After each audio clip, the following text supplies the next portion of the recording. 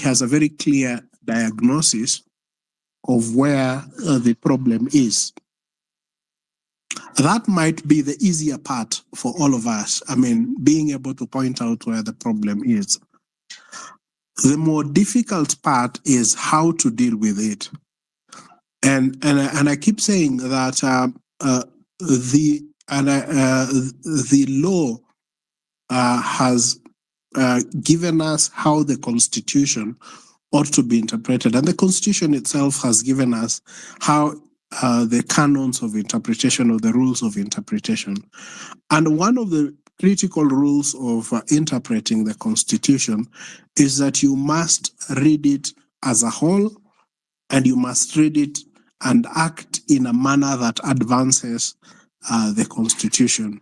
And I think that is where we are all having a challenge. And I like the conversation that we are beginning to have of looking at the various constitutional means of removal of the president, constitutional means of removal of the members of parliament if we feel like we are aggrieved with them, and constitutional means of contributing to the government agenda in terms of public participation. So I would want to say that we have options, and we have a lot of options, and we should not be limited to one option only, because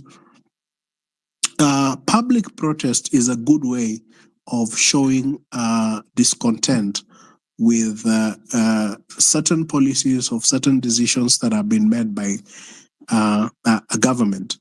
But they also have their own limitations, and we need to look at the options that are available to us and ask, in view of the limitations that might be there, for example, with public protest and public demonstrations, what other options are available to Kenyans? And I think I like the conversation, because we begin to look at and saying, is recall a possibility?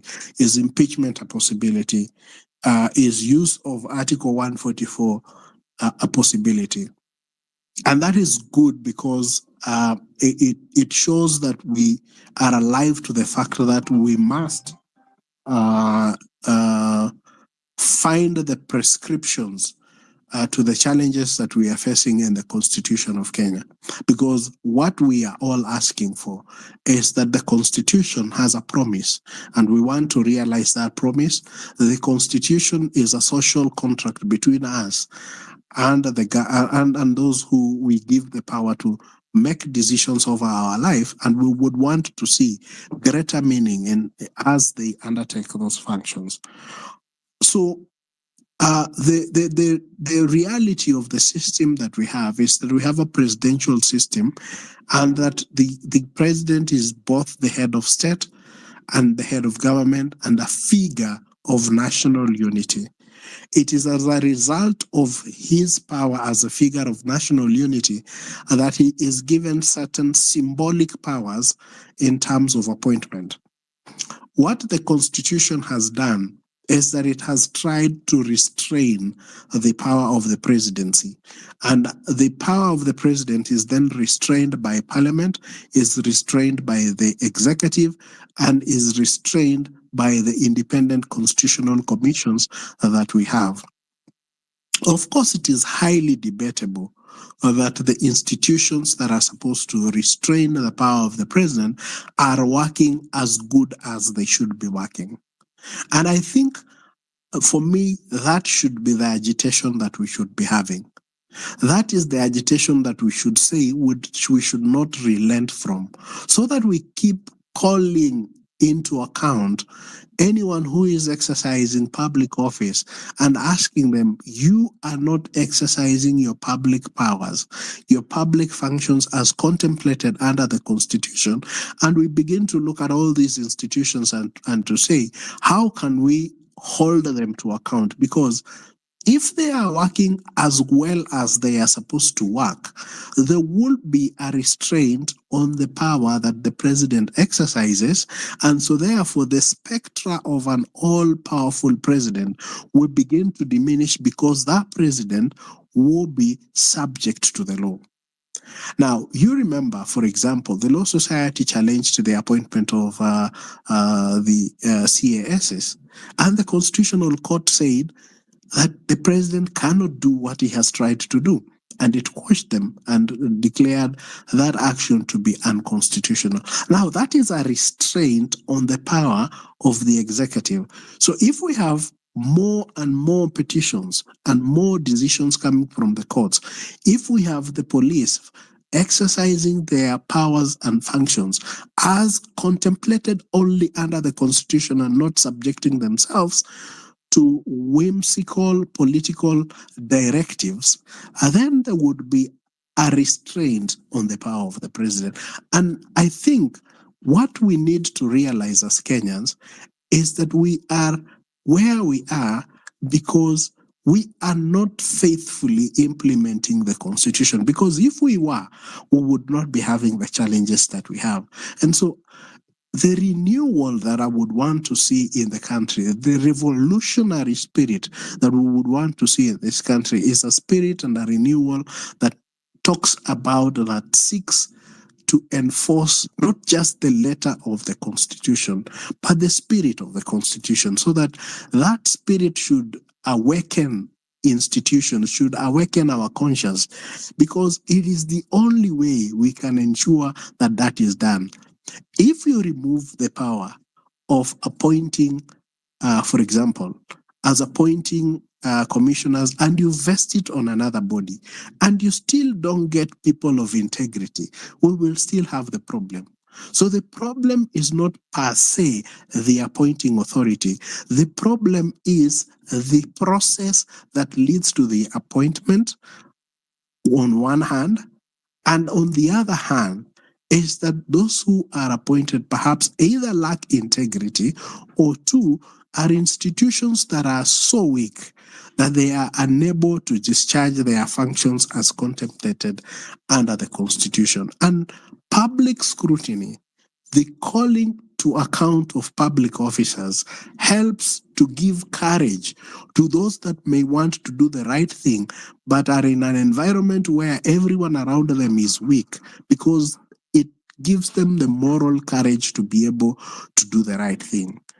And so when you look at, for example, the appointment of commissioners, there is supposed to be a selection panel. There's supposed to be public participation prior to the appointment of those of the commissioners. And so if we have men and women of integrity who apply, and we have petitions and we have memorandums that come and say this person is of questionable moral standing, but this one is good, we know him, he has of this standing, we have tested him and we know that he's a person of integrity, and we ask the selection panel to appoint that person. And if the selection panel then listens to what people say and gives the country people of integrity, then the president will elect into office people of integrity. But if in the process there is inadequate public participation, and the people who are presented to the president are of questionable standing, then the president will almost inevitably appoint those people, because it will serve his purpose to have people he can manipulate. And that those are now some of the things that I would want us to take from this. Let us not just look at it and say that the institution of the presidency is the problem. Yet, yes, it might be a problem, but it is so much a problem because the restraint that is supposed to be that on that office from the other institutions, parliament, judiciary, and constitutional commissions, is not working as well. So if we can fix that mechanisms, that is what will create a problem. Because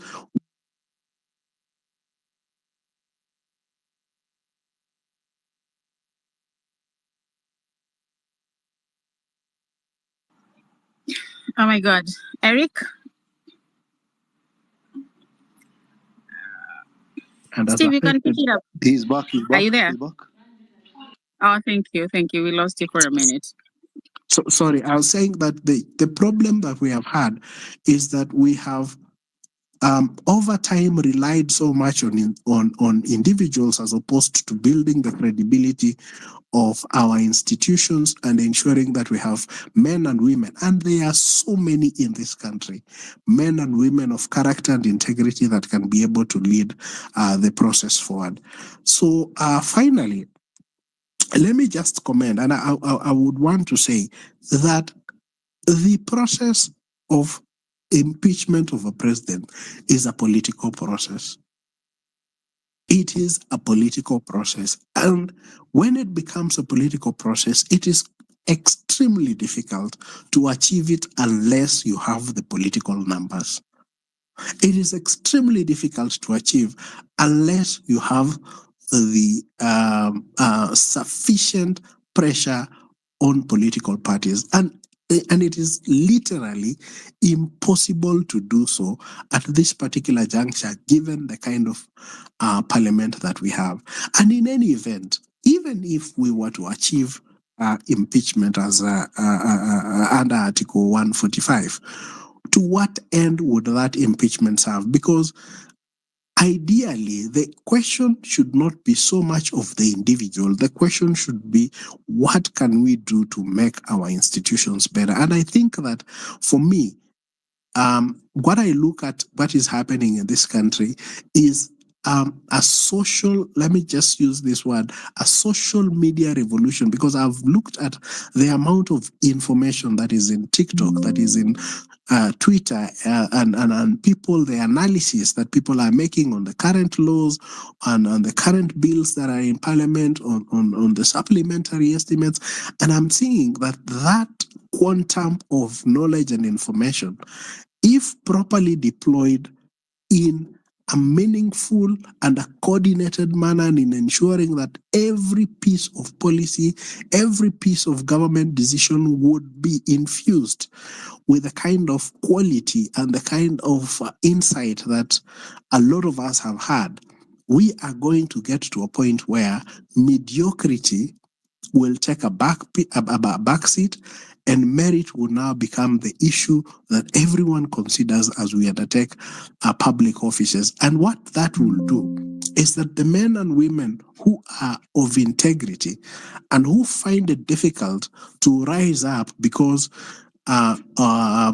perhaps when they try to raise their head, they are hit because it is not fashionable to be a person of integrity in government, then would begin to shine through, and we would see a renewal in our institutions and a new vigor that will reinvigorate the manner in which we exercise public authority and exercise a public trust. So I would want to urge all of us, let us not just look at the aspect of we need to be on the streets for us to be heard. Let us use the other mechanisms, petitions, going to court, challenging issues, and calling to account those that we feel are whatever. I look at what happened, for example, to Farah Maalim when he was at the White Sands, and people used social media to raise awareness and to say, is White Sands saying that their values are consistent with the presence of that gentleman there, and White Sands had to come out and make a statement. That is now what we should be experiencing in this country, calling institutions and calling other people to account and to say, when you host so and so, are you saying that you are supporting the kind of stand that he has taken? That reawakening, I can assure you, ladies and gentlemen, is what we need in this country. We do not. It will be much more effective than the protests that we are making, because it will complement the protests, and it will ensure that those who can soil a protest by bringing in goons so that the message is lost would not have that opportunity. So let us look at creatively other mechanisms through which we can hold public officers to account. And then I can assure you that what we are fighting, what all of us seek and want for this country, would be realized if we remain vigilant, if we remain committed, and if we remain patriotic and in observing what the Constitution asks us to observe as we undertake our responsibilities as citizens, and for those who are in public office, their responsibilities as public and state officers. Thank you very much. I am right here. Thank you very much. Eric. James, hold on a minute. James. Okay. Yes. Come on, don't spoil it when he's just told us that most of our leaders don't have discipline. Just let me take on the space and then I can give you the mic. Okay. Now, with a lot of reservation, the real answer that it's called uncomfortable truth is like our leaders are having something called misuse of power and lack of discipline, because the Constitution is there to guide you and take you through how you're supposed to lead the people, and then you're taking some mantle in your power because you have the authority, with a lot of reservations. So, and whatever he stated very clearly, we can use other platforms, which are very many. Remember, for the first 2 weeks, they could not go to churches. And then those are the MPs, they could not go to churches. They started driving in small cars that you could not identify them, because when you're sitting somewhere and you want to gnash people and squash them like their pupas and people refuse, then you cannot fit to be amongst people. So James, I'll give you the mic back. There are some of the sensitive topics. I know Eric is able to handle it, but we are dealing with leaders who are overusing. It's called misuse and lack of discipline in their power. James, you can go ahead, and then I start circulating the mic. Alex, I will let you speak after James, kindly. And thank you for joining the space. Thank you. Senior Eric, there was some time ago, I remember Raila Odinga, should I call him former prime minister, was fronting a certain narrative that it is possible to remove a president from power by collecting, was it 2 million signatures from Kenyans? Is that an option constitutionally, or was it a pure political gimmick? That is the last question I had.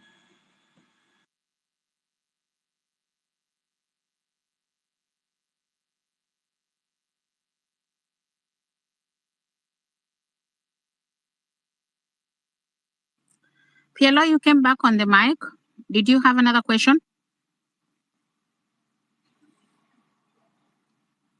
PLO?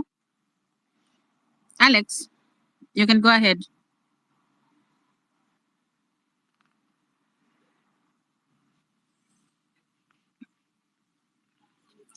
Can anybody hear me? Yes, I can hear you. Did Senior Eric hear the question I asked? He's still muted, so give him a few. Alex, you can go ahead, and then Eric is still here. He said he's here for a while, so he'll respond to that question. Yes, thank you very much for giving me the mic, and I also want to thank everyone who is participating and my former president of the Law Society, Eric Deuri. I want to begin from the point that the former president said, that the Constitution requires us to interpret it purposively. That is, what did the Constitution intend to address?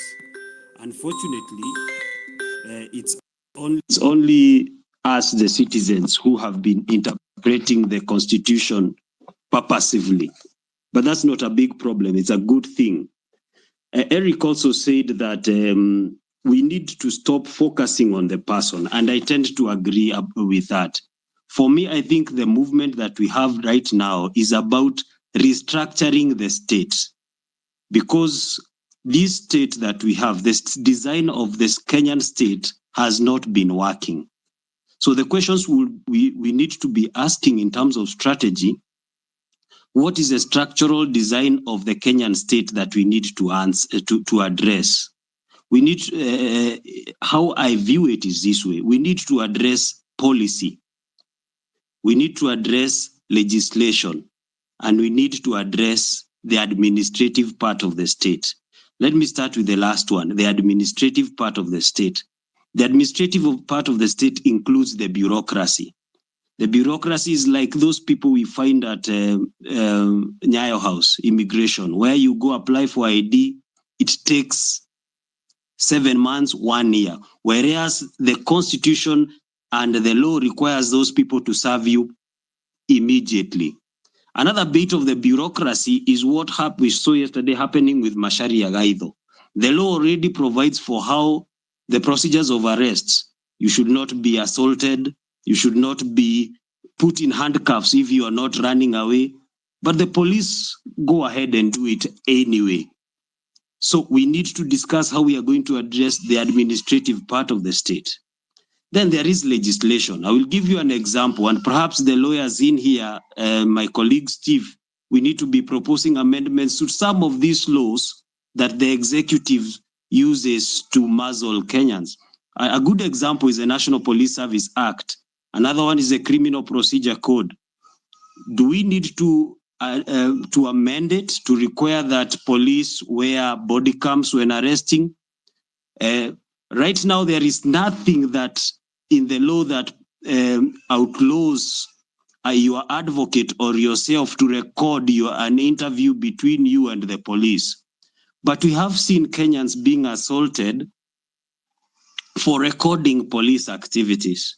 We have seen a governor saying that they will arrest Kenyans who take videos of city county askaris when they are harassing Kenyans. That is a bit of legislation.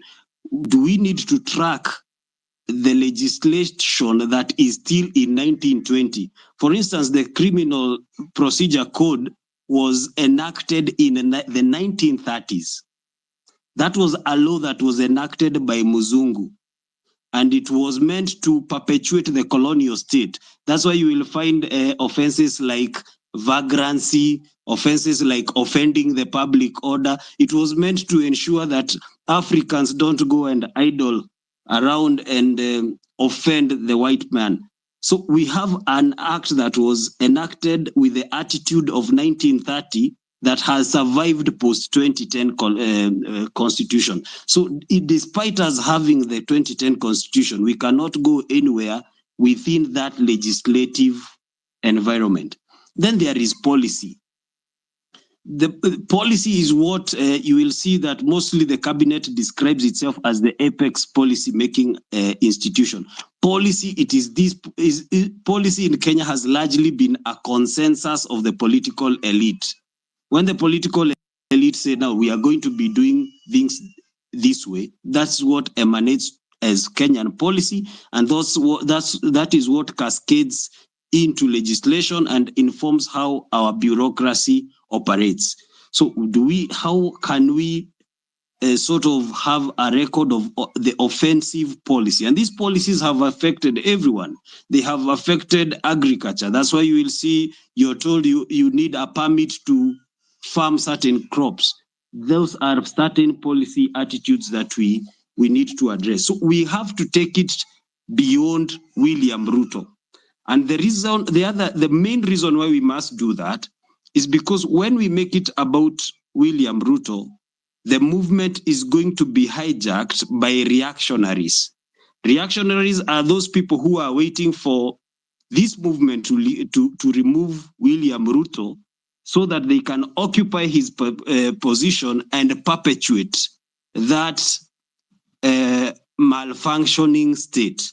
So we have to be very careful, because if we make it about the person, it will be hijacked by people who do not want to reform the state, people who do not want to see lasting reforms. Whereas what I believe we are asking is for this state to work for us, so that when a 20-year-old applies for an ID, they do not have to wait for 7 months. When a young advocate, like some I have seen in this forum, go to the court to file pleadings, they will not be asked to bribe a registry clerk. That is the reform we want, a state that works for everybody, so that I don't need to know Eric Theuri for me to get services. I don't need to know anyone to get services. It's not about the person. Let's have a way to track these things. And I was impressed when someone said, do we need to have blockchain experts? These blockchain experts can help us track these things, categorize these aspects of the state and see where we can pool our collective knowledge to find these reforms. For instance, my own Law Society of Kenya, and this is something I've been asking, probably Steve could explain. Do we have bills or legislative proposals which we can draft and petition Parliament to enact so that we can start dismantling this old state? So that's all for me for now, and thank you so much for giving me the mic. Thank you very much. Thank you very much, Alex. Thank you very much, Eric. We'll carry on. Eric, anytime you feel like jumping in, you just jump in. Steve the same, and Alex the same. I'll let you stay for a while. Patriotic, you've been here for a while. I'm sorry I dropped you because I wanted the seniors to handle some legal issues. So kindly you can take the mic and then we proceed. Forgive me, Patriot. Okay, Nimek, forgive. Thank you very much, KOD, for hosting this space, and thank you everyone who has logged in. Okay, mine ilikuwa just to take you back to history a little bit. Mimi nilikuwa nataka kusema all issues that we are having today as a country originate a long time ago. Toka time our forefathers chose to fight for our freedom and our independence, as they were progressing very well and they were to win, and they were able, and they were that capable to win the fight at the battlefield, kuna pali walikosea. They accepted to be compromised, and that's why they held those things they used to call the first Lancaster conference, huko London, and the fucking second, and that's where everything went wrong.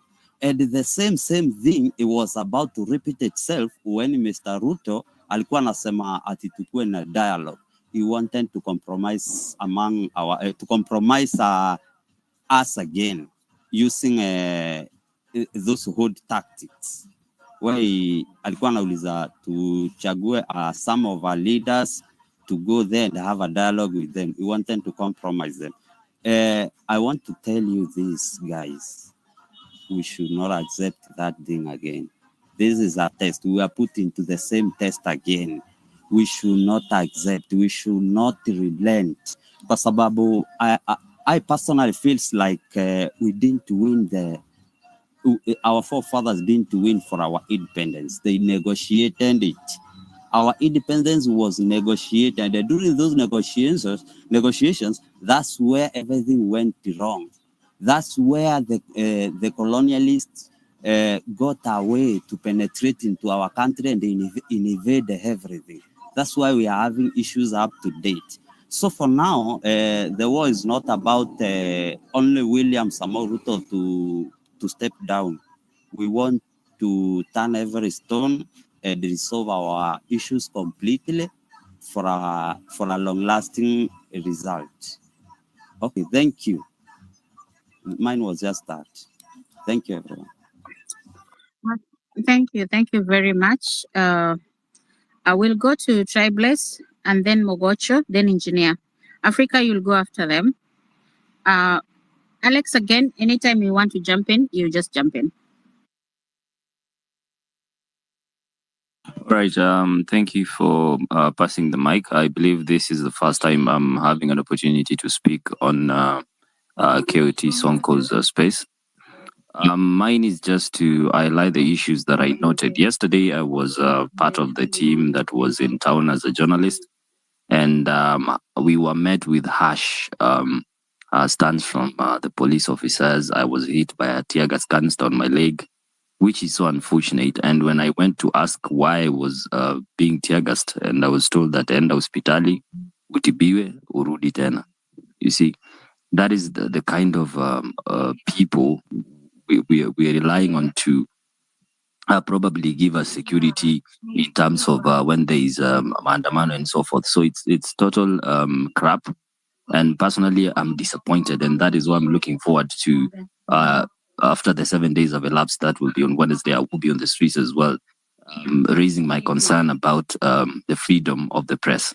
So this government is trying to, it's trying like to dictate, and they want to make every other journalist or other media station a puppet.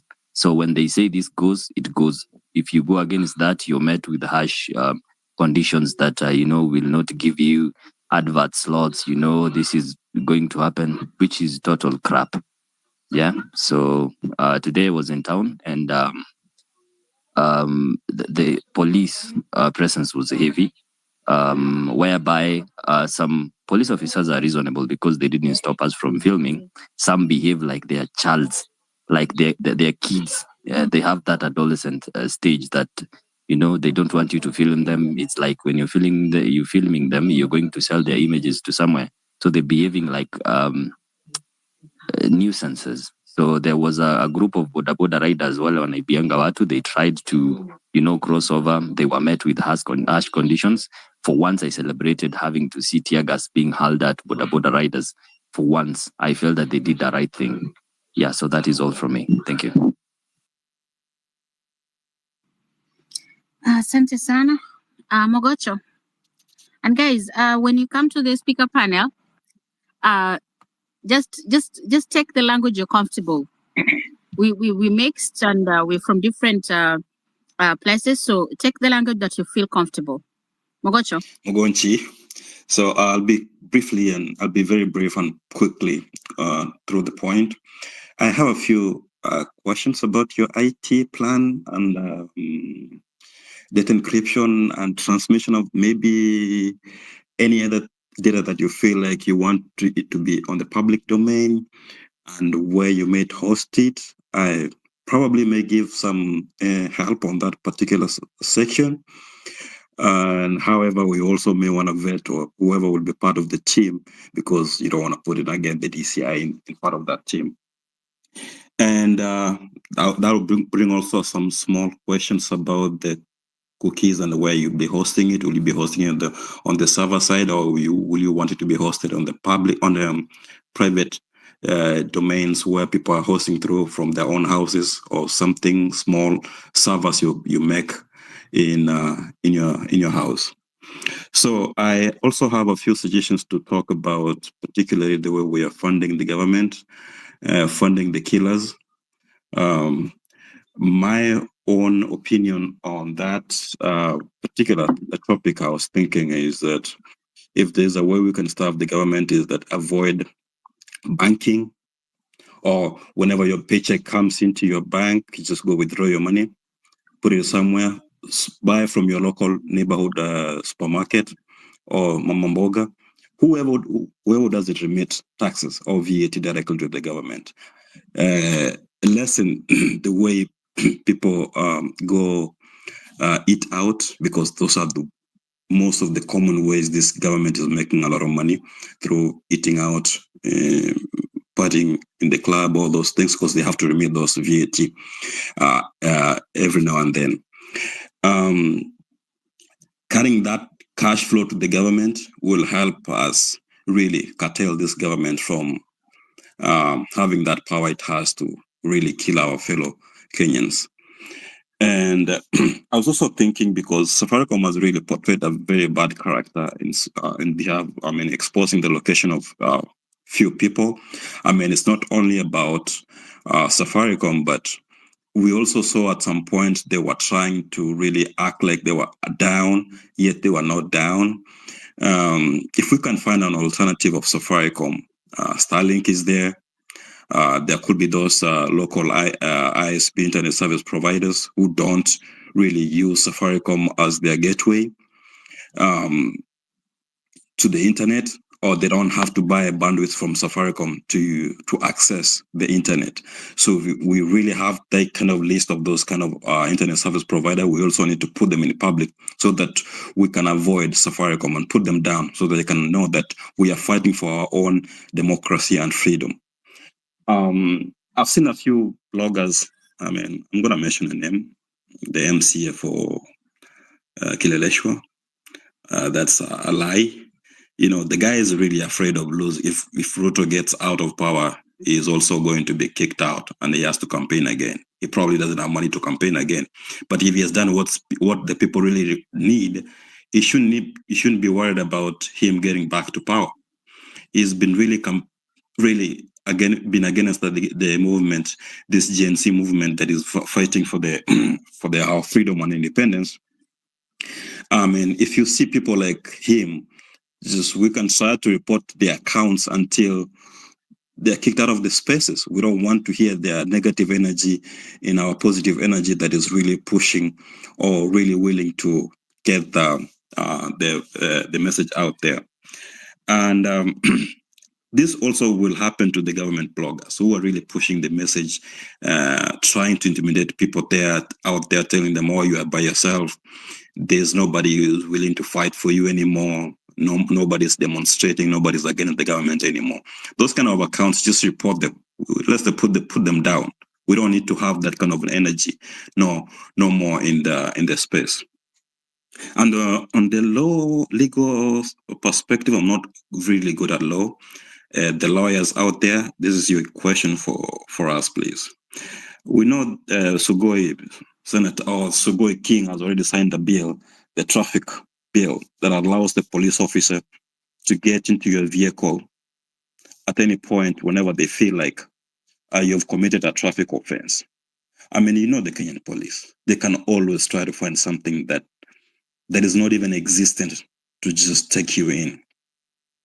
Don't you think this is a privacy infringement into the privacy of the people? And I also saw that they can also take a part of your car, which means they can take a number plate of your car until you avail yourself at the police station. This will give all those government officials who are willing to cut down the voices of the people the power to intimidate Kenyans. And I don't think this is the right way of us really getting our democracy. I mean, a really mature democracy of handling things. You have my driver's license. You have my driver's license number. Why don't you open a case against me and present me in court, or ticket me, send me a ticket, and come maybe either pay or present myself in court. What can be done on this kind of policies or bill that was really recently signed by Sugoi King? I'll jump out. That is my last point. Thank you very much. You corrected me. I should pronounce it Mogonchi. I got it right. Kindly inbox the host and the co-host on that data thing. We don't want to discuss it on the panel. We have a few of us already that are on it. So inbox either, and then we'll touch on it over there. In regards to that that bill, I think Wakili, either of you can take it, and then we can give another speaker.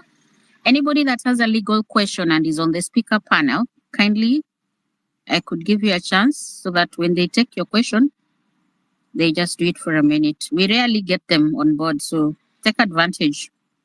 Aisha, you have a question on in legal issues? Yes, please. Okay, take it. Thank you very much for this opportunity. I had earlier discussed what is happening in the education sector, the attacks on every level of education. I'm just going to go through them quickly. When a child, let's talk about a poor child in Kenya is born, there used to be Linda Mama to protect them in the first 5 years of life. That's been taken away. Once they get into school, there used to be Edu Afya to take care of them and their health while in school. That's also been taken away by this government. Something else I forgot to mention earlier, the school feeding program for primary schools has been cut out by this government as well.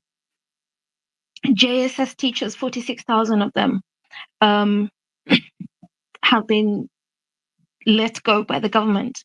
And without pressure, I don't see them without the kind of pressure the medics put on the Ministry of Health. These teachers will remain unemployed and away from their classrooms. Around 50,000 teachers missing from classrooms. You can imagine the damage that is doing to our children. That's in high school, JSS teachers. University, we know what has happened. Fees going from 30,000 to 300,000 a year. And that's for the cheaper courses. And my question is, because if we don't fight for this generation with every tool available to us and win and make sure that the next generation is as educated as us, we will have failed them. And I also mentioned that this is the first government that has attacked university education in Kenya and closed the door, shut the door to make sure that they have a generation that is poor, uneducated, unempowered, and with no access to information. So they'll not rise up like we have risen. My question to the lawyers, please, is in the Constitution of Kenya, in Article 53, 1B, it states that every child has a right to free and compulsory basic education. And Article 55A says the state shall take measures, including affirmative action programs, to ensure that the youth access relevant education and training. Can we take the government to court? Is that one of the tools available to us? And would the LSK explain how we can do that? Thank you.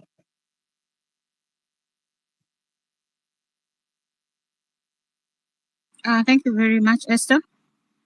Seniors, I think you can take that. Then we carry on with the other speakers, if it is in relation with your side. I can weigh in before my other colleagues join up. And I want to say that the socio-economic rights and also rights to all those rights that fall under that aspect. One of them is also access to education and good health. Is our fundamental rights, and the challenge that we have had with so many governments is this interpretation of these rights need to be progressively realized.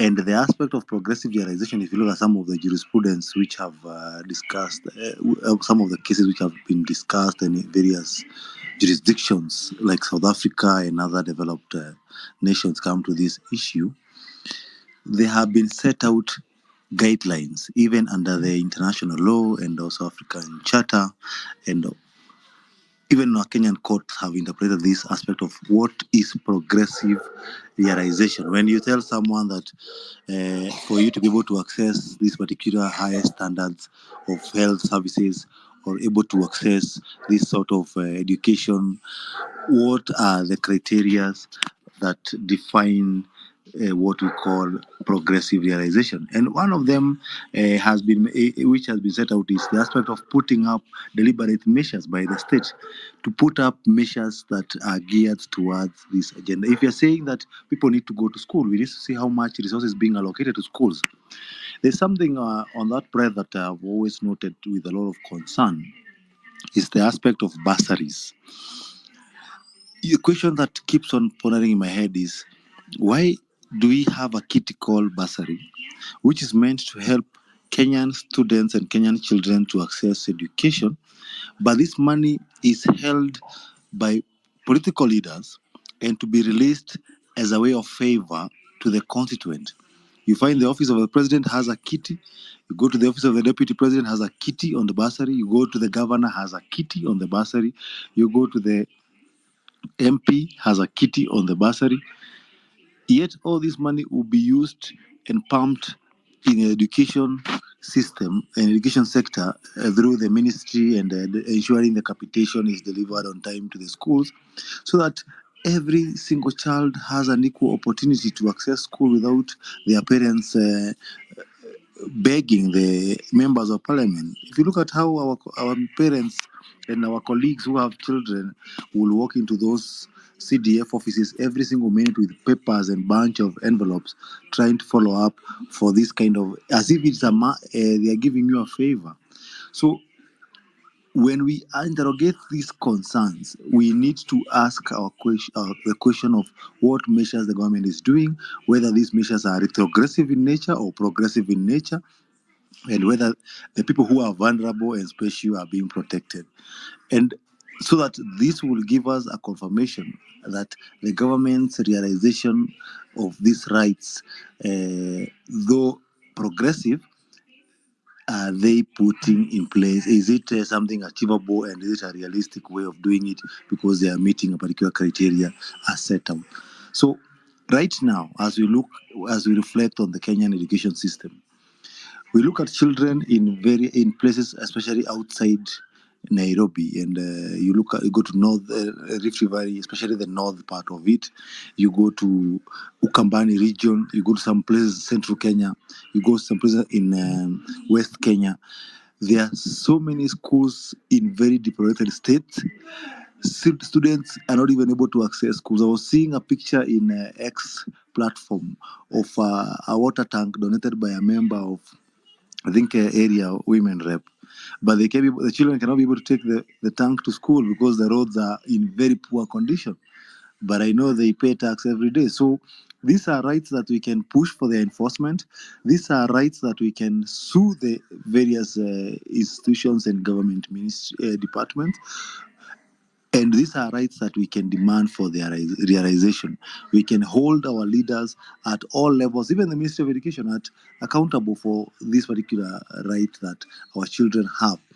And I want to request us to push for this issue, especially on the bursary, so that I was seeing a quick math somewhere someone was doing some mathematics, which was ranging to almost 80 billion on the money that is spent in form of bursaries, and that money can be pumped in the Ministry of Education. So it is, I may not have the exact figures, but we are talking of billions of shillings that are being spent to be dished out in form of goodies to buy off members, public loyalty, instead of people realizing and appreciating that these are their rights. It's your right to go to school and find education. Schools with the books, is your right to find teachers there. If it's junior secondary schools, government's duty to hire teachers and pay them. Teachers, because even this right of education, as we talk about even our teachers on that breath, the kind of salaries they receive, is it motivating enough? The kind of working conditions they have, is it motivating enough to make them also give their best in these particular institutions? So there's a lot of issues that surrounds making education a success, especially on policy and implementation of it. And our business as vigilant and revolutionaries and people who are supporting development of this country is to push and to hold these leaders accountable to ensure that they deliver on these issues, that our rights and our fundamental rights that we need to be realized. Thank you. Can I allow Banarienye to weigh in on that? Yes, All right. kindly. Go Thank ahead. you very much, Steve. I think I associate myself with the sentiments that Steve made, but we need to realize that the constitution is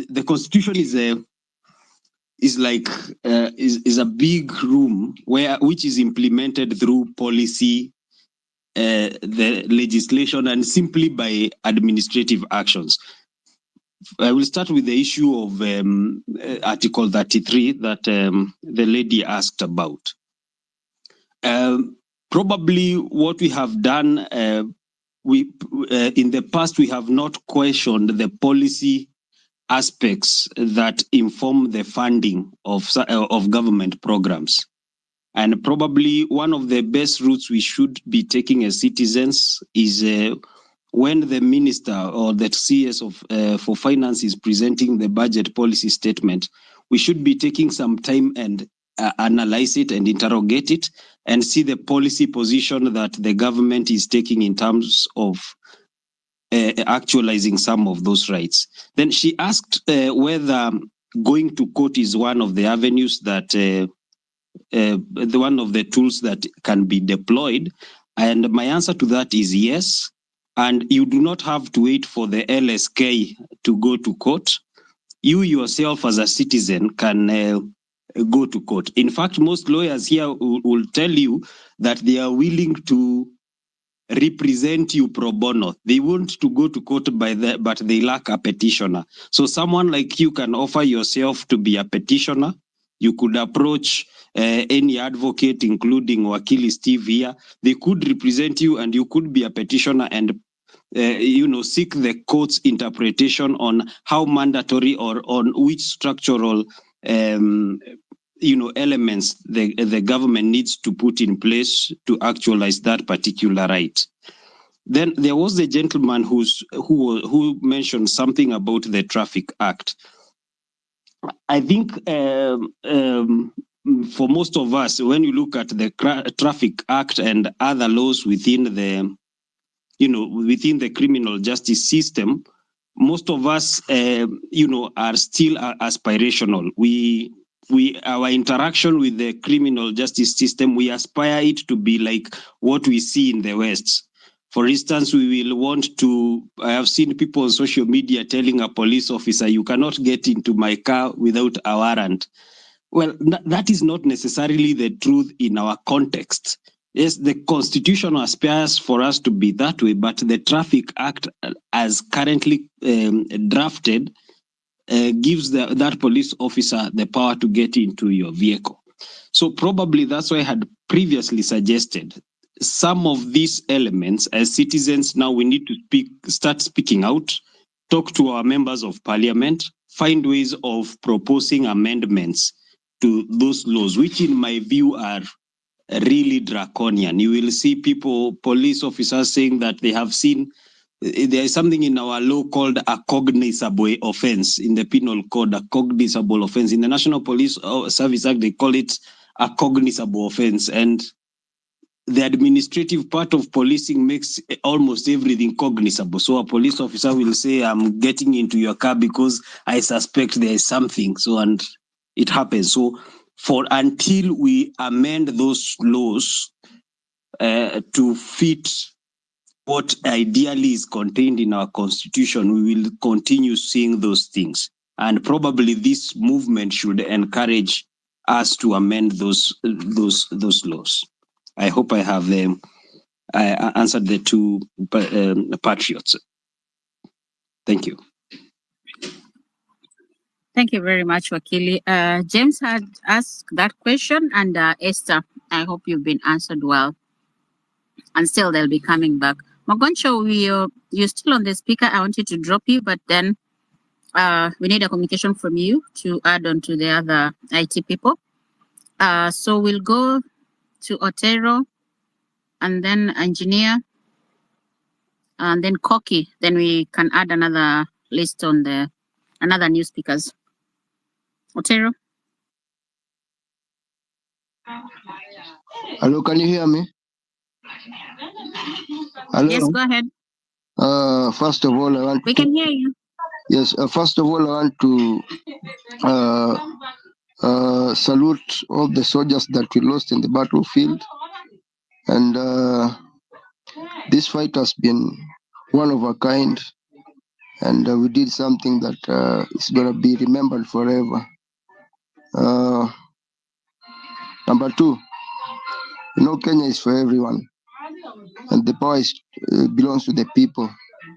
And no matter how much these people brutalize, maim and kill young men, and even abduct them, we still keep pushing. I know it might not pay right now, but I know someday it will pay off. Even the blood of those young men that we've lost, those people who call the shots and those people who also pull the trigger will not go scot-free, because these guys just exercised their right.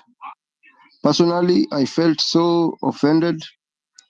I felt, by there I'm the Rubis guy. You say I'm the Rubis guy, the guy in the red jersey and the red jacket that was was sprayed on the water that was meant to be sprayed on a group of people was sprayed on me. And in the event, I happened to lose my phone and even some money on me. And since then, I've been stayed away for some while. You know, I felt so bad whenever I saw ladies being shoved to and fro. They get groped by the police, and as if nothing happened. You know, these ladies only had their gadgets and all. They did nothing wrong, and we condemn such acts. I'd even prefer if they want to do these things, they also assign female cops to deal with the girls. You know, it's so bad at this time and age that we still experience things that have been happening back then. And I still heard you guys.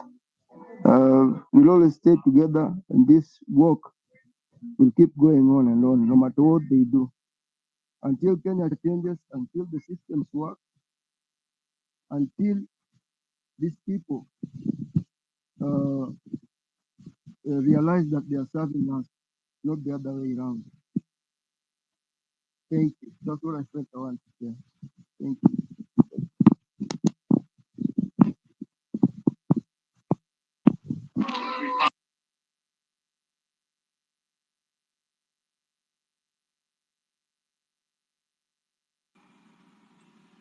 Thank you so much, Otero. Koki, you can go ahead. Hi. Hi everyone. Thank you. I don't know, Be Real, for giving me a chance to speak. It's been a long week, a really, really long week. I'm going to touch on several things, but I feel like all of them are gonna be under the umbrella of what I would like to call enabling, not even that, what I would like to call using the proxies concept. So I just want to go online just so that I can read for you a definition of that praxis concept, so that I give you the best definition from a behavioral science point of view. So it's the act of practicing something, an art, a science, or skill, as you do it. You know, it's the process by which a theory, lesson, or skill is enacted, embodied, realized, applied, or put into practice. And it's just draws from the word practice, but the concept is, and this is just to first of all dispel all these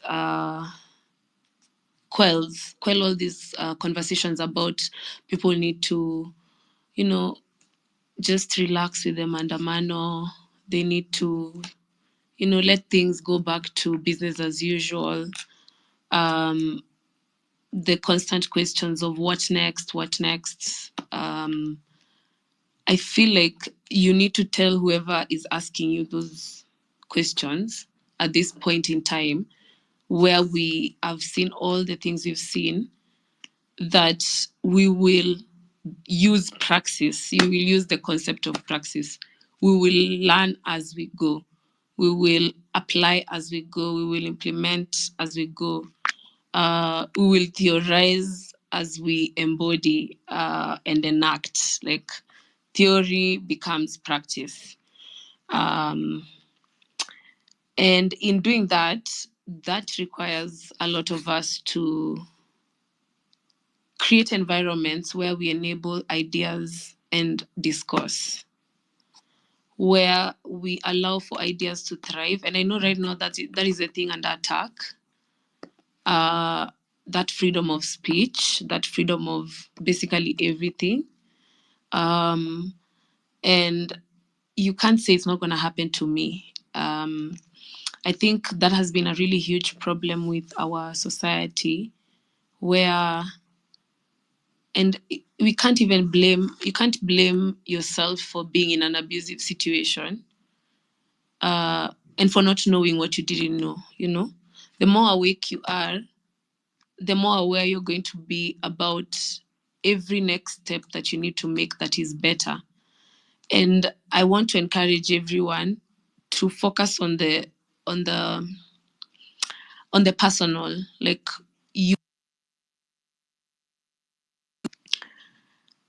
and what you are bringing to this table you are creating as we go. What are you bringing to the table, and what is the impact that you're making? And that impact can be so diverse. It can be in the ideas you're giving. It can be in, I was seeing on the news lately, I have been seeing Samuel, and I was like, I remembered watching him back years because my sister used to do that debaters contest. And I remember watching him, and I was like that flashback came back, and I was like, everyone needs to do what they need to do. Like, you can talk. You can sing. You can dance for freedom. Please, by all means, go ahead and dance. But the point is to try and look at the positive and the glass half full, which is so hard right now. Like, but we need to try and do that. I want to speak, like, I'm going to split what I wanted to say, but I wanted to start by that, like, grounding, and also to talk about two tweets that I have written that are very important. And the first one is with regards to a ruling by the Supreme Court. I think AO had me speaking about this, and maybe Afrocentric. I don't know whether there was other people. I think it was their space. And we are in a situation where the money in the economy has been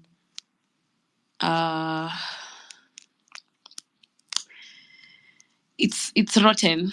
I don't know what else to call it. It's rotten, yeah. And that rot is manifesting in very different ways.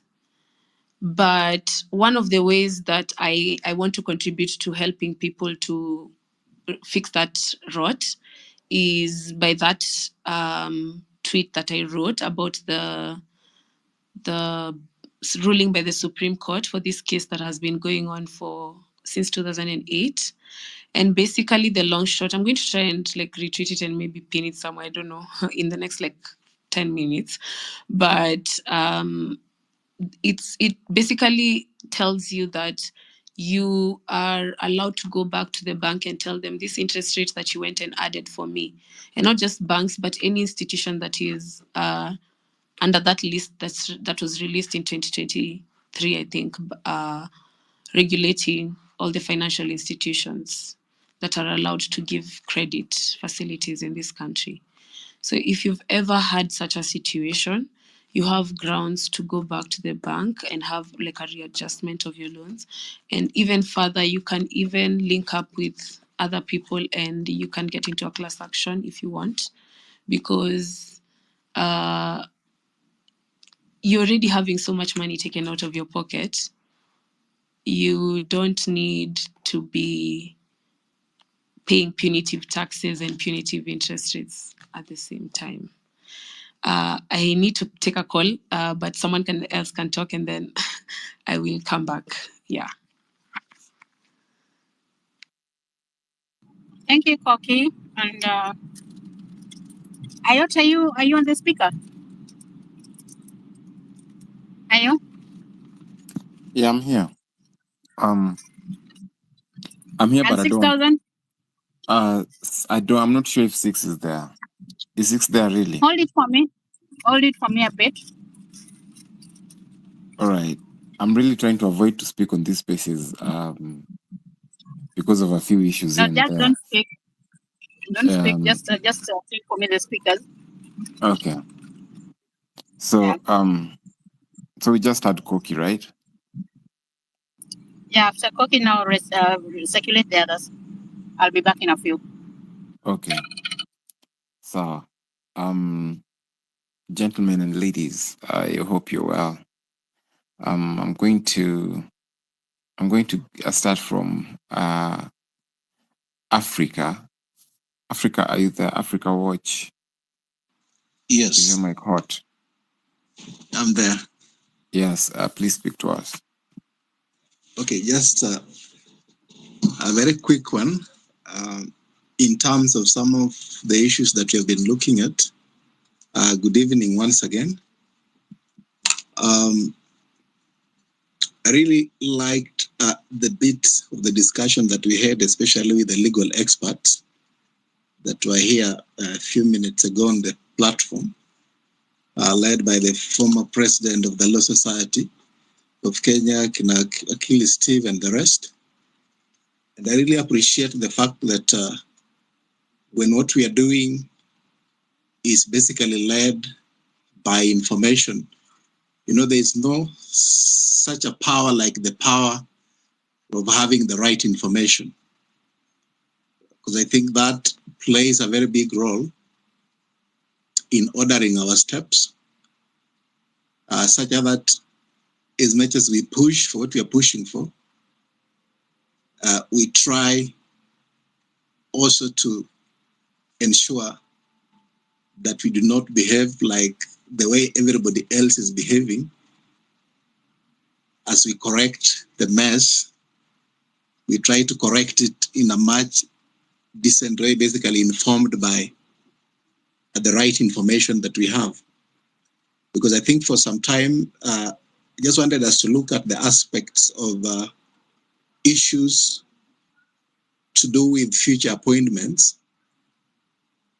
And I realized that looking at the ethical issues, actually, most of the problems that we have, I realize they are much of an ethical issue than sometimes even the law.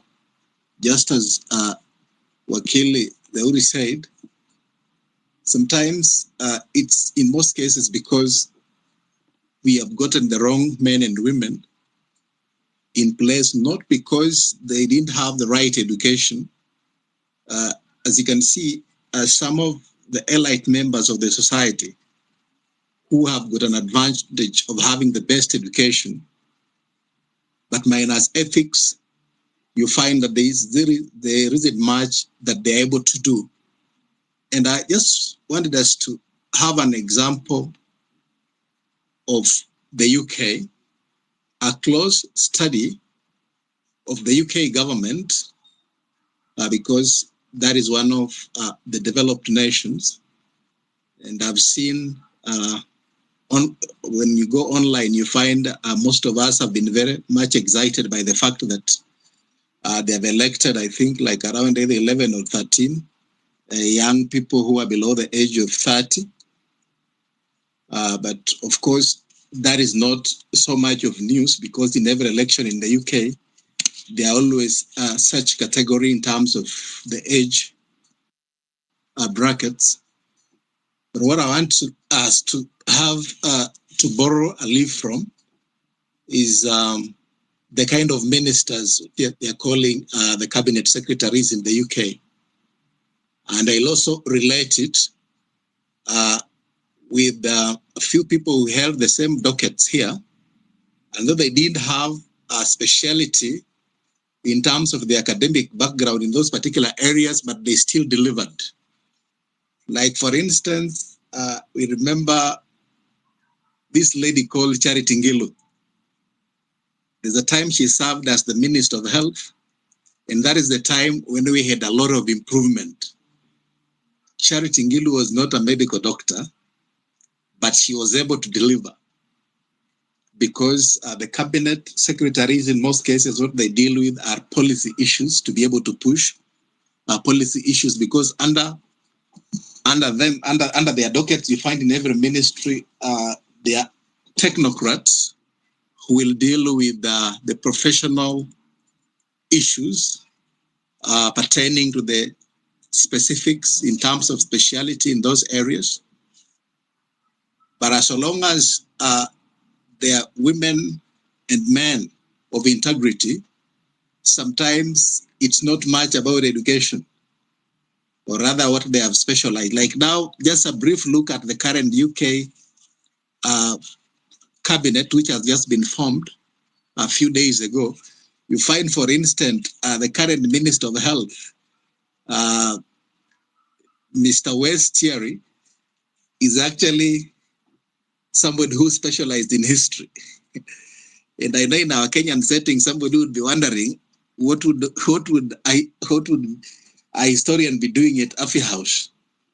But we find that still their systems work, because this guy is there to be able to push policy issues.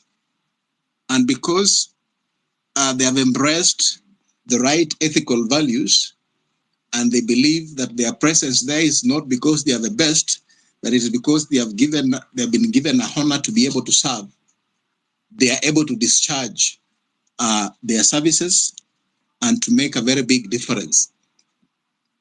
So in relation to that, what I would want us to do, if it's possible, I encourage most of us who are involved in this particular movement of trying to push for changes, that at least as these discussions go on, we should not miss any information.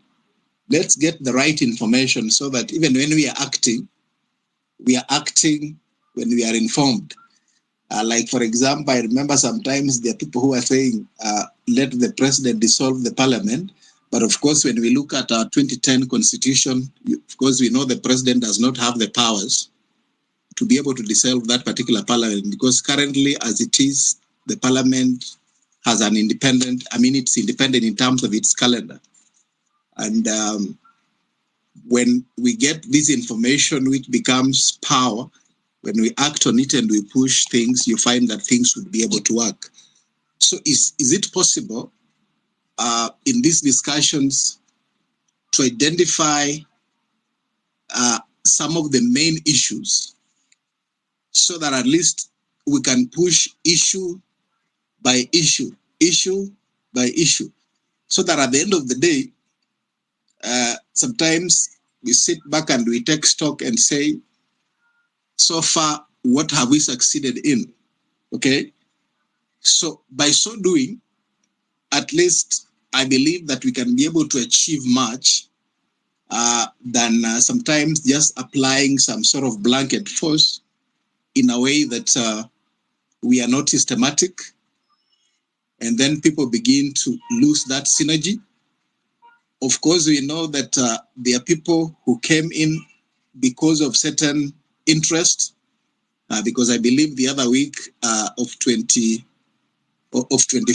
that is from 18th to 24th, there was a lot of synergy. But of course, there are people who also came in because they were looking for certain things. And once they have gotten whatever they were looking for, some people will fall back because they have achieved what they wanted. Because when you talk to people in the streets, you find sometimes people come, there are different groups and people coming with different aims. So let's be organized. Being organized does not necessarily mean that probably we get a leader, because I think there is this notion, anytime you mention about getting organized, then people say, no, we don't want, because we are leaderless. But being leaderless does not mean that we lose the sense of organization. Just like the previous speaker who was saying that sometimes it's good when we do things, we do it informed by certain things, and then we try to practice. We push, but we try to practice what we are pushing for. Like now we are in a place where we are trying to push for better leadership, better governance. And the best way to be able to achieve this will not be so better than identifying certain issues and starting to act on them. Like from the discussions we have had today, we have seen like education is one of the areas that is now seriously affected. What do we do to be able to push, or even just within this particular time as you're piling, as this pressure is piling, what do we do to push maybe certain reforms in the education sector? Now, there's a time there was a discussion sometimes back, just immediately after the election, where the legal minds were coming up with this particular idea. Again, according to our constitution, we should have certain limits such that somebody does not just wake up in the morning and come and tell us, now today we are changing from this system of education to another one. So it should be in the constitution on how to do it. Because education-wise, the failures that we have, the CBC, we are here because probably within the constitution, there wasn't particular articles that protect the education system such that we say probably if we need to change the system, we subject it to a referendum, because this is something that affects so many people. And I'll repeat this question that I'd asked sometimes earlier. Ask yourself, why we have got so many international schools which are thriving, and these international schools have students from well-to-do families. Most of these students come from homes where we have got these people who are representing us, these people who are making decisions at higher level of government.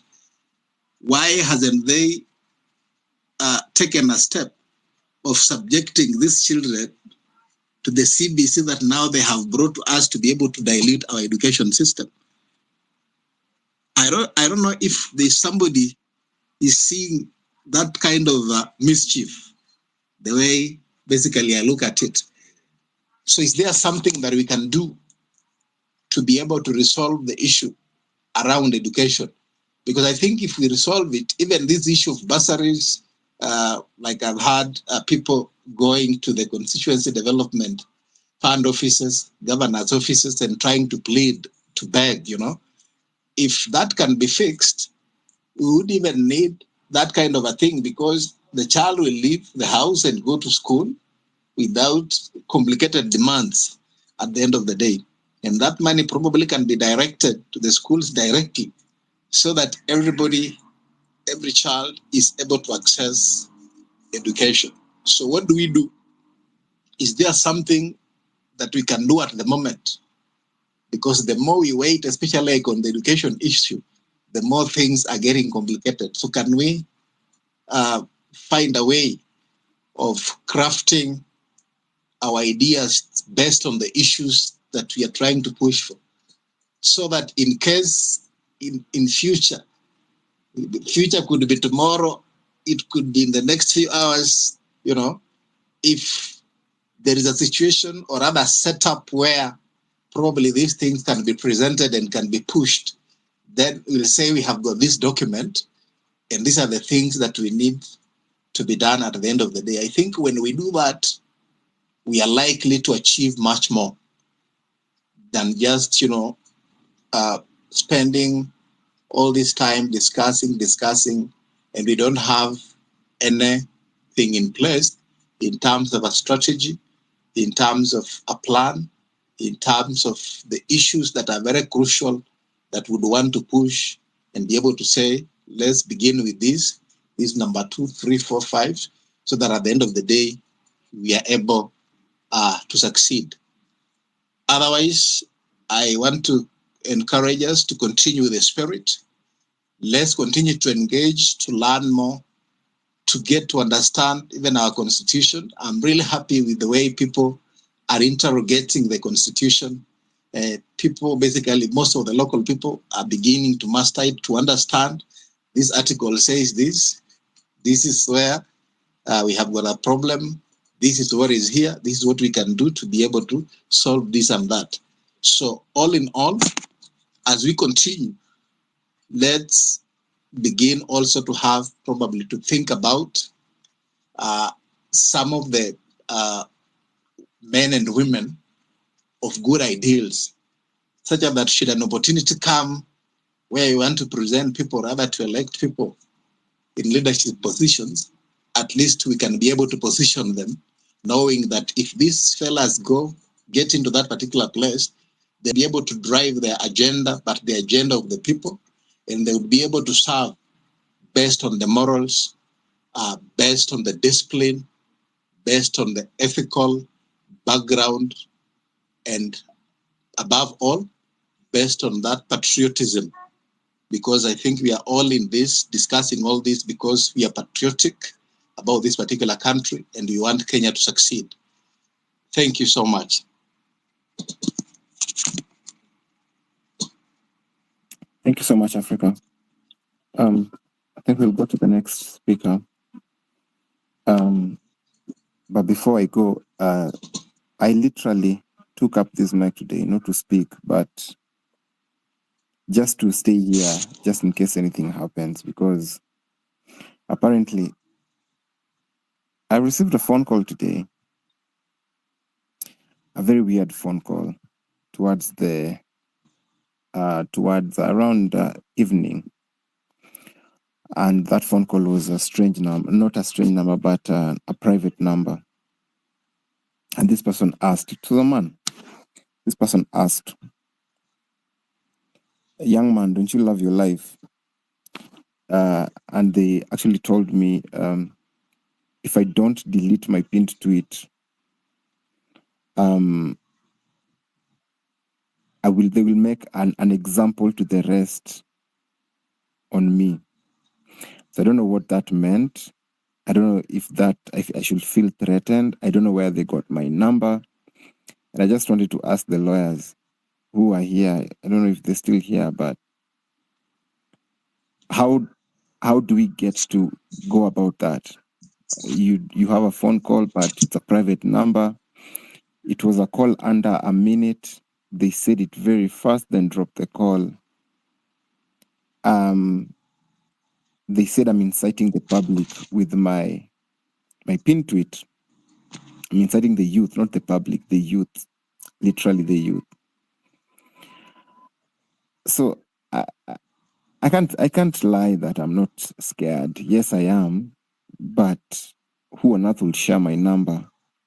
Who is that who knows me that will share my number to strangers who would end up threatening me because of what I do?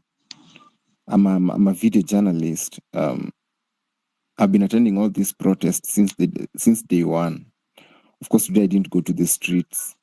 After hosting that long space, I wasn't feeling so well. So my question is, how does someone get to go about this?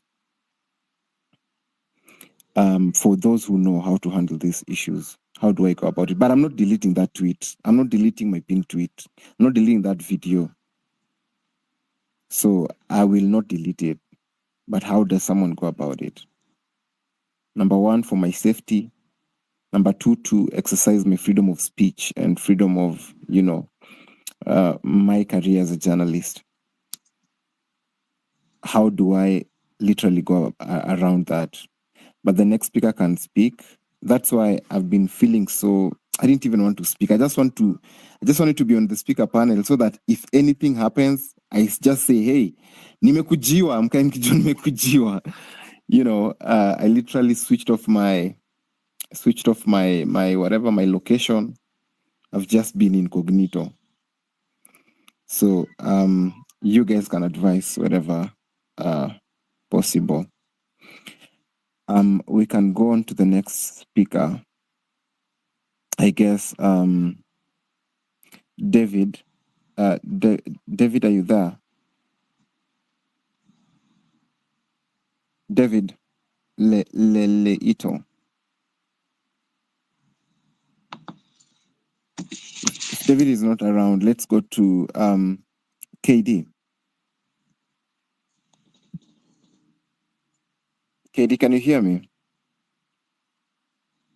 Since Power are asleep on this space. Engineer Mato, are you there? Guys, can you hear me on this space? Nikama watu on is Koki. Can you hear me? Yes, I can hear you. Yeah. Seems people can't hear me because they're not talking. Let Ama Africa metens speak. kama mimi. Ala, umetense na mko kwa rada gava. let me what is it called? Let me inject a little encouragement, especially to AO. I'm really sorry about that. That sounds very unfortunate. I've also been having sleepless nights. I'm just been like, okay, today I'm gonna say something that's gonna be completely out of pocket. And this is also, I'm encouraging myself at the same time, because it's part of what I said I'm going to talk about in my blanket of the praxis concept. I want to read for you something that I wrote somewhere some time back. Convention is something made up by somebody and then repeated by others. If convention feels wrong for you, if your skin bristles and your spirit stalls at the thought of doing something the way it's done, then stop and act. There's someone, I don't know, someone's mic. Okay. Yeah. Who's that?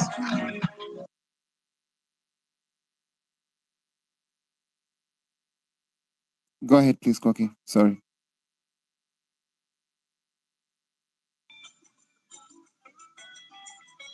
No. Koki, are you there?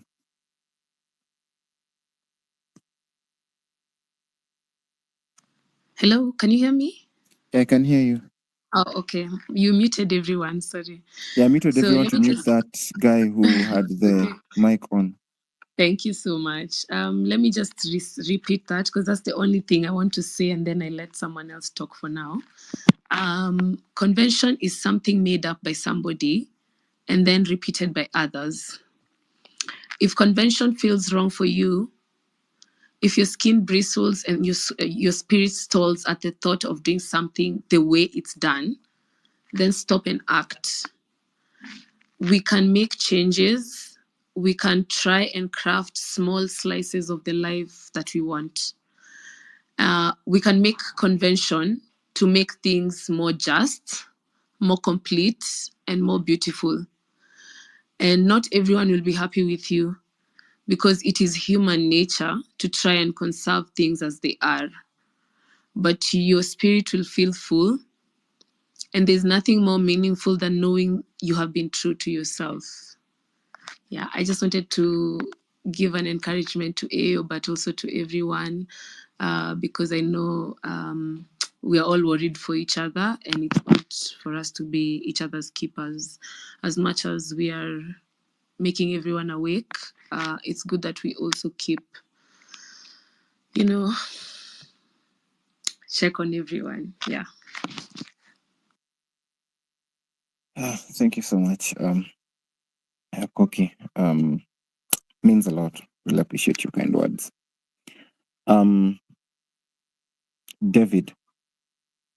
David Lele, are you on this space? David, Engineer Mato, are you there? KD, if you guys are not responding, allow me to drop you guys to give other people. Ayo, can I just talk about something that, and it's just related to the person who was talking just before. Yeah, it's all right. You Go spoke. ahead. Yeah, they were talking about like workable solutions, and I'm a very solutions-oriented person. And also because I look at data all the time, I try to see the patterns in the numbers and everything.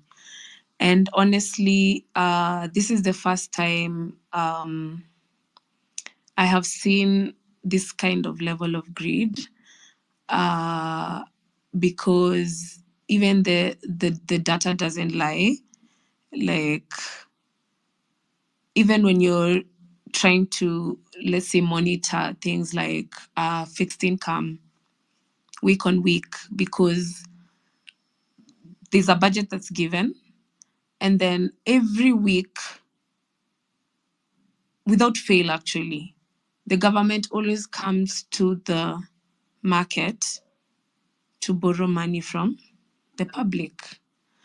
And that money is not going to good use, let's just face it. And I want to give an example of a solution. I'll start with healthcare. I have another one for education, but I want to start with healthcare because it's at the top of my mind, and I've just written something about it because I was thinking about the numbers from a unit economics perspective, and it fills me with a lot of rage, especially when I truncate things and I kind of like see, I can calculate how much debt my child is gonna be paying, and that debt is racking up the more I'm even speaking right now. It's not a tenable situation, and I have some solutions I was going to just throw around. But the first one is with relation to like healthcare. And I've written about it, but I just wanted to expound a little bit more for maybe anyone who might not see it or might not understand what I'm saying a little bit. So right now, currently, I mean, hospitals are not taking NHIF. And for most of them, you will find that they have not even been taking this NHIF for months now. Because if you talk to people, and that's another thing I want to encourage us, we are here online, and there are people who are not online, but we can make a point of checking in. I had someone mention that they were speaking in a Kamba radio station, and I was like, that's actually one of the ways of applying the praxis concept and making an impact matters in your own way as well. And it's the little things because they're gonna reflect in the collective. So I want to use the example of healthcare and this NHIF to make my point, this point right now. So we all contribute a minimum of 500 to NHIF, right? And okay, we can even say 300, 500. I'm not even sure about that minimum, but it is 500, yeah. And you can even say like that translates now, if you're looking at it from a unit economics perspective, that translates to what? That translates to 500 million for 10 million people. And that translates to 5 billion for 1 million people, and then 500 million, and then 10 million, 5 billion, and then let's say 50 million, 25 billion, right? So in a month, these guys are collecting 25 billion. Like that's on the higher limit. Even if we lower that amount and we say 10 million people, that's still 5 billion every month. And on now a grand economic scale, now in a year, on the lower side, they'll collect a minimum of 60 billion. And on the higher side, they're going to collect a maximum of 300 billion. So that's 60 billion to 300 billion. That's the range of how much money they can collect from this NHIF, and that they do actually. So why not carve out 300 million in our budget and say that we are going to get everyone healthcare? No one is going to be paying, and there's a set, like it's like the way you just go and pay insurance every month, every whatever year. There's a bill for that for everyone, and this is an investment in public wealth and public assets and public dignity, And then to even add on top of that, since these people cannot be trusted to manage money, maybe they need us to show them how to, I don't know, do it. And that 500 can even be, you say we are not even going to scrap it, we're actually going to invest in our country. This is going to be Daima Mimim Kenya contribution, I don't know, call it whatever. And you still contribute. It's not going to NHIF actually, because that has already been allocated in the budget, 300 billion. We've done the math. It's possible.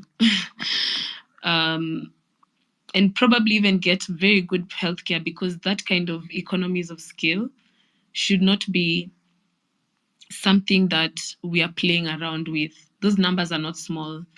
That's why this whole situation has everyone shook. But imagine now if we contributed that 500, like just continued. It's not going to NHIF. And it's going to, now this thing that he was saying about SHIF, right? If someone has an extenuating medical circumstance that cannot be covered within the scope of this 300 million, and those are those rare cases, because that is how you take care of everyone in the community.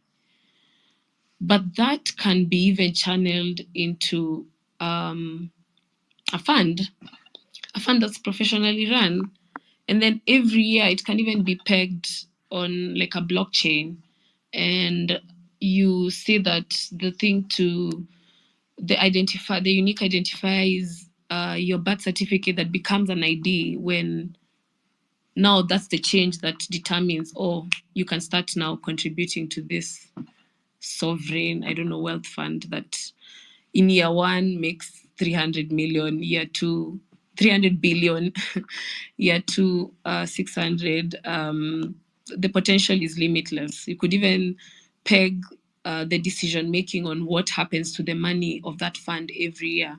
Can be a rolling investment that everyone votes on, and there's options, and you present your case, whoever you are in the country, and you say, this is what I want this money to go to do. And everyone votes on it, and it's decentralized. And I really want to encourage, and that's why I keep going back to the praxis concept, that we need to allow for environments such as this, to allow for discourse and ideas to go every which way they can go. And then if you learn about something here, love it forward, like tell your neighbor, like nowadays people don't even talk to each other and they're living in the same buildings, and it's all a tactic of segregation, and divided we fall. Just even your gardener, your boda guy, every person you meet has something to teach you, and that should give you a certain level of humility, but it should also make you present yourself into all these situations with, I want to tell them about this thing that I learned today, because sharing, it's like a candle. It's not going to make me mine burn out. In fact, probably burn brighter from all the contact, scientifically speaking. Yeah.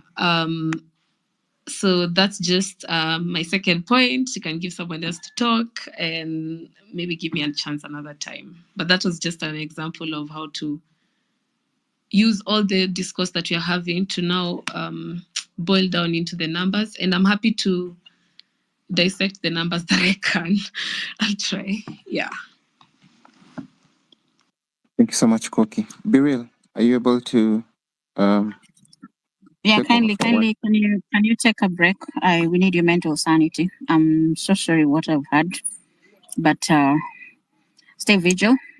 Keep in touch with us. Don't go offline, and don't pick any number that is not having a phone number. Just try to stay on the speaker panel. Don't get involved right now. Keep your mental sanity and reach us out. Check your inbox. We're with you. Guys, that's the kind of leadership we have. So we all safe, but where are we safe? That is just a threat and that's just a scare, but you cannot ignore it. And that is what they're trying to really make us be scared. So we need your mental sanity. So get off the co-host, stay on the speaker panel. And because that video is actually your artwork and that is what sells you. And it actually happened. So just because you put it together, it is what happened. There's no lie about it. Unless we take different scenarios and then we put it on one clip. That's a clip that happened in Kenya. But we need your sanity. We need you to be okay. Are you together?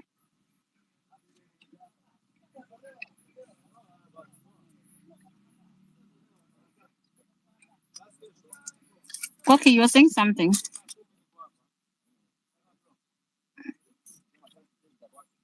Somebody was speaking.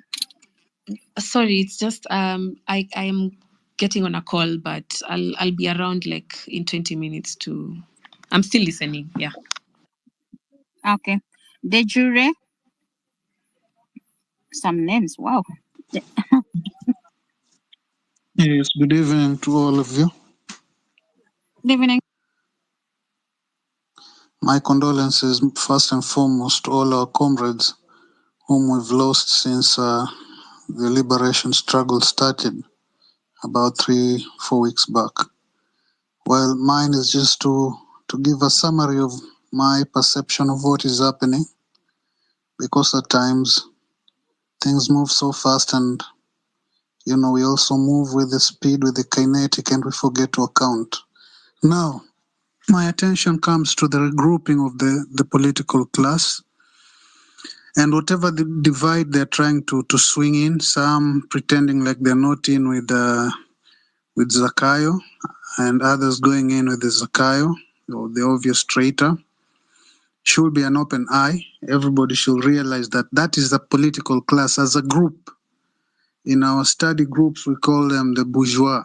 Those are the bourgeois, the buccaneers, the brokers. So you need not look at yourself as belonging to any of them. You are the proletariat. And thirdly, there's no middle class. You're just one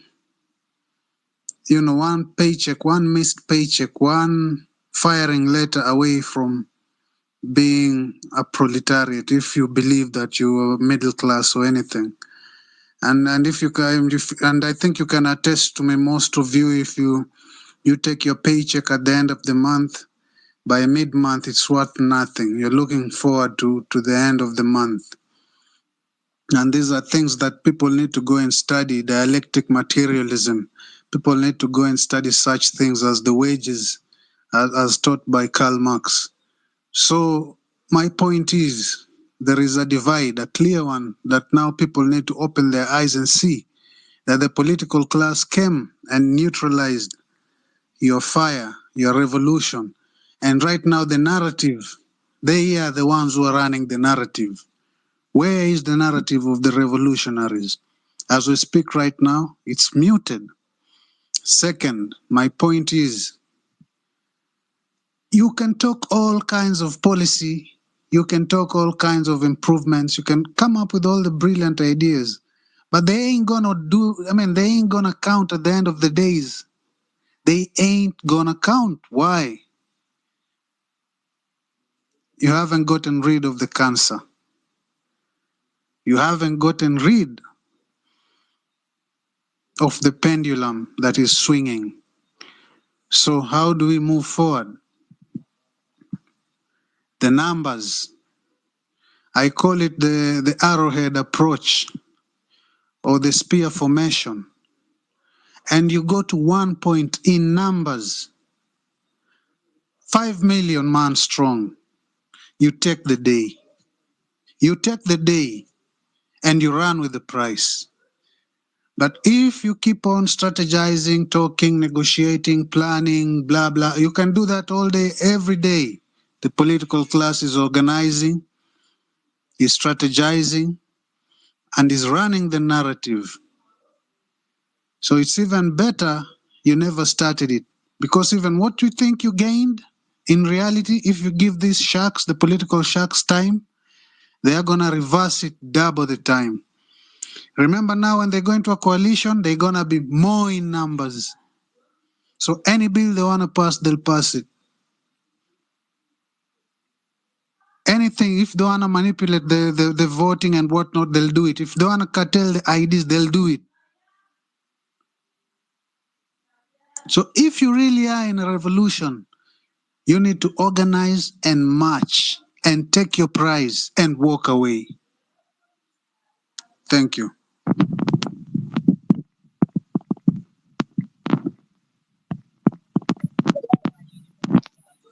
They say, just as I live, they say the revolution is not a tea party, or the revolution is not a dinner party. So you can't move on like that as revolutionaries. You have to take decisive decision and take decisive moves and take the prize once and for all and go and move and create a new utopia and a fundamental change in the political, social, economic sphere. Thank you. Thank you very much. How was the lineup? Who came first? Because I dropped for a minute. I would go with how you came. Give me your hand if you were here before. If you can hear me and you're here before, you give me your hand. Okay, you can go. Okay, my goodness. Okay, go ahead. And if you're not speaking, kindly mute your mic. Caroline, mute your mic. General Alpha, mute your mic. Jejure, mute your mic. Okay, thank you so much. Let me send my condolences to everyone that has lost their loved ones. Yeah, we'll be keeping you guys in prayers. So we've been through a lot recently as a nation. We've seen deaths, abductions, killings, and the police brutality that has been going on for the last, let me say, 5 weeks now, right? For the last 5 weeks, we felt disrespected and hurt. But despite all of this, we've managed to, stay strong and keep fighting. So mentally, I think we're in a tough place mentally. So we've experienced a lot of pain and fear, but we've also shown a lot of resilience. We are determined to push through, and make things better. So our spirit should remain unbroken, and we need to continue fighting for our rights and justice. The police have been trying to take us back, but we've kept on pushing forward. That should be our spirit right now. We need to be, keep pushing forward. Because we are in a transition. We are heading towards our future where we hope to see a change, a better change for Kenya. We are, sorry. Yeah, we are more aware of the challenges that we face, and we are more united in our efforts to overcome the challenges. So our mental strength is being tested, but we need to but we are providing that we are trying to withstand the pressure, and we are continuing to strive for a better Kenya. So I have some strategic actions that we need to take as we keep on fighting. Number one, let's begin by acknowledging the complex socio-political landscapes in Kenya. Government manipulation, corruption, and human rights violations, these are some pressing issues. So it's important to frame these discussions in a way that is accessible and relevant to the lived experiences of our audiences. So we need to spread the gospel. Let me say the gospel to everyone that is still in the dark. We need to tell them whatever is happening. We need to keep everyone in the limelight.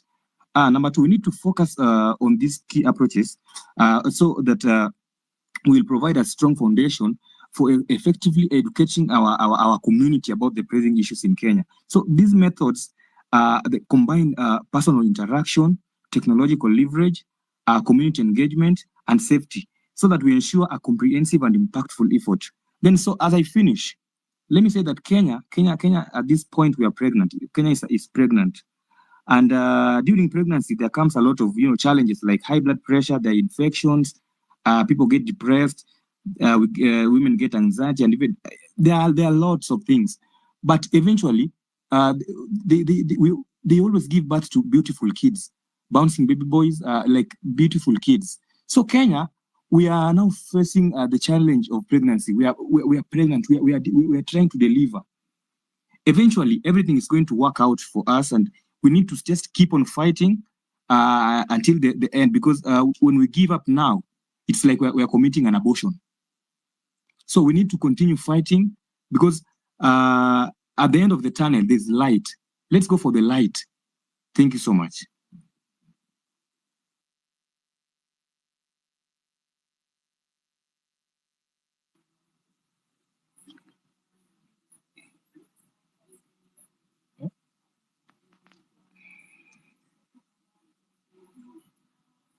Alpha checking.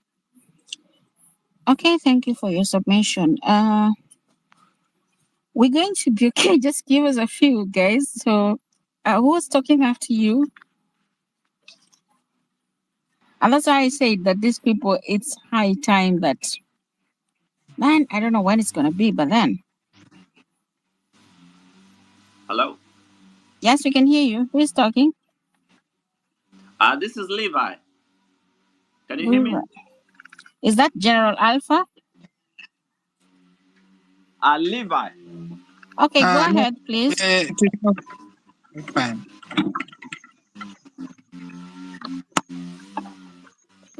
Kindly go ahead. Hello? Hello? Yes, we can hear you.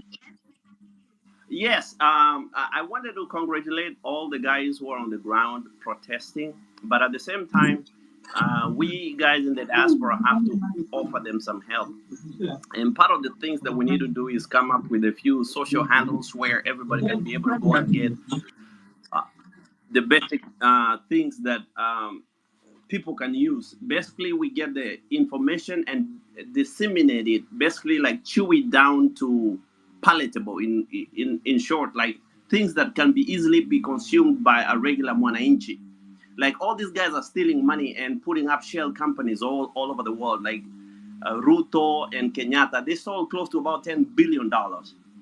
So if we are able to like do some websites and where we highlight where all this money is stolen and hidden, so that in the next time people, when they start voting, they can start voting not based on tribalism and favoritism, but they'll vote based on the idea and not on thieves.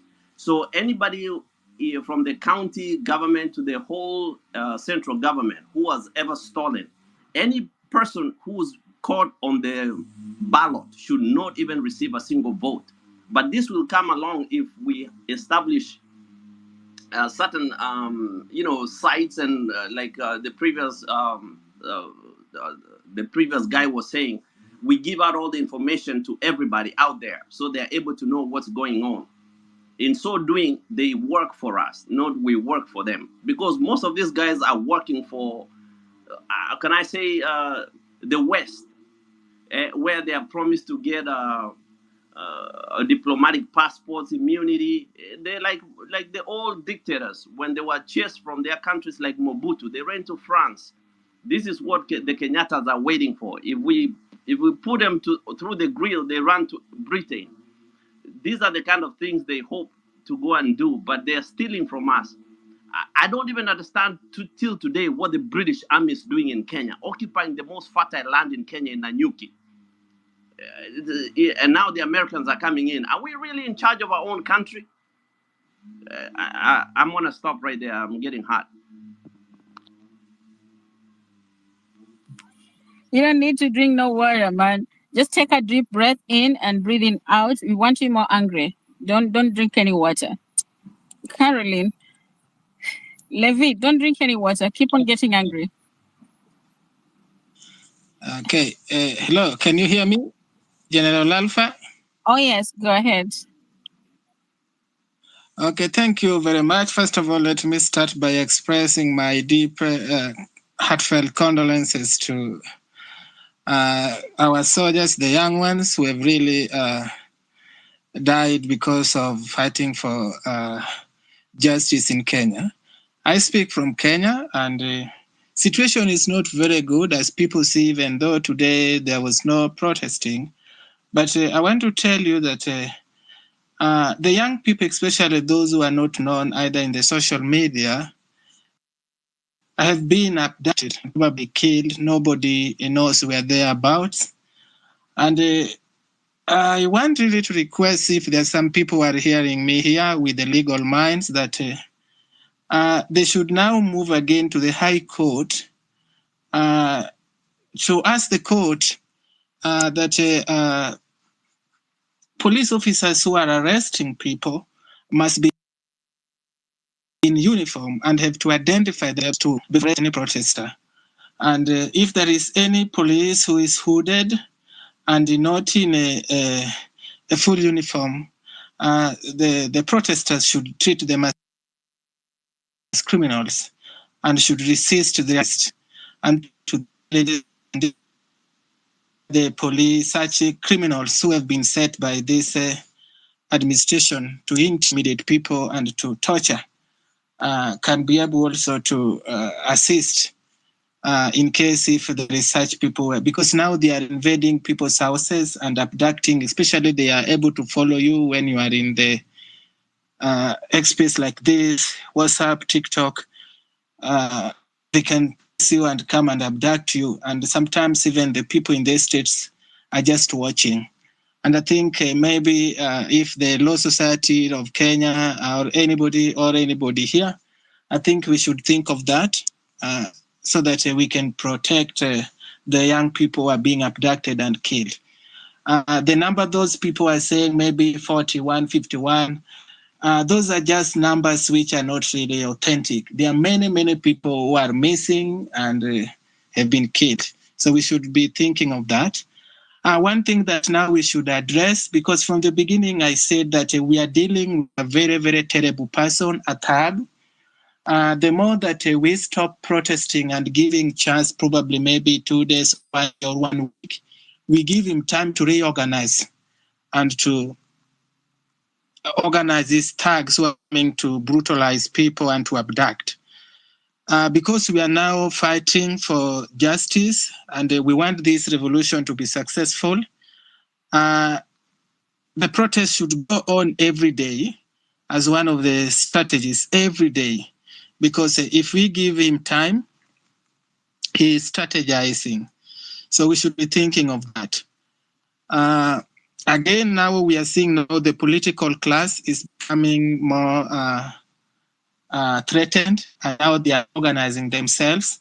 And this coalition that these people are trying that they are going to organize is to protect them, because whether the opposition, whether maybe the government, these people are benefiting from this injustice. And when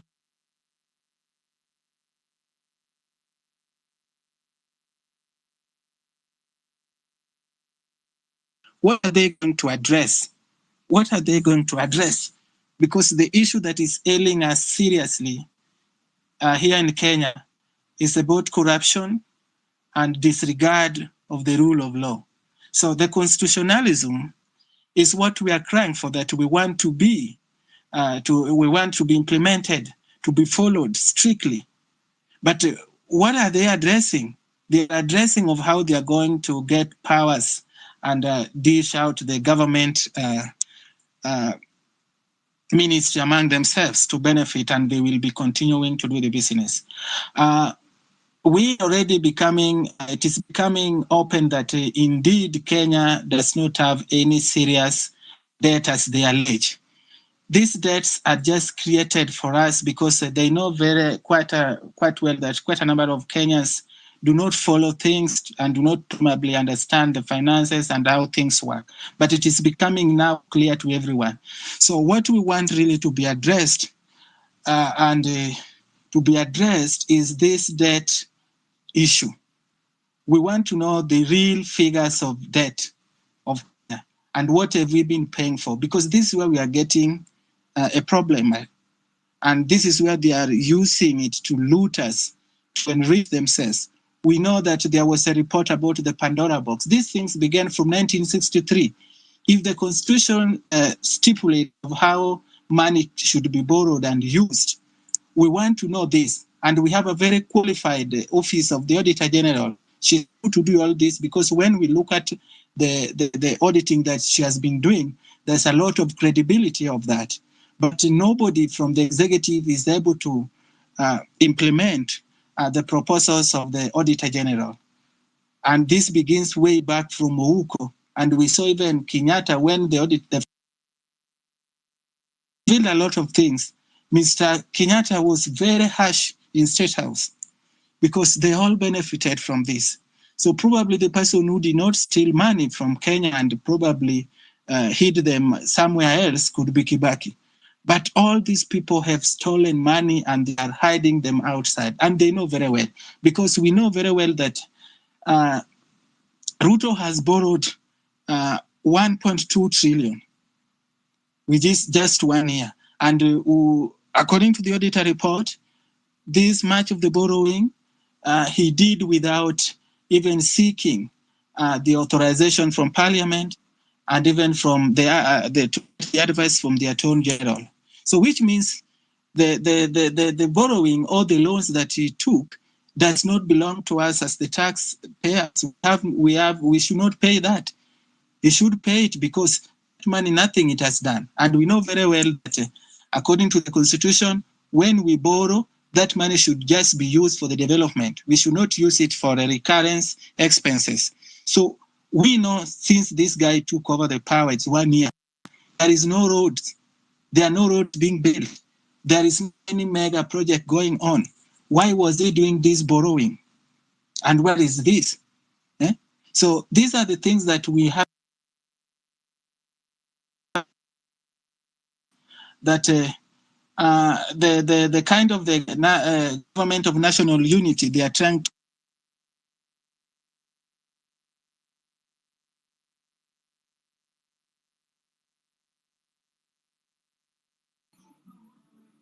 Alpha, are you there? General Alpha? I can hear you, yes. Are you done with the submission? Let me wind up by just 2 minutes, then I finish. Can you hear me? Yes, we can, but your words are breaking into two. I think your network has issues. Okay, that is the problem. So I'm really saying that the protests should continue every day. It should not be, maybe we give them chance, because when we give Ruto chance, he strategizes and he gets that time to attack people. Let us be in the street every day so that we deny him the revenues that he can use. And he will go home because he's cornered. Even if you look at over 80% of Kenyans are not supporting him, are not even supporting the coalition kind of a government that he wants to form with opposition. So it means that when we stay in the street every day, in the next coming 2 weeks, Ruto will go home with all his people. And this is what we should do.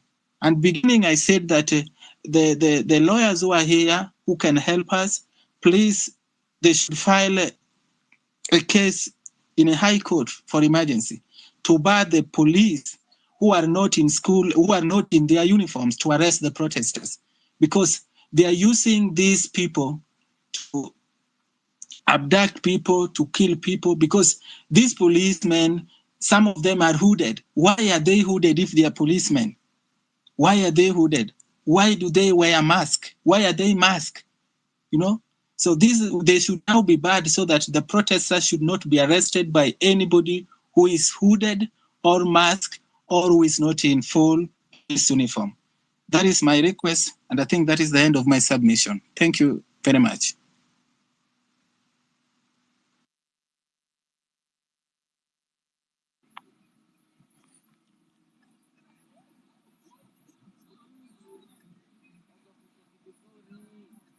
Geoffrey. Yes, yes, thank you.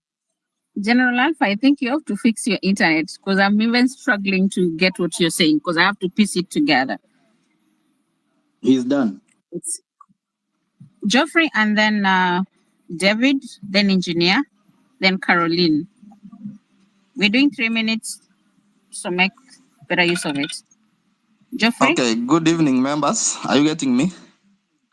Yes, go ahead. First of all, I want to say to give condolences to those people who have lost their lives, their families that have lost their loved ones. And secondly, I want to say that we are nearing there. The fight is there. We have to fight. You see, when you are about to achieve something, that's when it gets too tough. So let's get tough and let's get going. In fact, to me, I could suggest that this demonstration should be every day. Reason being, when we give them a day to rest, they already have our plans in mind. Like today, you saw police, the way police were everywhere. You go to Uhuru Park, you will find that you can't gain entry there. So it gives them time to plan. But if we do it every day, from morning, evening, they don't have time to plan. Tomorrow we are there. They will get confused. Secondly, you see what has happened. These people, we thought Raila was a good man, but you see what has happened.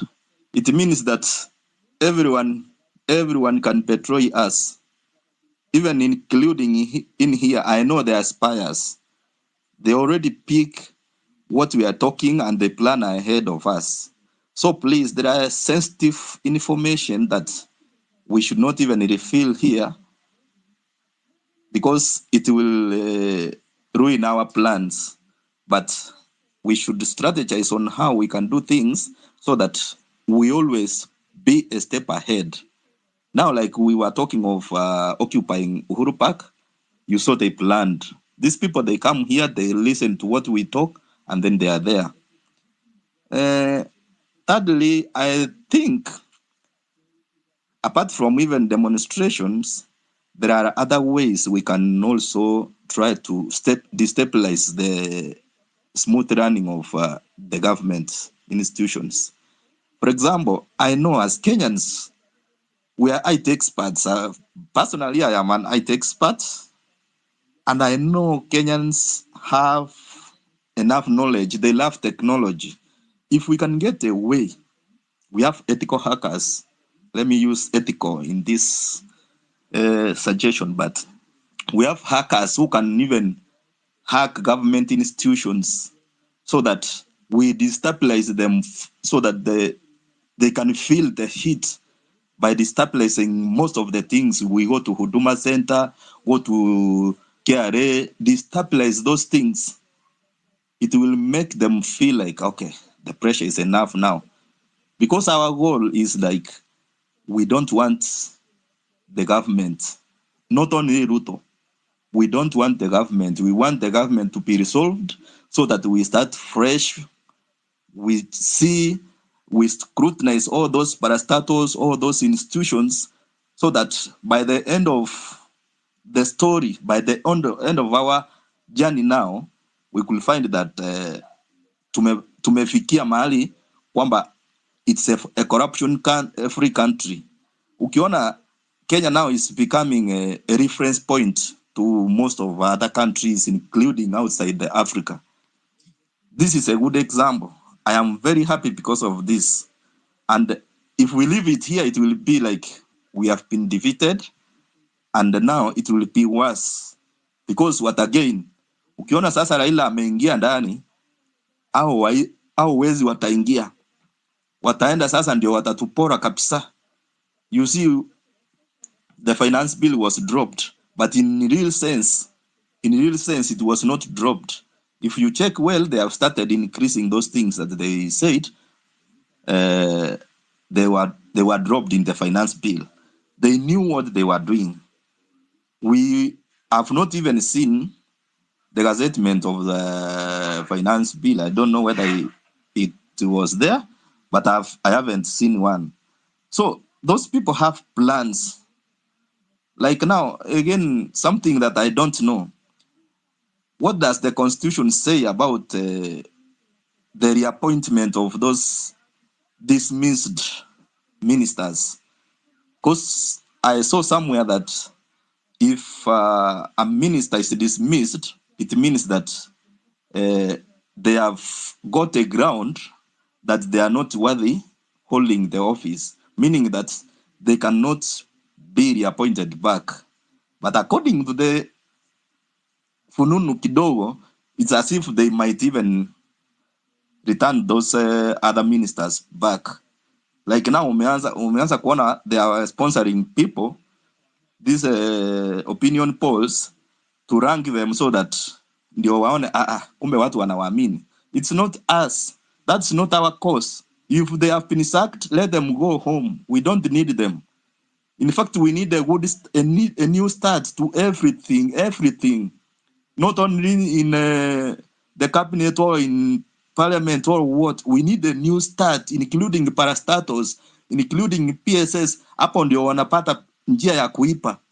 In fact, those ones wenye waliachwa kwa nini kwa ma PSS, hao ndio wezi kabisa wa kwanza, hata hao ma minister hawana kitu. Those PSS ndio wezi.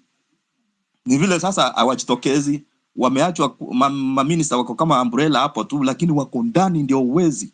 Ukiwafuatilia vizuri, they are investing on a lot of things. Hao ndio wash ya kwanza. So sisi ndio tunakaa tukiumia hapa. If you see like Ruto took his money to Uganda. He invested in Uganda in a very big way. That even has affected the Ugandan currency. Saa hii ukipata hata kama ukiwa Uganda, the rate that was 35, it's now 28. Because after he entered kwa gava, he had now to return back the rate so that he can return back his money to Kenya. He invested a lot. Pesa yote ya wizi. So nikisikia eti hakuna nini, eti watu wanataka dialogue, I don't have a need for dialogue. What we want is let them back down. Let us start afresh. Otherwise, Jeffrey, I'm very annoyed about this. Yes? Jeffrey, keep on being annoyed. Please don't drink water. Yes. Kindly. Don't drink water. How many petrol stations right now are in Uganda for the big man? Big man There are Bazoo. very many petrol stations. Not even one. We have rubies. In fact, the rubies, don't be lied to that it is for Uhuru. The rubies is for Ruto. If you don't know. When No, Ruto won, the number of those petrol people, stations in Uganda. Have you confirmed the number? The ones that belong to him? we have rubies. Rubies, it's his in Uganda here. Uh-huh. In fact, let me get the whole figure. I will come back later, maybe tomorrow. I'll tell you. I will collect all the information. But this guy, we don't need him. I don't have the actual number, but what I know, for those who have been on your way from when you are going to northern Uganda, Kitgum, Bulu, so all those small stations along that road when you are going northern Uganda, his petrol stations, they have some yellow colors. Those are his petrol stations, and even quite a number of Ugandans will tell you that they belong to the deputy president of Kenya, which means he built them during Uhuru's term, when I think he stole money in the first term. All of them, in fact, including rubies. He even opened the vaccination, this COVID vaccination center here in Uganda. That guy, I don't know. They are colliding with the Ugandan government to steal us. So even whatever information they get advice from Uganda. In fact, most of the police there who are killing people, they came from Uganda. Let them not think that we don't know. We understand. And we don't want that government, including opposition, those of Raila. In fact, let me stop here. Nitaongea baadaye. Thank you.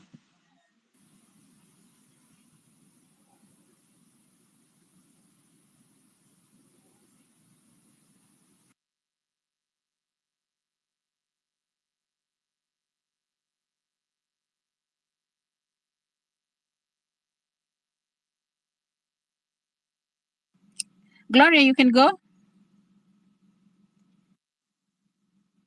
Gloria? Oh my God. Anybody on All this? right, thank you. Okay. Okay, thank you so much. Okay, I don't know if the lawyers were still here, but at that point, of course, there were so many speakers waiting to speak, so maybe I couldn't have gotten a chance. But if they are still here, I suggest, yes, the information they're giving us is good. It's good to be informed.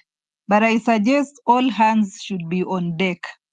We can't all be bombarded with a lot of information. Tutapasuka misamba. Tushike hii, tushike ile, tushike ile. So if you are in the legal profession, hiyo ni kazi yenu. In fact, that is the work of LSK. It's just in the previous administrations, there've been factions within the LSK. Mara wako in bed with the government, mara wako, but this particular LSK seems to be promising. So if they are aligning with the movement and they want change, then that is, wao ndo wanafaa kuwa wanashikilia that legal bit. Sisi wanatuinform tu, kulikuwa na hii kitu, tumepeleka kotini. Kulikuwa na hii, tunaipeleka kotini. So that, because what can we do? What can the rest of us do if all the time tunaletewa hiyo information? So what I want is for us, kila mtu ashike yake. For me, I'm into communication. That's why in the morning I was suggesting a communication strategy. Walimu, shikeni yenu. Nini? Kila mtu ashike docket yake. Then here when we come, it's just to collect information and know kama leo tunapush ya walimu tunapush, but hashtag Ruto must go always remains hapo chini. That's the only way we can move forward. But hatuwezi shika hii na tushike ile na tushike. Then the other way they can also help us if they are here. It's not, remember the signing of this constitution of IEBC that Ruto did after we said, reconstitute IEBC. Remember, it is a product of the NDC. And the NDC, which the political elite had, it's not us. Remember, after 2023, Mandamano and what not, these people formed an NDC. So it was political parties. It was Azimio, walichagua wao, and the Kenya Kwanza, walichagua wao.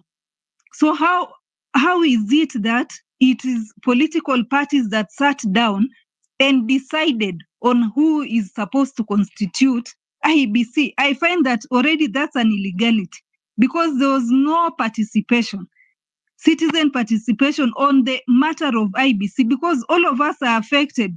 When kura zikibiwa, in fact, it's the ordinary citizen who is most affected. It is our vote that doesn't count. So the lawyers can also pursue that. What is the legality of that thing?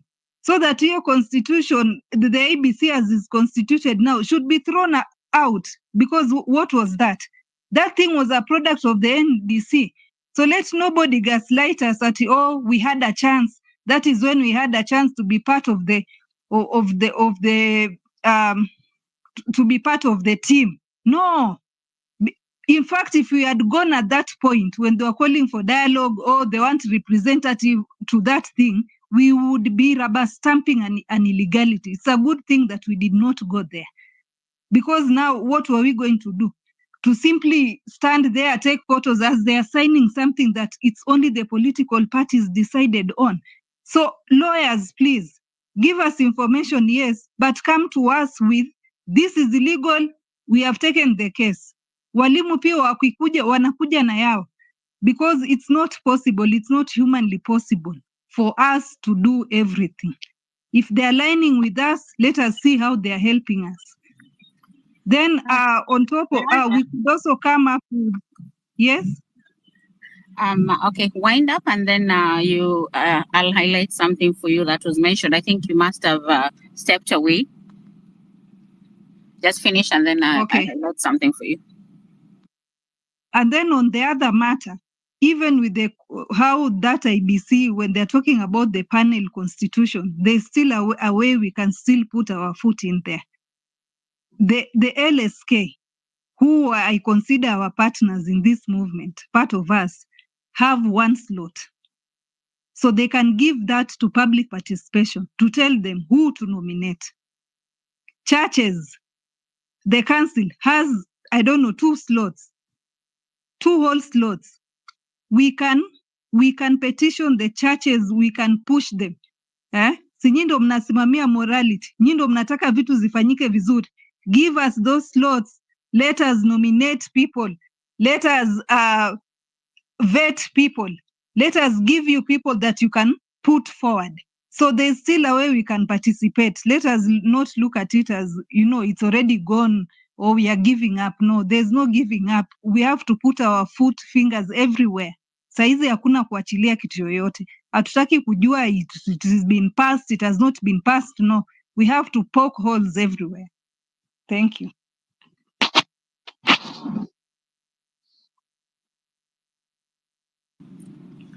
Thank you very much. Actually, they highlighted that there are some suits that you can actually file, and they're willing to do it pro bono. Pro bono means they'll take the case to court, but you as the petitioner, and they'll go without a fee, without the lawyer's fee. So that's what I wanted to highlight. And then again, on another forum with some other senior councils, they were saying we can constitute 58 professionals. So like the teachers, the doctors, and you see the way the doctors and the lawyers have actually been a team, and engineers joined in, but on one demonstration. So like if you're a lawyer, you're a teacher here, and all that kind of stuff, that's how people can start constituting. So these are on the comment section. There's that form of how you can file a petition and how we can actually vet a leader. So those are things that they should just be on the fingertips, because you don't know when you're going to use them. But as much as we've now gone back to the Constitution of Kenya becoming like our Bible, because that's what's governing us, when you go through certain things, then you get to know. Once you have the knowledge, knowledge is power. So another speaker will take it as you digest on that. Let's not overfeed, because you may end up actually vomiting the way she's mentioning, because you can actually not comprehend the entire information the way they are spearing across, and some are really involving, So who was supposed to go? Yes. Question. Yes. It is Chege. Why have they not started? Did they say? Like the lawyers, for example, why have they not started? What are they waiting for? No, they cannot go to court alone. You have to petition as a citizen, and then now they're going to be Bonoko lawyer for us. Bonoko means they're going to stand with each and every petition we're going to pull across. On a leader that is non-performing, all those kind of stuff. So why they are not citizens? Why are they not able to do it? No. You cannot petition and then again stand for the case. A citizen can petition. Yeah, so one of them. Right now, already you realize that it seems like they are joining the citizen, but no, they're not. It's the first time that actually sense is coming to hit the reality on the ground that this is not right, and we are not going to compromise our professionalism to doing the wrong, yet the citizens are right. It's the first time that the law is standing with the public and the citizens. So the citizen and the judicial system, which actually not all, are coming and standing in with us. That's why you find that you cannot come with this and it's not in the constitution. You come with this, it's not in the constitution, they're going to battle it over there. So already we have a backup plan. So you get the right petition and you petition it. We have even referrals of the lawyers that will give you, and they'll come and stand in with that case. But you'll go, you as George, you as Gloria, but not a lawyer on another lawyer. Okay. Maybe some clarity, because it doesn't make sense on this issue of picketing, for instance, where we were told we can't go, we can't demonstrate. Who went to court? Was it the common ordinary citizen, or was it the lawyers, the LSK that went to represent us? No, that one they went themselves, because that one touched, Gloria, that one touched on the constitution, and that's when the LSK team went and petitioned, and actually the judgment came out today. That one they went because it touched on the constitution. But now on certain aspect, like actually calling back some of these, I don't even want to call them leaders. Some of these people that appropriate themselves as leaders, some of the things that we need to recall them with has to be petitioned. And then they'll help you compile the entire case. I, as an individual, like Be Real, I can go and petition, and then the case will start. Then they'll take you through until it pulls through. But then there are these other ones that are touching on the constitution that are actually just being denied on the spot. Because for you to give such a letter that the general gave, that acting police, that one it touched on the constitution. So he has to go back and file a petition against that constitution. It has to go to the parliament for it to be extracted from the constitution. So he touched on the constitution. And that's why when we were here earlier, you heard me ask that we have leaders that are actually abusing the power for their own selfish interest and to oppress the common person. Let's progress, guys. Yeah, okay. Actually, Be Real, I think Nini was Katiba Institute are the ones who went to court for this the acting IG's letter. And to me, I'd love for a lawyer to come up here and actually tell me why they cannot petition, because they are citizens as well. For me, I think that's hogwash. But maybe I'm wrong. I'd love for them to come and tell us why they cannot do it. We were having them here for over 4 hours. I think you're late. We had the former LSK president, we had the Mbugua, we had Ndegwa, and we had another one called Rene. So they were all here for quite some time, and we asked them all those questions. So we can compile those questions. You put them on the comment section, and then they've given us a heads up if you want them. We just call them. So if you have any legal questions, not that they come and then again you ask them irrelevant questions and they create time. Like they cannot be with us for over 12 hours. So like if you have anything legal that you're not understanding, like we touched on a very key subject today about there's a clause in the this IBC.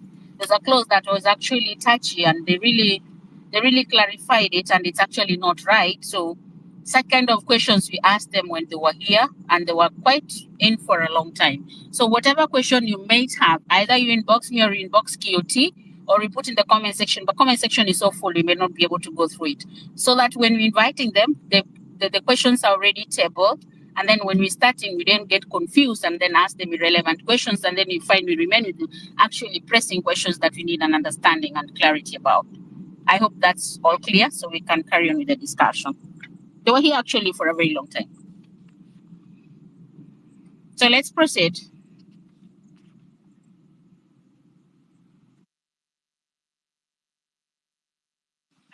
Can I go? Yes, anybody on the mic can go. Okay. Thank you guys for giving me this opportunity. First of all, I want to condole with everyone who is bereaving, has lost a family member, a brother, a sister. My heartfelt condolence goes to them. First of all, I would like to say that, or I would like to suggest that we should not allow any police officer who is not uniformed to be, once, because this protest, the government knows we are protesting. So as long as we are protesting and want to provide security, no police officer who is not uniformed should be there.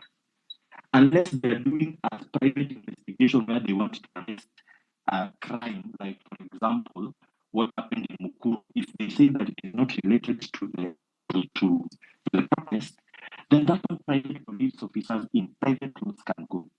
However, where we have clearly said that on Tuesday we're going to protest, no police officer, if this can be put into law, then that can be very, very good. Secondly, I am very disturbed at how the executive and the legislature relate. We should find a way of delinking these two, because like the current president we have right now knows how to use his money, and he pays people so easily. That is why these people's loyalty are to the 2 million they were given in parliament, and not to us, the people who wanted this finance bill to fall. And then they sheepishly go and laugh in State House when the president now declines to sign it. of. So we should be able to see maybe if it is possible for a president to be only elected on an independent ticket, and then for the majority and minority in parliament, we can be able to have maybe political parties in parliament, but for executive, the president maybe could go on an independent ticket. But those are just my thoughts. Again, public participation. I personally was not satisfied with this kind of public participation where majorly it was centered in Nairobi. These policies are not affecting people in Nairobi only. These policies are affecting all of us. Watching at what was happening during the public participation, it was like more centered only on the views of people in Nairobi and not other parts. I would suggest that when it is time to take part in these public participations, they should be done in every constituency. And these members of parliament who go and pass those laws that we don't want, they should be present in those constituencies so that they know exactly what their constituents are saying. Not having Kimani Kuria and Ndindi Nyoro and that other useless guy called Osoro, all centered in Nairobi, and their main view is just within Nairobi and not other parts of this country. Now, again, the members of parliament also should not be given this CDF kit. Their duty should be strictly legislation and oversight. We cannot have the governor developing the county. The MCA wants to develop their area of jurisdiction. Member of parliament also wants to create another market. We have governors. There are funds that are allocated to that governor. That governor should undertake those developments of the county. We can't have a woman rep with a kitty, MCA with a kitty, member of parliament with a kitty, and this we are overrepresented. It's a very big bulge that we have in this parliament that is completely unnecessary. Then I am much more concerned. I am a beneficiary of help, the Joint Admission Board back then. Right now, I am seeing like people are paying hundreds of thousands. So I'm wondering, I was from the village. I came to this city, and that help is what helped me to partially pay for my school fees. I am just wondering what happens to that kid in Turkana who gets a clean A and cannot afford 200,000, 300,000 to come and pursue his degree at the University of Nairobi, at Moi University. I am quite disturbed because this kind of addition to the school fees, and it's very exorbitant, is going to curtail how we people were getting education back then. It's going to be much more expensive. Majority of us, some of us in this space, got the chance to come to this city through education. And when you went to that school, you managed to get that help. That helped you also pay your school fees. Now you can imagine someone who was getting 60,000 as help could be able to partly pay for his school fees and maybe help family back at home. But right now, a school fee, someone getting that little money can't even manage to sustain himself in school. If this guy must be feared, if Uhuru Kenyatta himself could come publicly and cry that he is not being given his dues, what about us who small people? Are we going to get what we need? If Uhuru, a former president, had to come crying publicly that he's not being given the funds that was supposed to be, what about us? And this guy is like a wounded snake or lion. If we leave him and he goes beyond this, I don't see us having a future here. We don't really have a future. And then there is this guilt trip. As I finish, there's a guilt trip they use always, that we don't have to go the Somali way, we are going to go the Sudan way. We cannot reach that point if they govern us correctly. The reason why we are here is because of these people who did not want to listen to us, the president included. Because we cannot be, but now it's like even the way he is doing things, you could feel that he is doing them grudgingly. The real Ruto, the real Mr. Ruto, is the one who came out that day and called us prisoners. That is the real him. These other things, he is wearing gloves. When he brings out that sword that he was given in Kasarani, he will cut all of us. So my submission is, let's continue pushing. They have said since they started, they are losing 6 billion. That is money they don't have. So we continue pushing. And I'm so proud of whatever we have achieved, but it's not enough. All these CSS and the IT also, it cannot happen that once now we have a problem, so many people have been found dead at Mukuru, even now he resigns, running away from taking responsibility of accounting for those murders, accounting for those people, the Rex and others who were murdered in the demonstrations. He has to be brought to account. The likes of Murkomen and others who cannot also account on the documents that they were given. They must be brought to book. It can't be that every time something like this happens, they are sacked, but nothing is followed. Like people like Linturi, surely. The buck stops with him in that ministry. Our grandfathers and mothers and parents back in the village were now wanapalilia na mavia ya mbuzi na sand, which is despicable. And then he's just left scot-free. That is not something that we can be able to accept. They must be brought to book. And all these people who have stolen from the public coffers must bring back, pay a debt that we don't know how it was used. It is not acceptable. And those are my submissions. Thank you.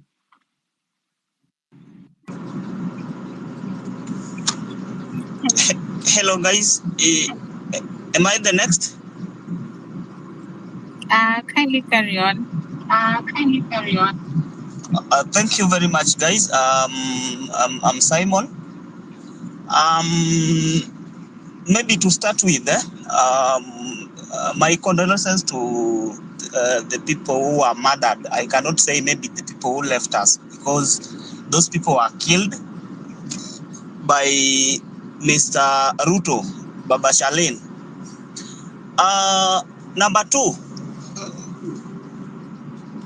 I think hii maneno ya maybe Chief Justice, this is my opinion, maneno ya Chief Justice, maybe tunafaa tuweke sisi wananchi ndio tunachagua Chief Justice. Ndio sasa huyu mtu asiwe anatishwa na president. Anafanya vitu zenye maybe president anataka ama government. That is my opinion. Number 3. Nasikia watu wanasema kuhusu IDs, watu wa register wachukua ID, the Gen Zs. This government will frustrate people. Watu hawatapatia vijana ID. Washajua vizuri hii revolution imejaa vijana wengi na wengi wao hawana ID. So when someone is talking about maybe 2027 watu wachukua ID, the same Ruto mwenye alikuwa amesema ati amejipanga 2027 atakuwa amejipanga mbaya sana. Ni yeye tu bado wako. Na kuna swali moja nimekuwa nikiuliza. Jose Kamago mwenye alituibia kura, nani alisema ashakufa?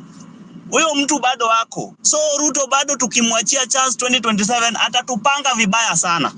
So mimi hiyo maneno ya 2027 hata si support. Ruto kama tunamalizana na yeye, tumalizane na yeye saa hii. Tushaanza hii vita, lazima tumalize. Na tukirelent, guys, Kenya ishageuka Uganda. So it's us to change it, right? Lazima tuibadilishe saa hii. Tukiacha watu watashikana na kina Museveni na wafanye vituko zao.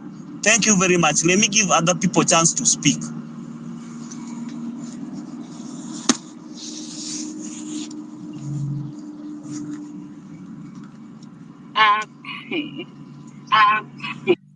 Who was going next? I'm on the road. I'm on the road. I'm just supposed to go. Terry? If you can hear me, just take the mic. I'm going to give order in a minute.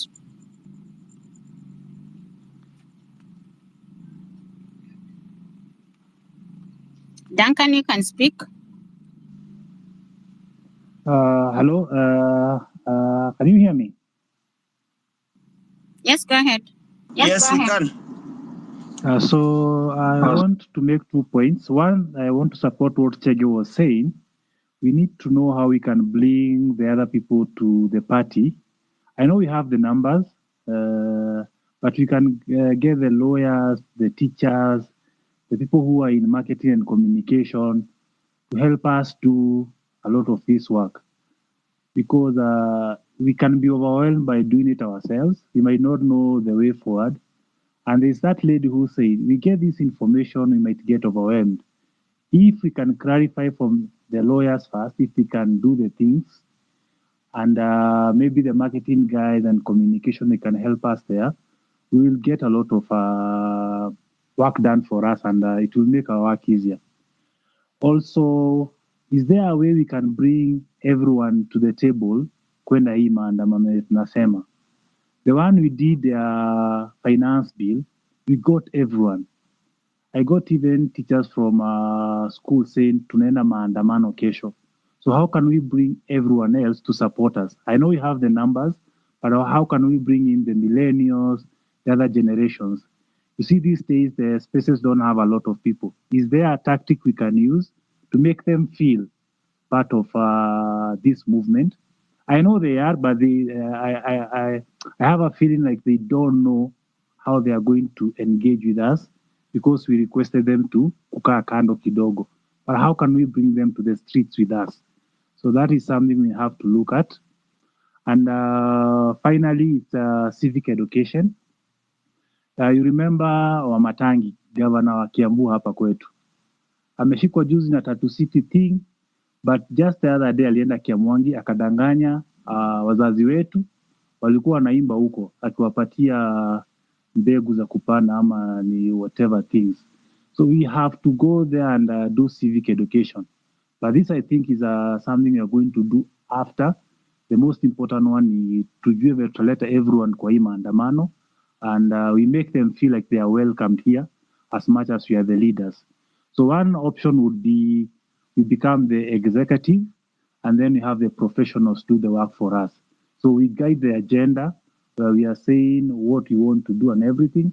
Then we can have the millennials who are the managers and all the other guys who are in these institutions to help us with the professional part of the work. So that's my submission.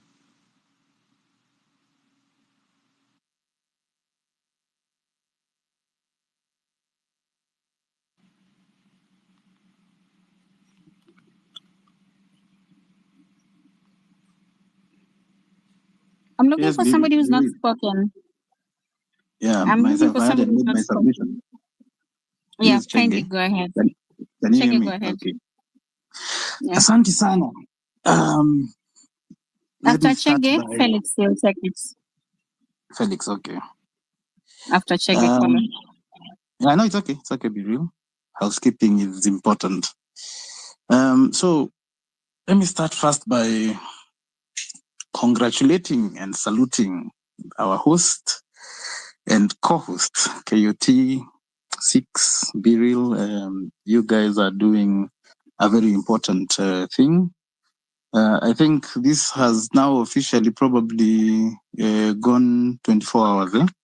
The space imeanguka tukirudisha, and we we thank God because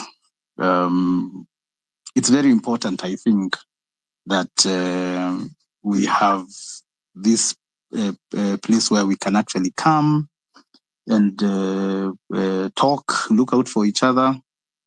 I think probably KOT, you are holding one of the spaces that many people have heard saying, this is my first time to speak on spaces, this is my first time to speak on spaces, which is something that is very good. In other spaces, watu waga hata wapewi chance, ukiingia you are truly harassed.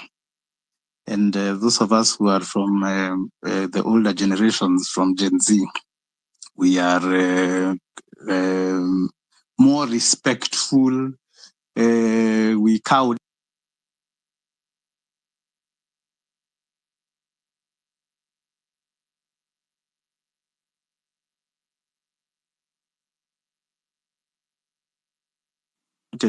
What's up?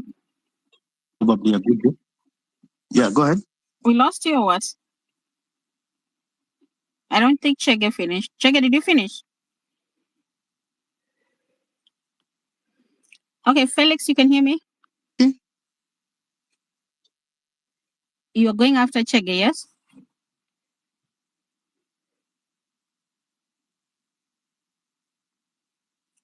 Chege or Felix, you can take the mic.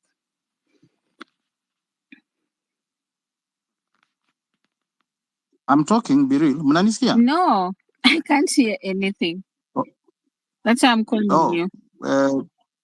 I'm now back. Basi umepotea for long. And then if you've been here since morning, a number ya QT iko hapo juu. Ebu bundles and whatever you can. Me, I'm sorted, but QT maze, leo tumemban mbaya sana. You guys do something. So Felix, Chege ulisimama mbali. I can't even know where you disappeared for about 4 minutes there. Oh, sorry. So nilikuwa tu nimesema asanti. Ulianza Alafu nikapotea. Ulifika mali ulisema like you the I don't know millennium, you're going slow, you talk pole pole, you're being harassed with other spaces. Hapo ndio tulikupoteza. Okay, sawa. Nimewasha.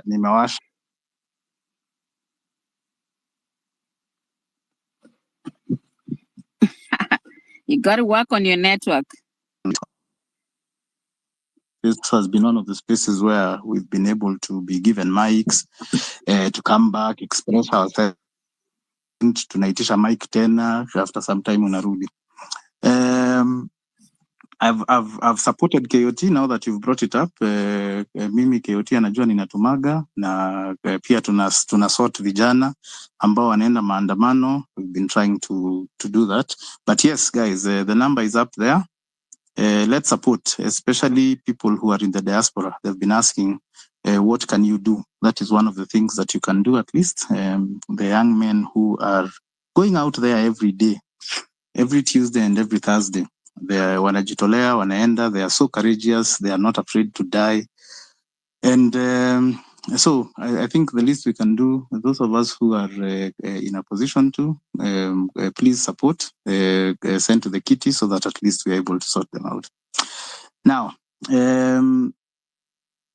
there's a very important point that I think we've reached now, and we can probably start having the conversation that I've been hearing.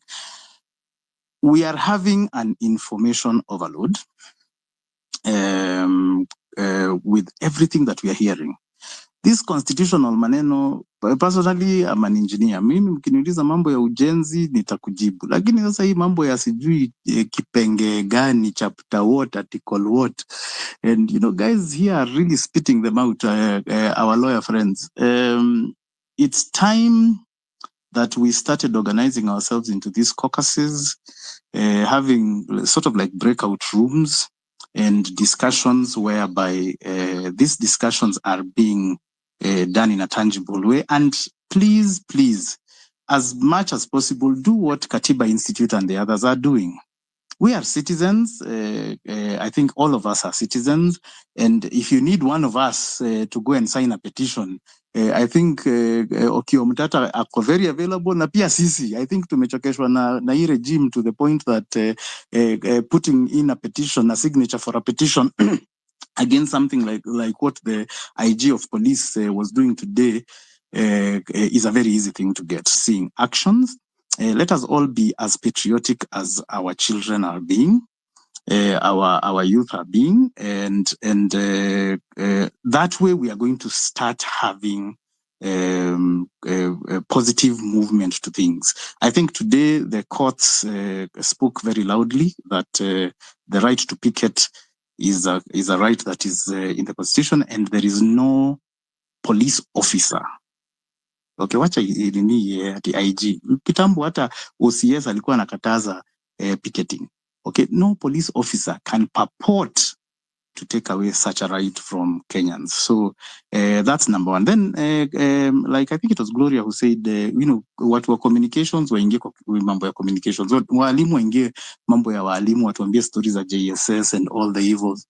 Vile madaktari wamekaa chini wakatuambia interns. So that we are supporting things that are moving. Engineers, we have so many things in engineers realm, from the registration of engineers, graduate engineers, to the poor quality of the roads, the approvals, the corruption in our systems.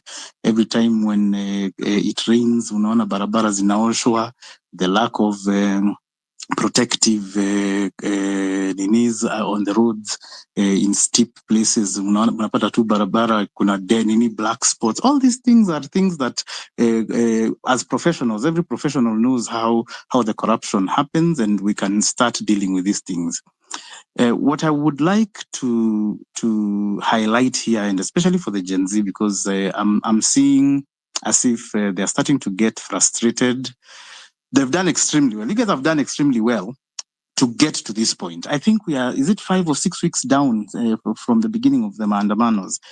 The government was expecting you to burn out at week 2. Normally, most so-called revolutions burn out by the second week. Wanaua wawili watatu hivi, munaona wameanza kuua, then people run away.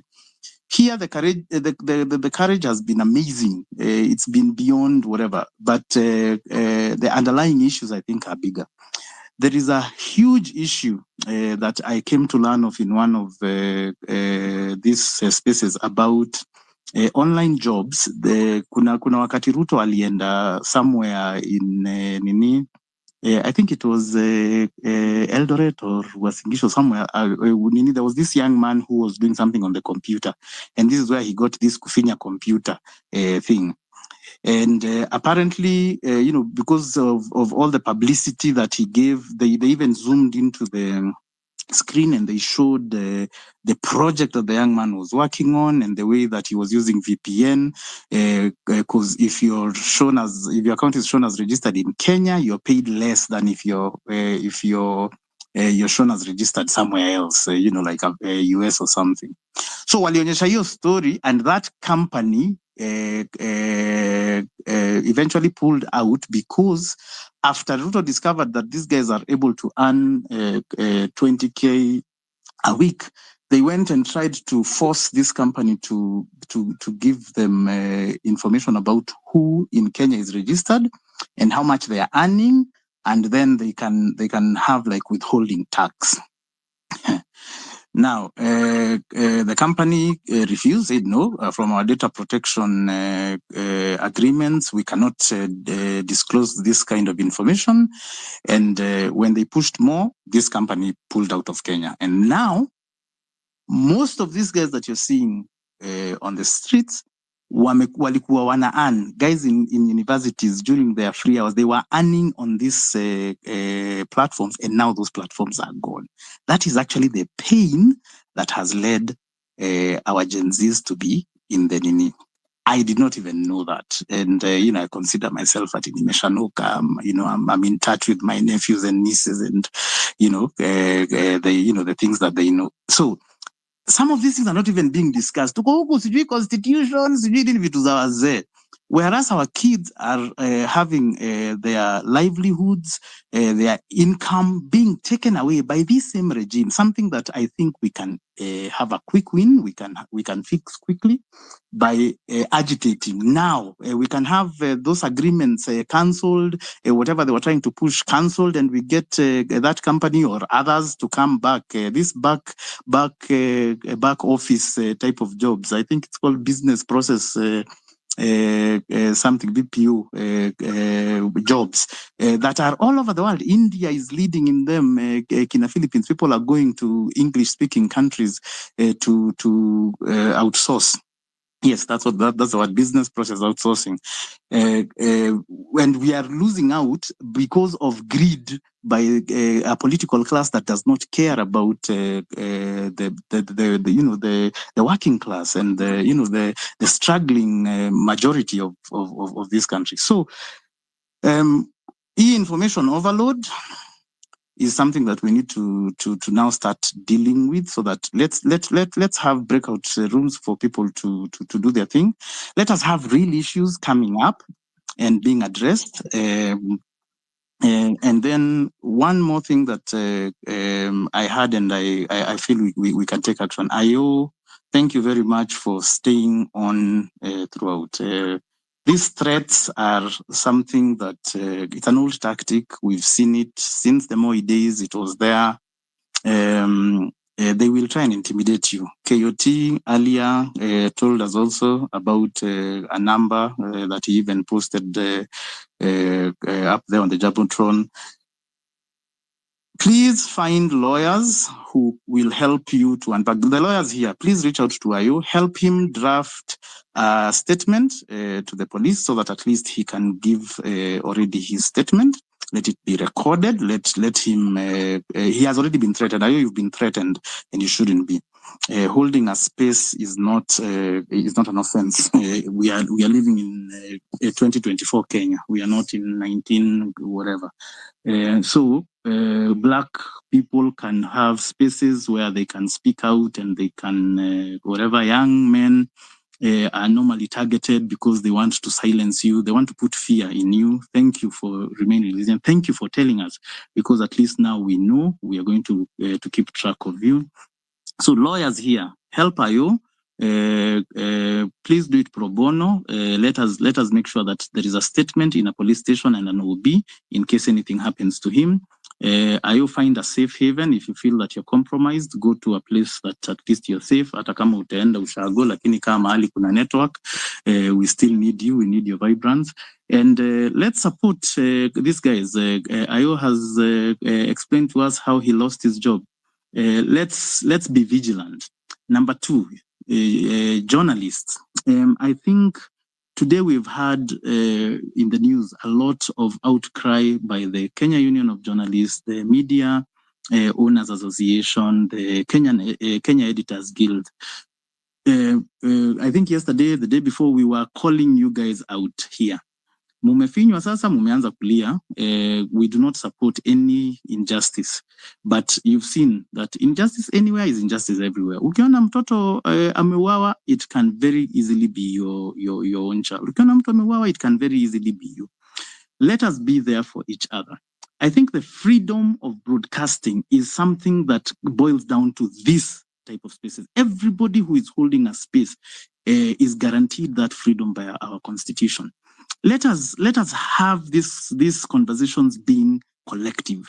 You are denouncing. If you listen to all the statements that you guys gave today, you denounced the shooting and injuring of your people, but we did not hear even one of you denounce the killing of Kinarex and all the people who've died. I think every life matters, every injured Kenyan matters.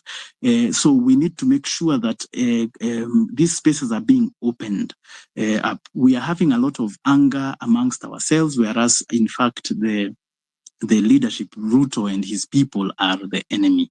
And we need to stay focused, and we need to make sure that it is the constitution that is being followed, and that is what we are pushing. Okay, I've spoken for long enough. Be real, over to you. Well, that is a father speaking, man. Thank you very much. Thank you very much. It was encouraging. It was insightful. And sometimes that's why I give you all the airtime, because when you're touching on the core focal points when we have been wounded, we soldier on. The voices cannot be killed. We soldier on. Yeah, but by the way, be real. Yes. I hope people are joining spaces where mental health is being discussed. Yesterday, I literally, after the killing of the two guys, the one in Kitengela and the one in town, that was actually even televised. You saw the guy who was in town get shot and fall, and then we were told, you can see him moving, and then we were told he died. I was like, my goodness. what kind of horror are these people showing us? I swear to God, I was not able to go to any space. Jana mimi nilienda place ya mental health. We spoke about this is actually violence. What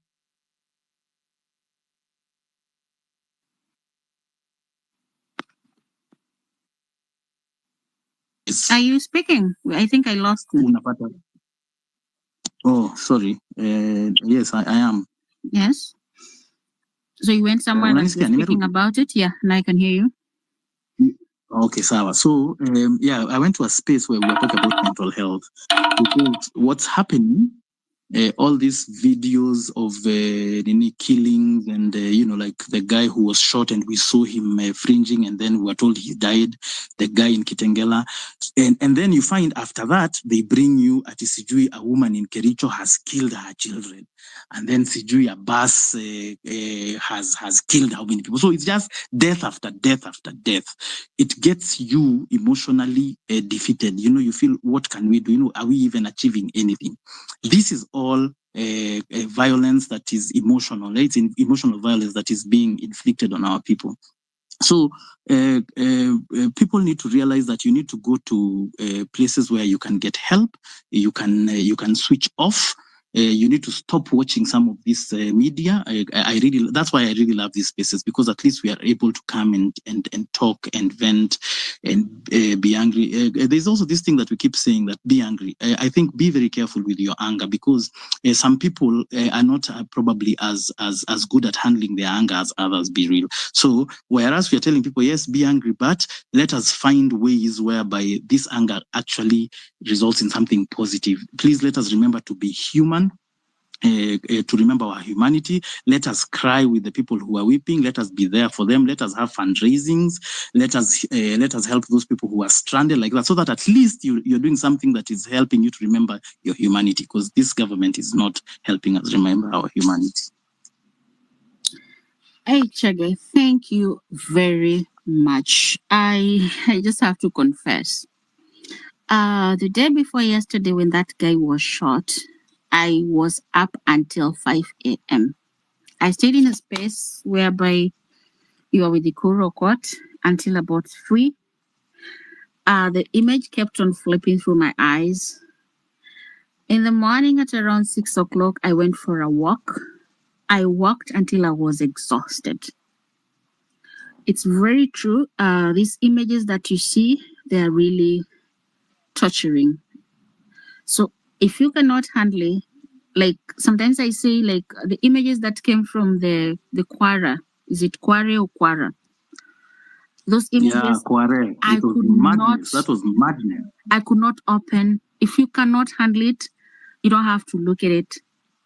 And if you cannot take it, don't deal with it. Like sometimes I get off the spaces for a couple of days, but today I said, no, after that, I just dedicated. Actually, we've been here from 9 a.m. today, and we left QT last night. So if you don't know how to comprehend with the overwhelming things, then do something else. But it's been really, really exhausting. It's been really energy consuming and very emotional. Deep down, you can feel it below your belly. So it is true. You check on your mental health. Whatever you cannot handle, then just don't deal with it. If you can not watch that image, I would really voice out, don't open it. If you see a clip has been covered, I would really advise, just don't open it. When they write that, they always put something there, notification that actually Kitty, when he posts, he writes, if you cannot handle it, don't open it. So it's really something that you ask yourself, is it by force, by fire? Because at the end of the day, this is somebody's brother, this is somebody's kid, this is somebody's husband. The youngest was as young as 8. Even a cop. There was a mother and a child. Yeah. It's horror. It's horror. It's like, am I watching a movie or what? So when I dedicated so be real, I don't want guys to. No, I don't want guys to feel like. You brought it. Yeah, I don't know. There's something I want to say. Yes, carry on. Yeah, there's something I want to say because I think these spaces are very useful. Because I don't want guys to feel defeated. Because you see what happens when you open the news, you do not know what you're going to be shown. So unajipata tu, that is the story that is running. What I would advocate for us to be doing in these spaces is, for example, we call out the police, we vent, and then we also now caucus around solving that problem. For example, that Kware story, mpaka sahi, it hasn't been solved.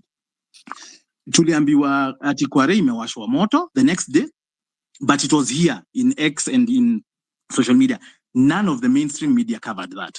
So I would like us to go back to that. What's going on with Kware? What is going on with those people who are hacked to death?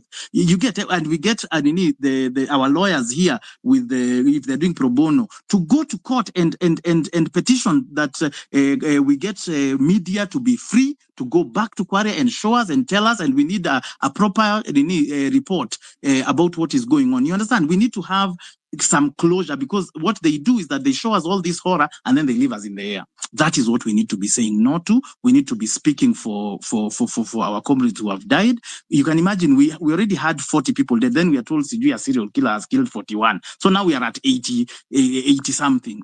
Jesus, So we need to make sure that it is followed. These people are given burials. They are dignified. Ruto si kusema tu ati we will compensate, ati we will deal with we will need the families. Let us see it happening, and we can push for that. I'll not add anything there. I will leave it at that. We've had a very long discussion today. I hope others can hear me. I will not go back to that, because after they banned it, I think they presume that should have been a closure. While in real sense, if you try to think around it, why would you ban it? Is there something you're hiding? And then out of the blues, in a very short span of time, for the first time, we really had a very quick response in finding a murderer that actually framed himself from the reports that were given. So there's so many questions. Do you believe it? There's so many questions. Do you even believe it? But I don't. So we don't trust them. That's the biggest problem. It doesn't make sense. Like, you turn people to be like small kids. No, I don't want to open that one. Let me not go there. Hillary, Weston, Jimmy. I don't want to go back there. Weston, George. Paul for taking you there, but anyway, I think you can see that's where I am. I'm like, let's talk about these things. Felix, it's okay. Yeah, let's just have a nice breaking moment. I mean, Felix, are you there? Bring us back to the world. Bring us back to the world. You can go ahead. Felix, atukuski. Jimmy, you can take it. Jimmy, if you can hear me.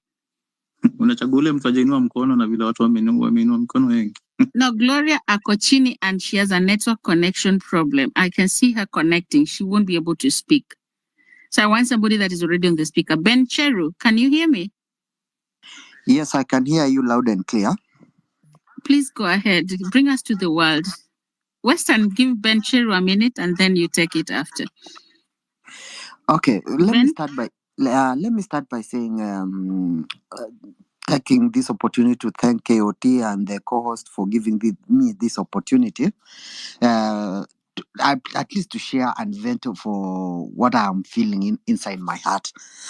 First of all, I have two issues, or rather two things to put across. First one, those police who are killing people.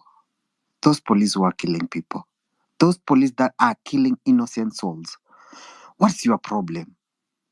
I know this fight is not only for the our citizens, even you guys, even the NIS who are listening behind the scenes. I just want to ask you a question. I know, and I have first-hand information. I know how your pay slips looks like.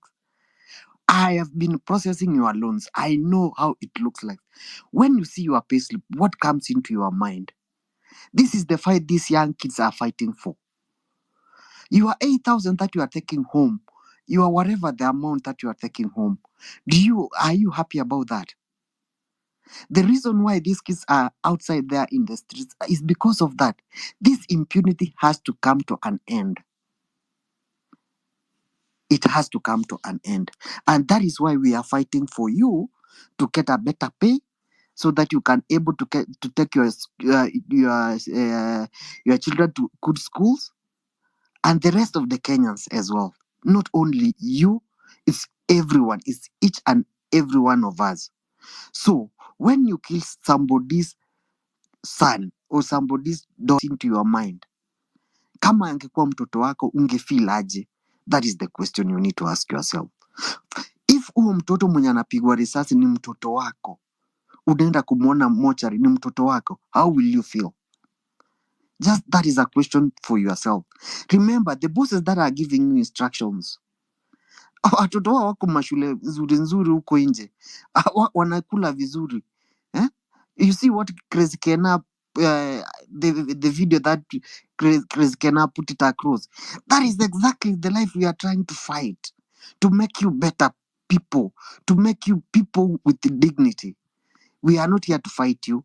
You are not our enemies, but we need to liberate this country. That is what we are doing. And we are not being anarchist because you might say that you are being anarchist because of you're doing ABC. No, we are just trying to fight for accountability in this country. We cannot be borrowing laws that they do not hazifiki Kenya hii zinaenda kwa account za watu wengine. No. We need accountability. The reasons why we are in the street, we need accountability. We need a government that minds about other people's welfare, that minds about Kenyan citizens' welfare. That is what we are fighting for. I want you to know that this is what we are fighting for. Second point that I wanted to put across is, guys, these people, they think we are after kukuja town, kukuja kusumbua watu town nini. It's not all about coming to CBD.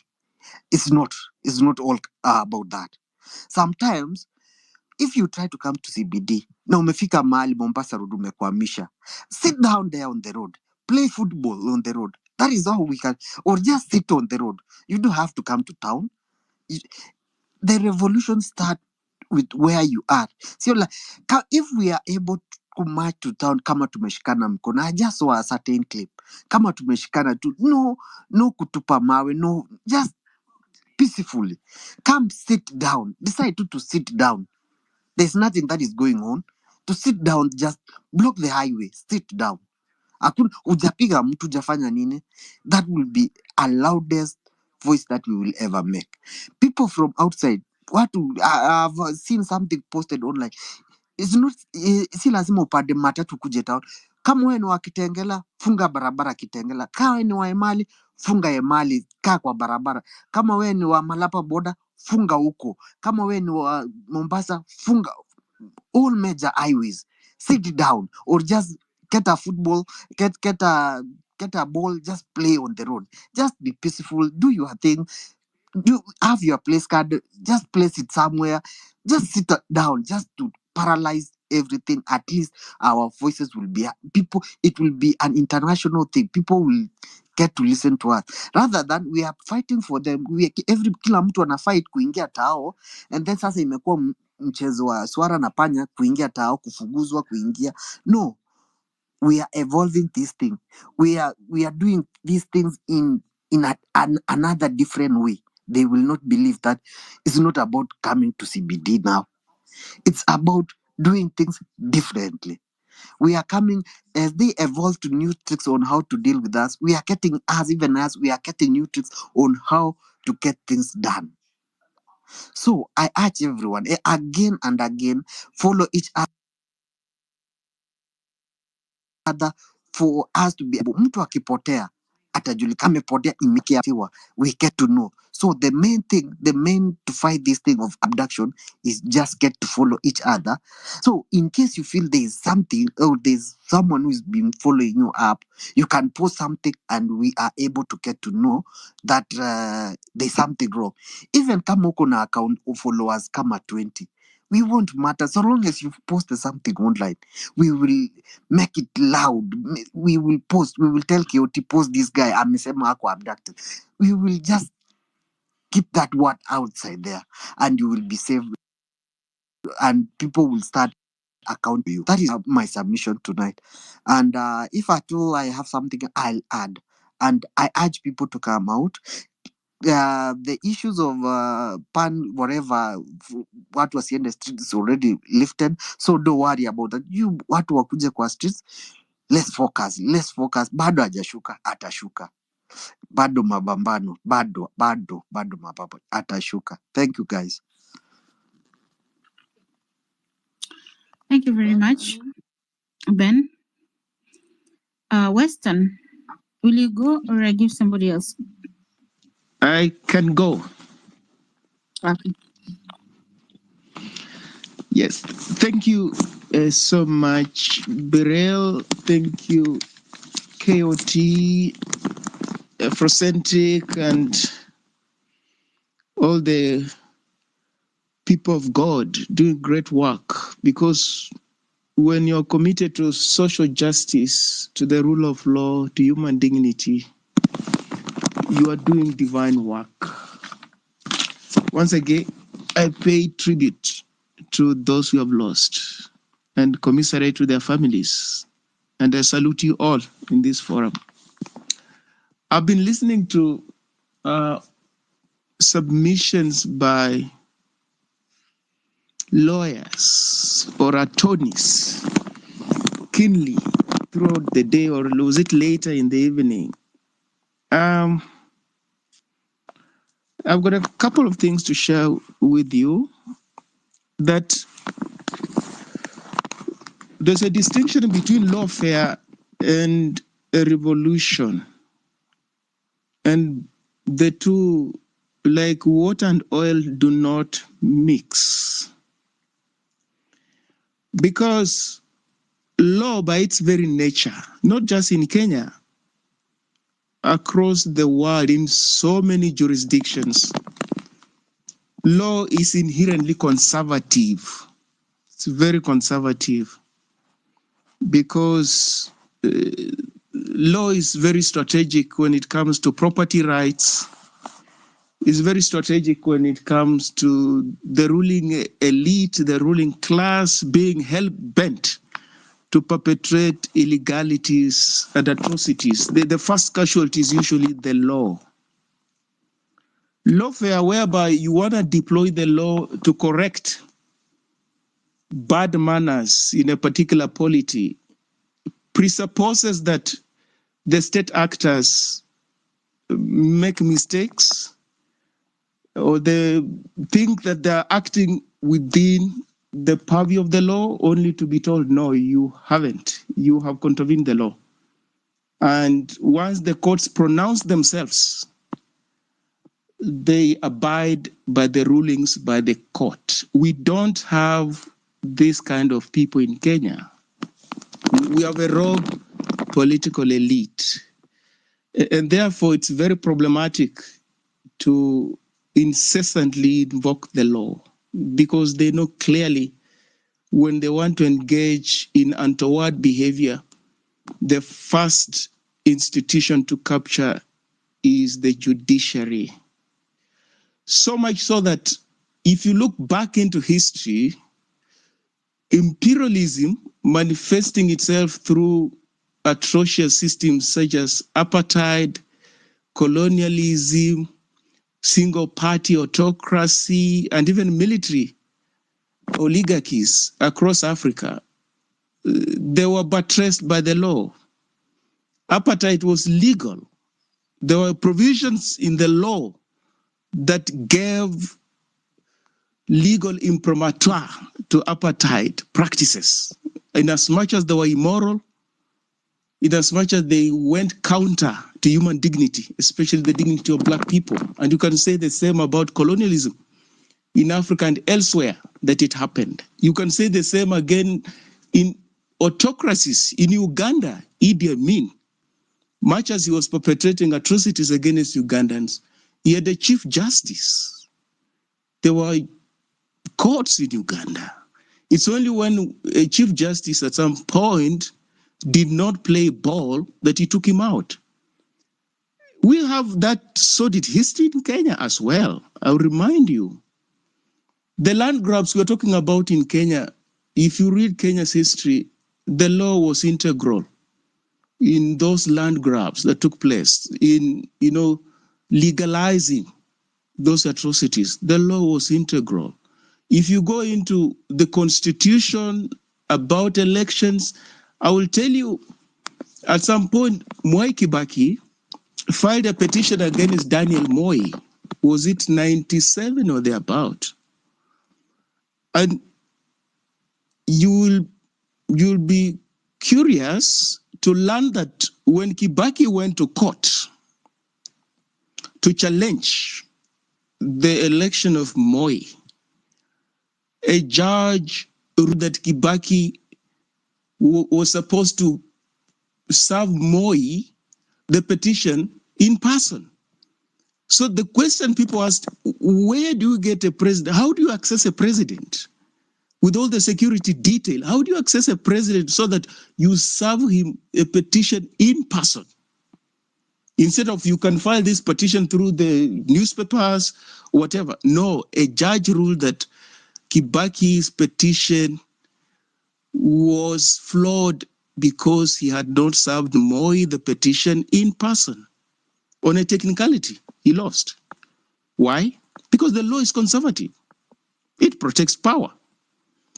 Since the advent of multi-party democracy in Africa over 30 years ago, Kenya 2017 and Malawi 2019, the only countries in which elections were annulled in a continent of how many countries? 55 or thereabout? Can you imagine? But we have perennially fraudulent elections in Africa. People go to courts. They get almost the same verdicts. 2013, that election was at least supposed to go for a second run in Kenya. But the petitioner, Raila Odinga, lost on a technicality. Part of his evidence was not admitted. And he lost. Why?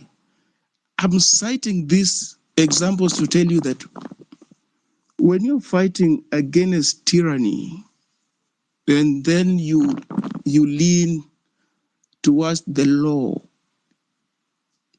ipso facto, you play into the hands of tyranny. You play into the hands of tyranny because there's nothing that a tyrant or an autocrat or a rogue political elite does not understand, does not appreciate, more than you must first and foremost capture the judiciary. You must compromise the judiciary, or at least, if you can't compromise the whole of it, have strategic people in the corridors of the judiciary to do your bidding. Why, for instance, do you get cases such as a social health insurance fund is against the law, but we're giving you 21 days to rectify? Why is it that a judge never says, okay, you're accused of stealing this and that, I'm giving you 1 week? That's to an ordinary person, to return that which you are supposed to have stolen. Otherwise, I'm going to lock you up. Ordinary Kenyans are never afforded that. But the government break the law and the judge says, no, I'm giving you 21 days to rectify. Uhuru Kenyatta had appointed chief administrative secretaries. The courts ruled the same way. That, yeah, in as much as these positions are not contemplated under the law, under the constitution, these people have already been appointed. It will be a disruption. They continue serving. What kind of a ruling is that? I mean, it's either you've broken the law or not. And if the court finds that you've broken the law, why do they give you a pass? Or why do they explain to you what you're supposed to do to cure that which is unconstitutional? Ordinary people are never afforded that latitude. Why? Because the law usually leans towards power. As simple as that. It leans towards power. It consolidates power. Power wielders use the law to cushion themselves against scrutiny. Fundamentally, I want also to remind you of, if you follow litigation in Kenya, you hear that this particular accused person, this suspect, has been arrested, he's been arraigned before a judge, and the police say, look, we haven't concluded our investigations. We are asking for 30 more days to keep this person behind bars as we conduct investigation. That is against the law, especially in jurisdictions that appreciate what the law is. In jurisdictions where the law is supreme, you are not going to arrest a person unless you have sufficient evidence to sustain a conviction. You won't. So the person may move around, may walk around, you keep them under the radar, you collect evidence. It's only when you are convinced, this is the police or the prosecution, that you have got a charge sheet against the person, then you can go to court. But you can't arrest a person and then you go before a judge and say, no, look, we're still going. No, person is presumed innocent until proven guilty. You are contravening that person's rights. But how many times do you hear that? Why do you lock up the person if you have no evidence against them? Why do you lock them up? And then when it comes to the political elite, there's something bizarre in Kenya called anticipatory bail. What the hell is that? Oh, they're looking for me. They want to arrest me. So you go to court, they give you something called anticipatory bail. I've never heard of something like that in any other jurisdiction. Never. Never. So how? Like, it's like somebody saying, this person passed close to my property and looked at, see if they want to steal. So, judge, I would like you to lock up this person. That would be bizarre. They haven't stolen anything. But why? They have not arrested you. Why do you want the court to give you something to prevent you from being arrested? But the courts issue those things. Why? Because they're conservative. The law is inherently conservative. Fellow compatriots. And it's not just in Kenya. It's across the world. And therefore, when you want to, overhaul a system, if you invoke the law, what it means is that you want to, patch up a few things here and there. You're convinced that by and large, the system works. There are just a few things and there. They could be about personalities. The person who is here and there holding this position, the cabinet, these are the wrong people. If you get a new cabinet, things will be fine. There's a problem with the president. If you get a new president, things will be fine. Now, that's the approach. That it's just a few bad apples, as it were. Or they're bad advisors that are misleading the president. If the president gets good advisors, things will be fine. But we realize, no, that is tantamount to band-aid. Band-aid. You covering a wound that you're supposed to clean, but then when you cover it like that, it's going to fester and turn into something. It's going to become gangrenous. So we must be careful not to be held hostage by the tyranny of the law. The tyranny of the law. That's not something liberatory. It's yet another yoke. We have to be careful about that, in as much as we are called upon and we encourage the government and every other person to adhere to the rule of law and operate within the Constitution. Finally, about IBC, what is happening currently evokes something called a sense of deja vu. Because, again, history is very paramount, is very important. In 1997, the political elite came up with something called IPPG, Inter-Parties Parliamentary Group. And one of the tasks of that group was to come up with a credible electoral body that could act as an umpire and deliver elections that would be credible and be accepted to both the winners and the losers. So what did they do? Moi acceded to the pressure and allowed political parties to nominate people to the electoral body that was subsequently formed. Okay, that happened. 1997 elections were held. 2002 elections were held. That umbrella thing was still in place, but it was a gentleman's agreement, really. It wasn't enshrined in the law. A gentleman's agreement that it's in our best interest that we exercise trust. You know, being litigious in and of itself does not solve societal problems. But IPPG came to bite Kenyans in 2007. How? When the term of some commissioners to the electoral body expired close to the elections, including the chair at that time, Samuel Kibuitu, Mwai Kibaki unilaterally replaced those people. And what that did is that it robbed that body of credibility. So that in the run-up to 2007, the opposition and their supporters had lost credibility in the IEBC, which was ironic because Mwai Kibaki, who as official leader of the opposition in 1997, was party to the IPPG agreement. Moi, who was seen to be recalcitrant, honored it. Kibaki, who previously was the opposition leader, broke it. And we know what happened when that was broken. So they are at it again. This signing of this thing is an elite pact. Politicians sitting behind closed doors in a smoke-filled room and coming up with the names.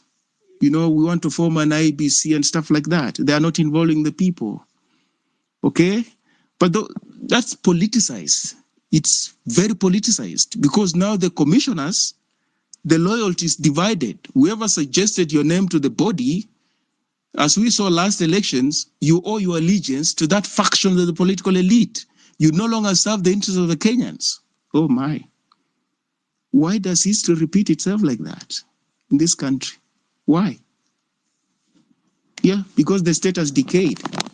Because the political elite is wrong. So we have to be careful, even as these things are formed. These are not new things. We have been there before with catastrophic consequences. But the political elite in Kenya is extremely recalcitrant. It learns nothing from history. There are no consequences for not learning. So they continue doing things the bad way. As it were, they continue behaving badly. Why? Because there are no consequences. They can't be held to account, no matter how badly they behave. So they just continue behaving badly and run rings around us. And for some of us who are not privy to history, we think they're doing novel things. They are not. They are not. They are just reinventing the wheel and taking us down the dark alley again and again and again. Thank you, ladies and gentlemen. Thank you, fellow compatriots. Thank you, revolutionaries. A luta continua. Viva.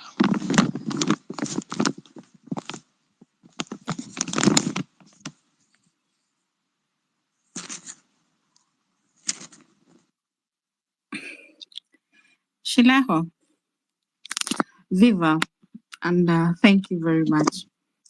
Always filled and thriving with information. Thank you very much. We'll carry on.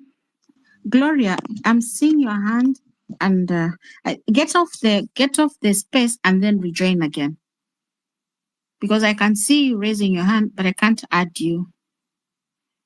So if you're trying to like rejoin, get out, totally leave the space, and then rejoin again. Ozalendo, you can hear me? Yes, we can hear you. Kindly, you can take the mic, and then Okongo. Okay, kwanza ningetaka kusema wale wenye wamekufa, body is just a vehicle transporting the soul. Na hao hiyo mwili bado haija transport hiyo soul, walikuwa kwa fight.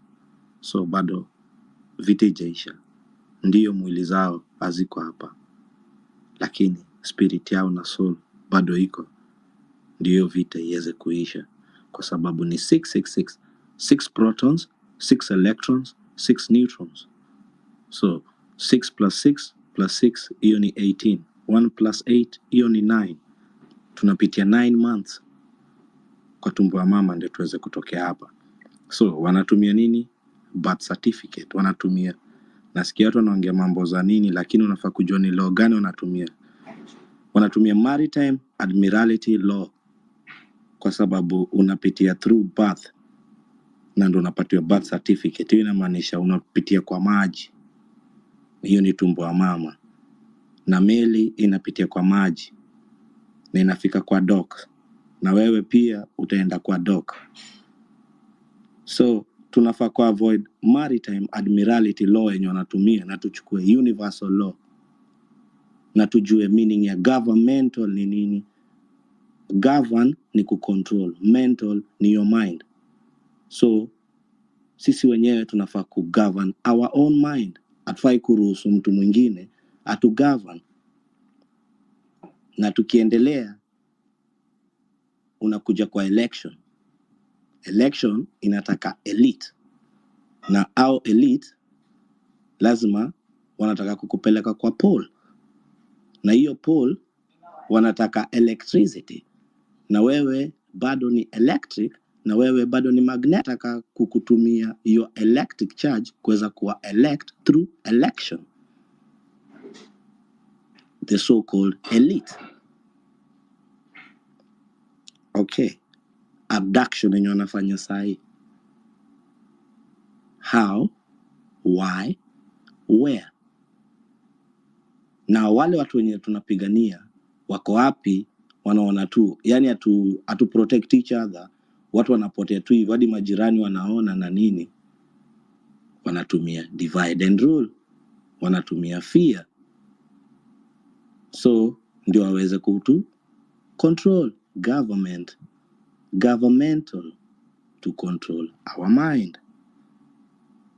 Wana threat wale wenye wanafungua hadi ma space. Inamaanisha kuna impact, na ni big impact. Just an ordinary person who's trying to fight for their own right, unaweza mtumia hadi message kumthreaten na nini. Inamaanisha wow.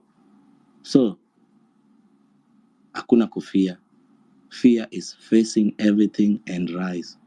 We are not forgetting everything and run. Hizo stories sijui mimi nasikia kusema mambo za moi nini. Sisi kitu tunataka ni basics needs. Hiyo ndio kitu tulifundishwa kutoka utoto.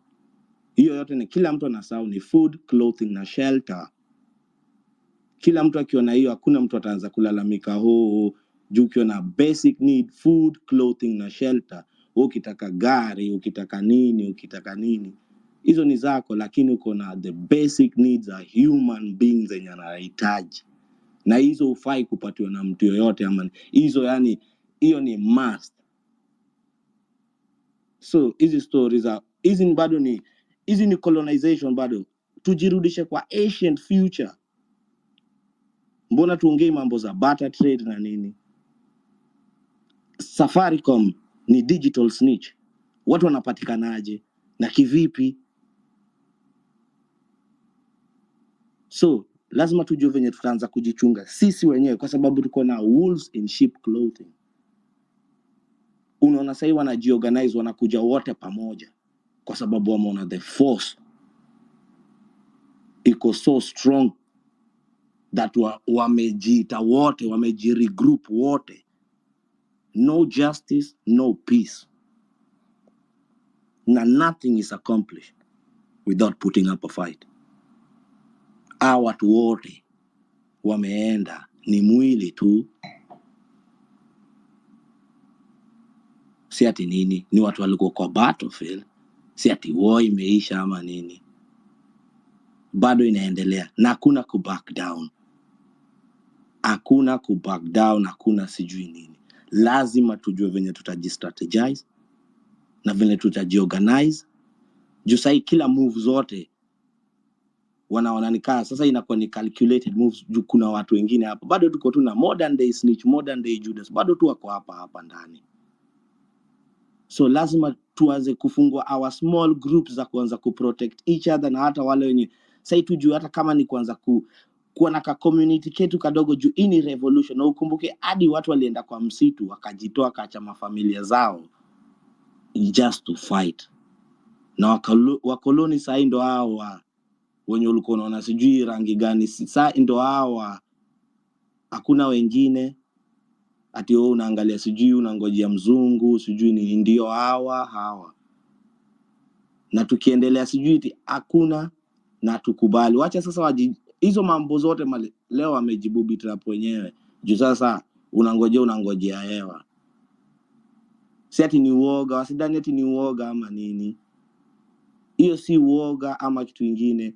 Niliwaambia hii vita Mwenyezi Mungu anataka kuonyesha example ya the whole world na kila kitu.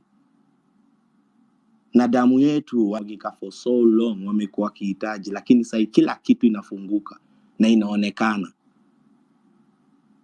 Hizo mamwili na nini before ilikuwa shakahola na, lakini sasa kila kitu ukikaa chini na uanze kucalculate, angalia move zao zote zenye wana make.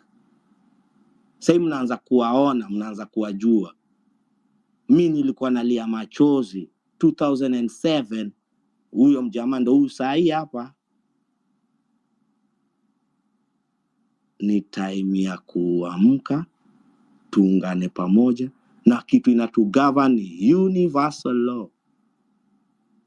Hatutacheza na maritime admiralty law. Wanawaambia sahi ati hivi ni kila kitu ifagiwe upya. Tulikuwa na mababu, kulikuwa na nini, tunaweza kuwa na elders, community elders, si hata tribal elders ama ni community elders. Kwa nini tunataka watu watu govern? Hatuwezi jigovern wenyewe? Angalia sasa watu wako kwa depression. Na kwa hiyo depression ndo nasema sasa tunachukua deep session, na lazima pia tunaingia kwa fasting na praying.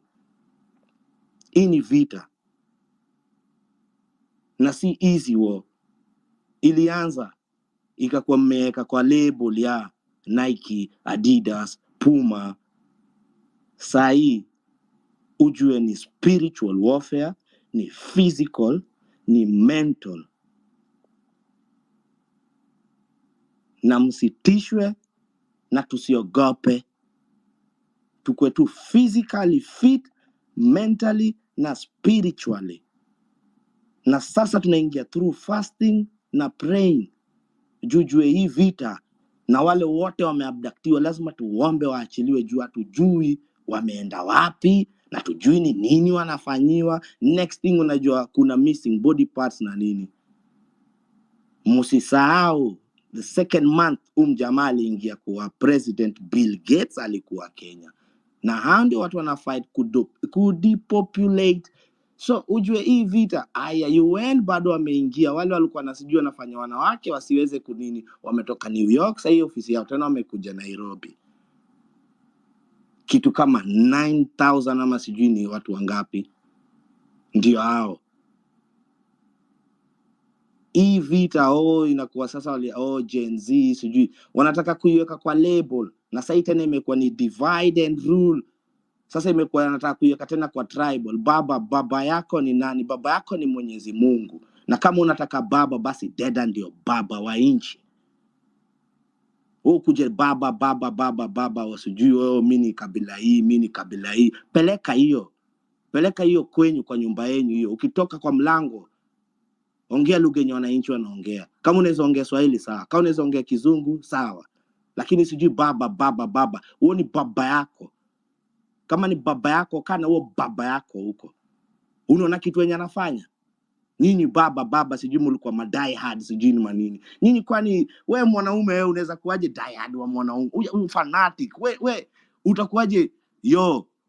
Wake up sasa tuamke man. Na sasa wanajiunga, wanajiregroup, wanakuja na strong force, na waambia na sasa lazima tuamke.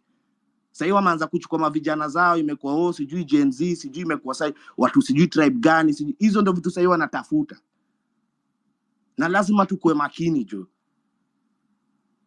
Tusijiweke kwa level yao na tusikubali kuweka kwa hiyo level, kwa sababu Mwenyezi Mungu ametufungua macho.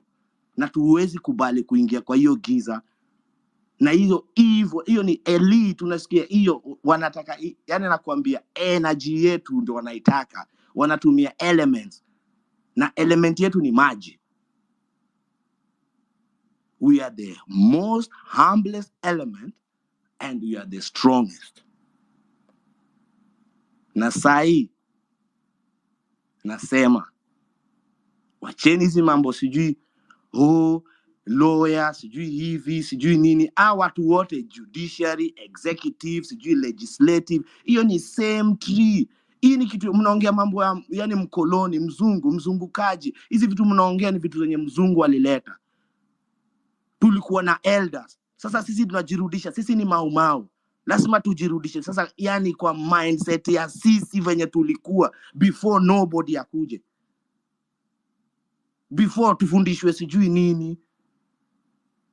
Lazima tujirudishe na tujiheshimu, tuache kujidharau. Tulijidharau yani for so long, ndio hao watu wamekuja yani wanatuchukua ni kama mafala, kama yani unaona mtu ameua, inakuwa unatafuta mtu sijui ametokea sijui wapi, hata mtu mwenye hata ezi uamende unamleta sijui ni, yani hizo mahesabu, hizo ni calculations zenye manzejo pimbi. Mimi tu kitu naweza taka tu watu yangu tu tusibebwe mapimbi na tusikubali kubebwa mafala hivyo. Tusha play full for a long time and now tumekacha wa wisdom. Na tusikubali kubebwa ufala tena. Yani enough is enough. Kama imekuwa basi wacha amalize venye wanasema ni mavijana, sijui imekuwa inaitwa sijui ndio Gen Z, sijui millennials, sijui Gen Alpha, hizo zote sijui hata zilitokea wapi. Hii ni shida, huyu mjamaa ameleta shida, na hii ndio shida inataka kutatuliwa hapa. Haina sijui label ya hivi sijui hivi ama hivi, hiyo baadaye itakuja inaleta tu bado mambo mingi. Kila mtu anafinywa. Wazazi walikopa pesa ngapi watoto waende shule? Watu wamegraduate wako na certificate, wengine wanauza mapencil kwa barabara, wengine ni mahita, wengine wamekuwa hadi makonkodi. Sasa usikuje kujua ati uko educated. Kwanza unajua educate ni nini? Ku-educate, chukua tu kalamu alafu unajua English. Lazima ujue English pia ni word walitumia spell. Okay. Ruto sahi ako possess. Jua kuna possession. So tunaongea nini hapa? Tuanze kujua juu sisi ni wakina nani na tuko wamekujijua sisi wenyewe. Know thyself. Hata wameziweka kwa vitabu zao. Know thyself. Hiyo ndio kitu moja kwanza muhimu. Yani tujijue. Juu sasa kwanza tunajipata kwa mix up. Main agenda hii ni nini? Main agenda ni Ruto azidi, na si yeye tu peke yake. Yani hiyo yote fagia yote, yani nakuambia vitu zote walituwekea. Tuanze upya. Tujitibu sisi wenyewe. Sisi ndio sahi madaktari sisi wenyewe. Opposition ndio sisi wenyewe. Hakuna nini. Enough is enough. Ama bwenyenye wanajipaga piga maperfume, wamekuja kuvaa masuti hapa sijui pesa. Wewe unakuja ujue ni mafala. Mimi nakwambia mtu anaenda kununua mshipi ya 50,000 ujue ni fala. Mtu anaenda kununua kiatu sijui 170, huo ni fala. Yani ukikaa tu ukimwangalia na ukikaa chini ukifikiria, mimi nakwambia ni pimbi kuruka. Wewe ende kununua mshipi 50,000. Yani pesa iko mingi hivyo, yani hadi unaenda kuharibu hivyo. Juu si yako. Na utakaa chini uentertain na nini, kuliko sijui na wengine sijui ni masonko wakakuja. Sasa wengine puppets sasa wanatumia kuosha dosi sijui ndio KRG the donkey.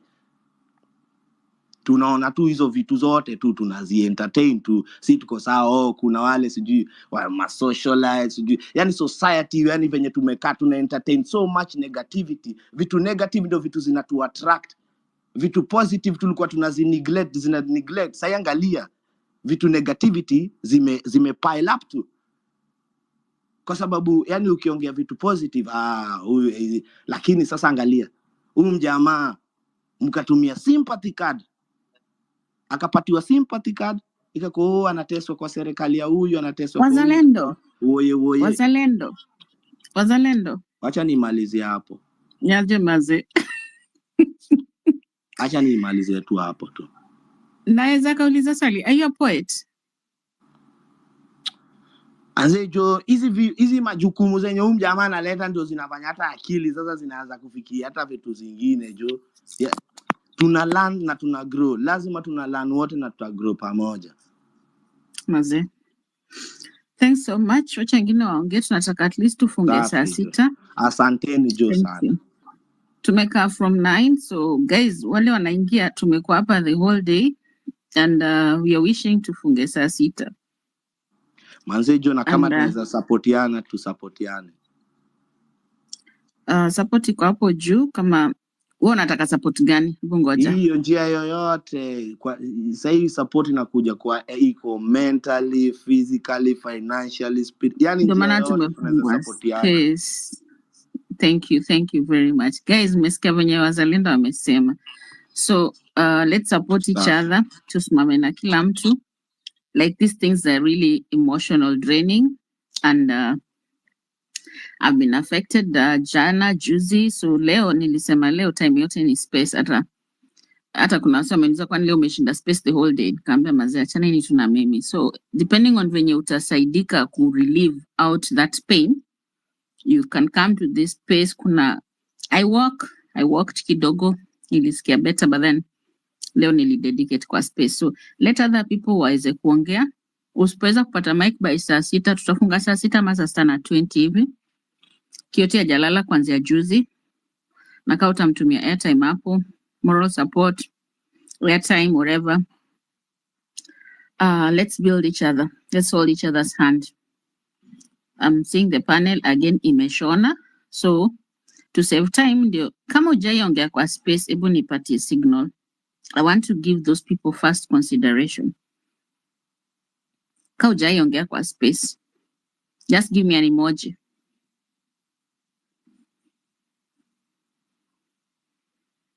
Oh my God. Research evaluator. Okay, thank you very much for this space.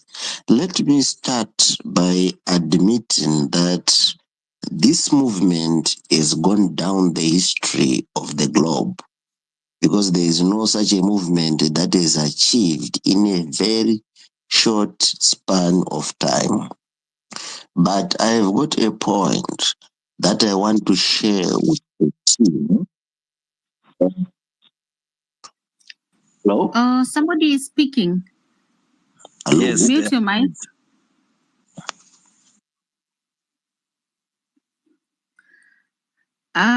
Nilipatia mtu moja mic. Ukiingia nikikupatia like if I add you kwa speaker, una chill tu because mic itakuja ikiwa iko off.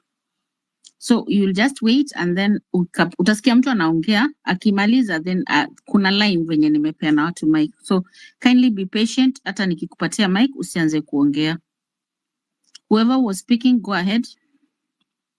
Right. So what I am saying is that you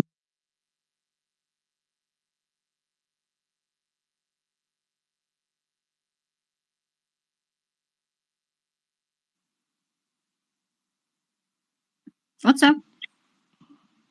Are you there? Hello, can you hear me? It's gone. Hello? Yes, I can hear you. Yes, what I'm saying is that you need now to be proactive because as things go, the government may declare the movement a terrorist movement because now they are trying to get the leads of the sponsorship of people who are outside. And when they see that you are now coming hard, possibly to remove the head of the state can declare and say that now this is a terrorist movement sponsored by the people who are outside or terrorists outside.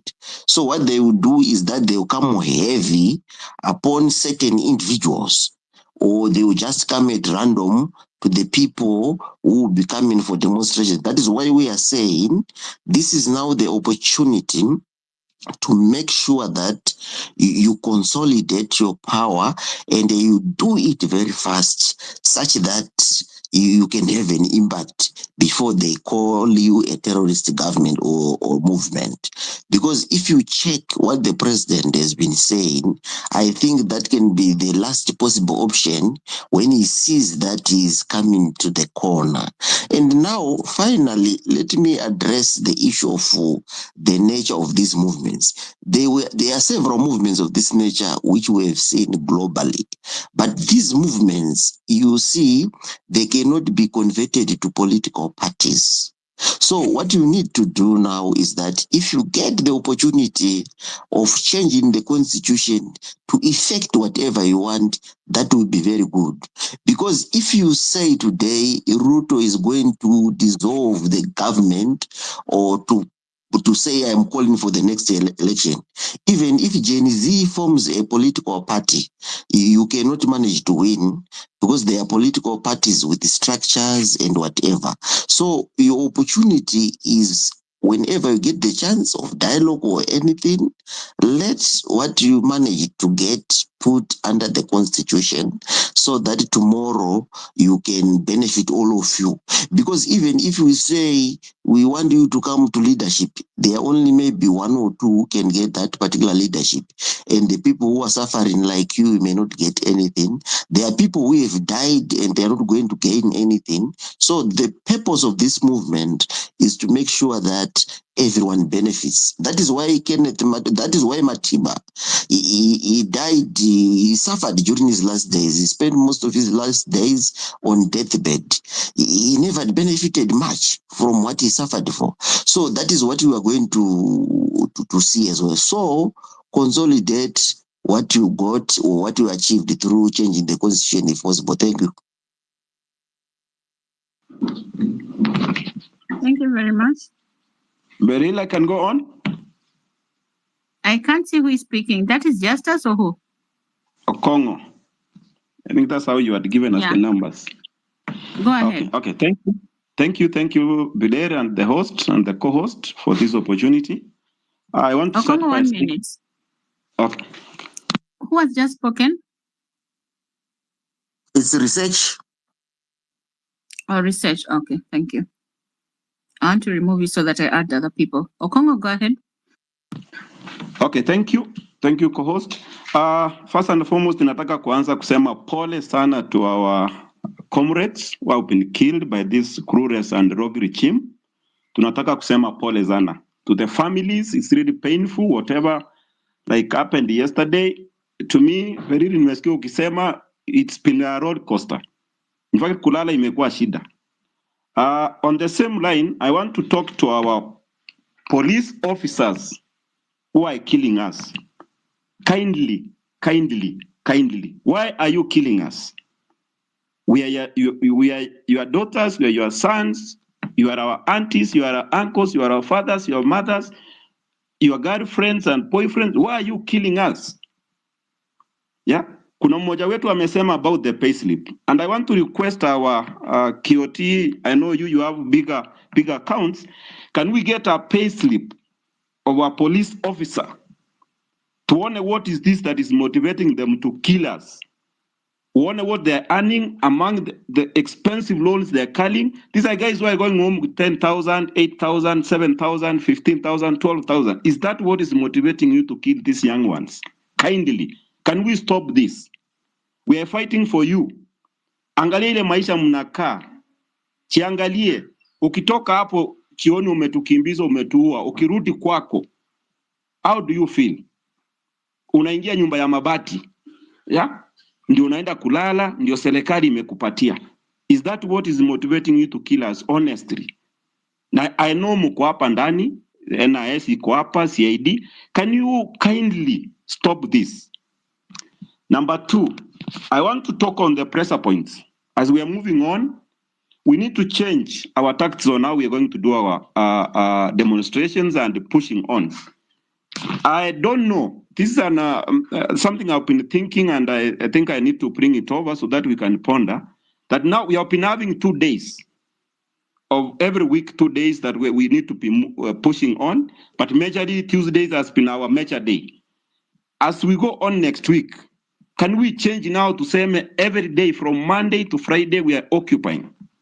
so that we can increase pressure. Ndio watu tuone kama watasikia what we are saying. On that same sense, on Tuesday, I'm proposing this, that the areas we're going to occupy, the major roads, like roads ya kuenda JKIA, Jomo Kenyatta International Airport, Mombasa Road, all roads which are going to foreign offices, yeah? All the NGOs that tuko nazo hapa, the foreign offices, the ambassadorial, if we can occupy those roads, na tukioccupy ni kwenda pale tunakaa chini. Uko na machi yako, uko na your flag, tunakaa hapo chini. Ndio tuone the pressure if it's gonna increase, because we need to check where we need to increase our pressure points. Another thing, this one is to our legal team. We having a lot, these guys for the last 2 years, they have been operating unconstitutionally. If you look at the bills zenye zimepitishwa, a number of them, they are not supposed to operate where you are saying you are in a democratic country. Siko mingi sana, like the one which is coming in court in Machakos about mambo ya seedlings, that we are not supposed to buy our indigenous seedlings. Sasa tuanze kununua hizi vitu za Bill Gates. That is how we have been auctioned, guys.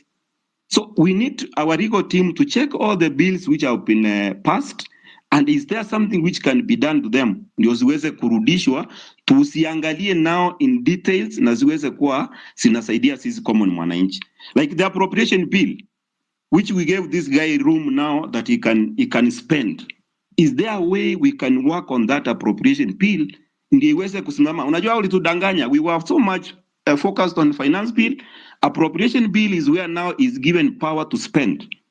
And he was given that because it was signed na ikakuwa law. Now they are spending. Hizi vitu unasikia anaanza kusema, oh, they are cutting this, also wanafanya nini, they are reducing on this. If we can go to that appropriation bill na something to be done, that will come to a standstill.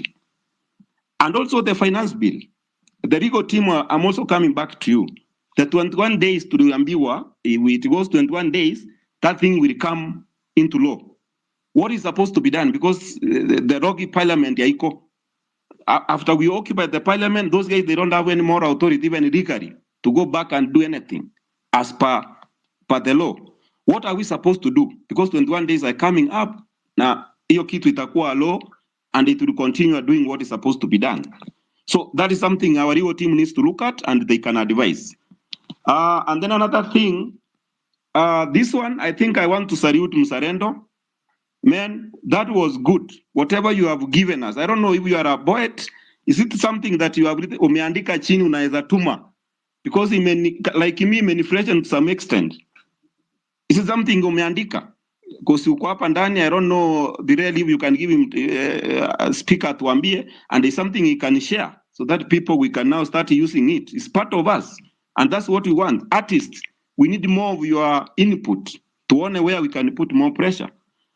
And then another thing is to bring fire, because when we occupied parliament, we had a cause and we brought in everybody. But at some point, it's kind of, we are being left. Our parents, our uncles, our aunts, they're moving back. Is there something we can do to bring them on board? Imagine, kila mtu atoke on Tuesday, tuchikute tuko watu 30 million on the street. Would that guy wait us in State House? Na tuseme sasa tumeingia hapa 30 million people, aturudi nyumbani leo. Tuko hapa the whole day, tuingie night, hivyo. Will they wait? So how can we bring back the fire? How can we bring everybody on board? Yeah? I know there are several people from the poll imefanywa leo, you can see almost 80% of people in Kenya are supporting this. Yeah? Even in our security apparatus, I know we have guys inside there who are supporting us. Yeah? So if we can see how we can bring everybody on board to increase, say now we want 30 million people in the street of all walks. Hakuna hapa sasa kuseparate yoto, we not only these chances hapana. Everybody, our grandparents, our parents, those who can make it, waingie the street, we can achieve this. You know, we are at a point where we can't return back. And if we give this guy room, aweze kupata hii maisha yenye Raila anataka kumpatia, the another political conman who has used Kenyans for his own benefit. The face of poverty in Kenya and Africa. Yeah. the face of backwardness, individualism. This is a guy who doesn't care about us. How many people have been killed because of Raila? Now he's here telling us he wants to support a sinking ship. Honestly, we have to change. I don't know what we can do to bring back the fire so that everybody aingie on course, ndio tuweze kuona how to move forward. Kumarisia kabisa is about the issue of forming what government, handshake, I don't know, government of national unity, a lot of nonsense and bullshit. We cannot allow this. Look at the people Raila has given out the names. Akina Joe, what tunajua their characters. Akina Oparanya, these are people who have cases in court. Yeah.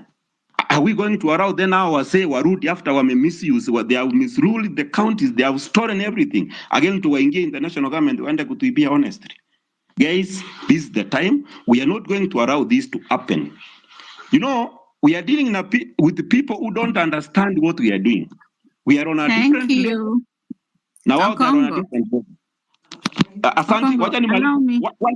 One second, kindly. 1 second. I'm just dropping. Kindly. 1 second. Please. Thank you. Mine is to encourage you guys. Na waombea kila mtu tukue na hiyo support system. Let's move forward. We are almost there. We only need one final punch and we will be there. Thank you so much for the space and we will continue supporting one another as we move on. Mungu awabariki.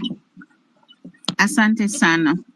Let's at least take 1 minute and a half so that kila mtu aweze kuongea. So if I give you the mic, just be brief, usirudie what others wamesema. So Honest, I'm trying to add you, kindly leave the space and then join again. If you're seeing that connecting, I'm really trying to add everybody that is on the speaker so that I close with the request. So if I can't add you, Ukiya not connecting, like Honest, I'm seeing connecting. And who else? Drop me from the speaker. Yeah.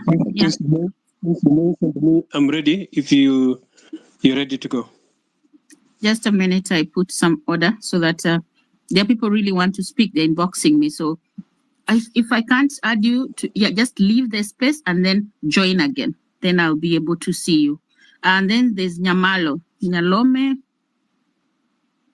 If you're there, you can raise your hand. I can't see you. I can't see you. So, Justice, were you speaking or it was Moses? Somebody spoke. It was me. You had mentioned me earlier. I think it's fair to just yes. Kindly go ahead. Thank you so 1 much. minute and a half. Oh, okay. It's a bit short, chaotic. Okay, take 2 minutes. And thank you for the opportunity to be part of the conversation. And I want to commend you. One thing that is clear, and the next step of action is that Ruto must go. And there's no two way about it. I would also want to encourage us that change is spontaneous. Change is not static. And yes, we've had heroes in the past who fought for change. And the things they fought for, sometimes they get confused and tend to believe that those are the same things that we're still fighting for to date. Yes, our forefathers fought and liberated us from colonialism, the Mbeberu, and we heroize them. We had the second liberation, fight against a one-party system to democracy. We heroize them. We have guys who have championed, constitutional reforms, and they remain our heroes. But it will be very unwise of them to overstay and also not be dynamic enough to understand that the change is not a static point. And the things that we're asking for today actually are the things that are hurting us the most, and people have mentioned them. You see economic policy where somebody is forced to tax even the basic social needs like health, like education, even the social needs, the basic social provisions like food. If the people are allowing their government to add obstacles or raise taxes from these areas, seriously, what manner of exploitation can this be? And the persons who are pushing them are not persons who have good interest of the citizen at heart. Instead of them feeling us, they are fleecing us. Instead of them serving us, they are sacrificing us as the altars of these deals. Seriously, how can they administer justice when their hand is full of blood? They talk about defeating corruption, yet their pockets are bursting with loots. These individuals have brought a lot of pain and a serious burden and the poverty that they've caused in our land, which is not bearable. And if you, wherever direction you turn to, if we actually do not stand the way we are standing straight to let them fall off our back, anytime we bend again, these guys will climb back and they'll sit pretty. So my urge for us is to stand strong and then move forward the way we began. Yes, I must also urge us to be careful against compartmentalization that they're doing, because when they try to compartmentalize this change as within the age group, you must be aware that the person who normally used divide and rule has always been the colonialist, where you divide people within their age gap, you divide people against gender, you divide people against, long nose, short nose, dark skin. And on these things, these tactics are always meant to conquer you. So I think we must also structure ourselves, which I am proud to mention that I didn't begin this today. I've been in the street. I was shot. I've healed. I've visited our comrades in hospital, especially Kenyatta, and guys visit them because when you visit these comrades, some of them lying in the bed, they just need hope. Remember the last guys I talked with, I really inspired them, and they felt the need to come back. One said he's not having a leg, but when he gets out of hospital, he will still get back to the street because of the inspiration we gave one another. And we cannot afford to fail them. We cannot afford, especially, I even went to the morgue. I saw those who are in the fridge. It's not as somebody said, yes, it may be disturbing, but for the cause that they've sacrificed their life for, these guys are heroes. To me, I remember them and I get energized, I get strengthened. I'm not traumatized per se. I get more understanding, more avenues on how to move forward. So I would urge us to visit them wherever you can. Check them, like also Kenyatta has admitted a number. Take your time. Just also share with them. I know some of them also do join spaces, as I advised them. But some lost the phone. So they're difficult, various difficult situations. So what I'm trying to say is that I have been in the forefront. But I've not just been in the forefront. I've longed for this for quite a number. There's a time when we were speaking like this and we were like lonely voices. I've participated actively in the political activities, even in the election, and we've seen massive gerrymandering in our faces. We've seen national office, institutions being weaponized against innocent aspirants whom they think are a threat to them, only to qualify individuals who actually lack merit and have led us to where we are. I saw. I was having my brother Ruben Kigame, who went to court and challenged the nomination process of last election, and the court awarded him that the nomination process was unconstitutional. Yet IEBC went ahead and eliminated him and a number of us. And guess what? The individuals who had questions, even on their characters and integrity questions, are the ones who are cleared. And here we are again with the same mess. So somebody telling us to lower our guns and start negotiating and dialoguing. Which organizations or institutions are we going to dialogue with? We've tried them, even in the election following these processes. They keep on messing them. I've seen EACC lying against candidates. A candidate was EACC claimed actually crafted a candidate's ID, reduced his ID from 8-digit to 7-digit, and gazetted that 7-digit as the person having registered fraudulently as a voter, at because of that 7 digits that they were they were gazetting. Yet the person had 8 digits ID, which the person had submitted with them, only to be corrected by IEBC later after the person had been nullified. There's nothing we've not seen in this country. These guys are outrightly lawless, with impunity. They manipulate our institutions, and then when you push them to a corner, they sit back and begin to point to you. Point us towards the same institutions that they've been violating. So to me, I believe the chief.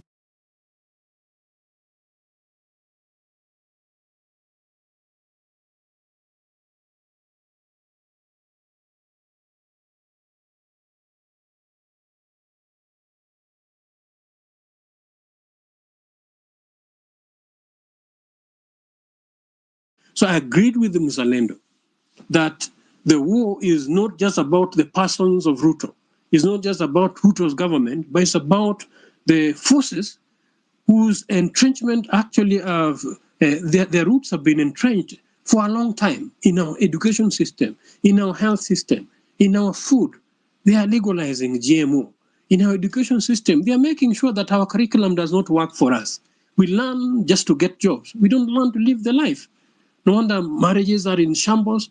The society is just social degradation. Deprivation is actually is being just, the progress is being reversed, and a number of things that we can highlight. And these are the agents that they are using to implement these things. So we have to cut off these legs. We must deny them their agents. And the agents they are now trying to use, actually they are popular ones, like the ones that were successful in the previous changes, like the names you're mentioning. And these guys are being thrown on our faces to stop us and divide us within the tribal lines, and divide us within the age group, age limits, or divide us through religious lines. And I believe, the joy I'm having, like when I see people like Mzalendo, is that we can recognize them. We can, detect their lies. And we need to have sessions or like this as often as possible, to reassure people's commitment, and to re-strategize, as somebody mentioned. And of course, our strategy are not going to be, we're not going to broadcast them here. We must also find ways now to make sure that we're effective. For example, we fought for IBC to be instituted. The mechanism of instituting IBC is as per the law. There are various organizations who will be appointing and nominating select panels, like political parties should select 3 people. Religious society should select 2 people. Parliamentary service, and LSK, and even the certified accounts. And then all of these individuals, if we are wise, I think we can't afford to be left out as Gen Zs. We must make sure that we have our individuals who are going to make those selections. We can't fight, then we get a process, and then we allow them to run with it, only to yield the same problem that we've been having. So as I'm a party leader, I'm a leader of political party, Justice and Freedom Party. My party has reached out to Gen Zs who are willing. When they are going to appoint tech representatives, I would rather my party send an Gen Z. And we support individuals who have capacity to make sure that we elect individual the characters that we are looking for. Yeah, so I no need to talk a lot. I know I've gone beyond the 2 minutes. Forgive me, KOT. Will keep appearing that we and share more, but I urge you to move forward. I urge you to strengthen the weaker limbs, and then let get strong. Let's soldier on, and let's follow one another. Like you follow me, I'll follow you back, and keep each other posted and updated. And I agree with you. Wherever you are, let's be each other's keepers. If you see somebody being abducted or somebody is being harassed, I think it's okay. Let's extend the courage and question and ask, record. And if possible, if you're able to intervene, intervene. I believe if we keep soldiering on, this thing is almost there. It may just need just a little punch, and the whole process will be done. So let's keep moving forward, comrades, and have a good night. Well, Justice, thank you very much. Your mic will go to kuachilia. Tomorrow we'll hold another space. Thank you very much for your input. I'm really trusting that you're going to finish with everybody on the speaker panel so that Kibet, are you there? Zane? Nothing? Yes, I'm there. Yeah. Okay, so we go Kibet. We have around 15 minutes. So we go 1 minute and a half or 2. Okay, thank you so much. Thank you so much. Thank you so much, Piril, for this. How many minutes you gonna take, man? I'll take the little time, boss. But me, I'm actually straight to the point. I don't have to waste a lot of time. I know you guys are actually from 9 up to now is not something simple. So first of all, let me actually appreciate you. Let me appreciate KOT. Let me appreciate you, Piril, for actually hosting us on this space. I am Geoffrey, Public Accountant of Kenya.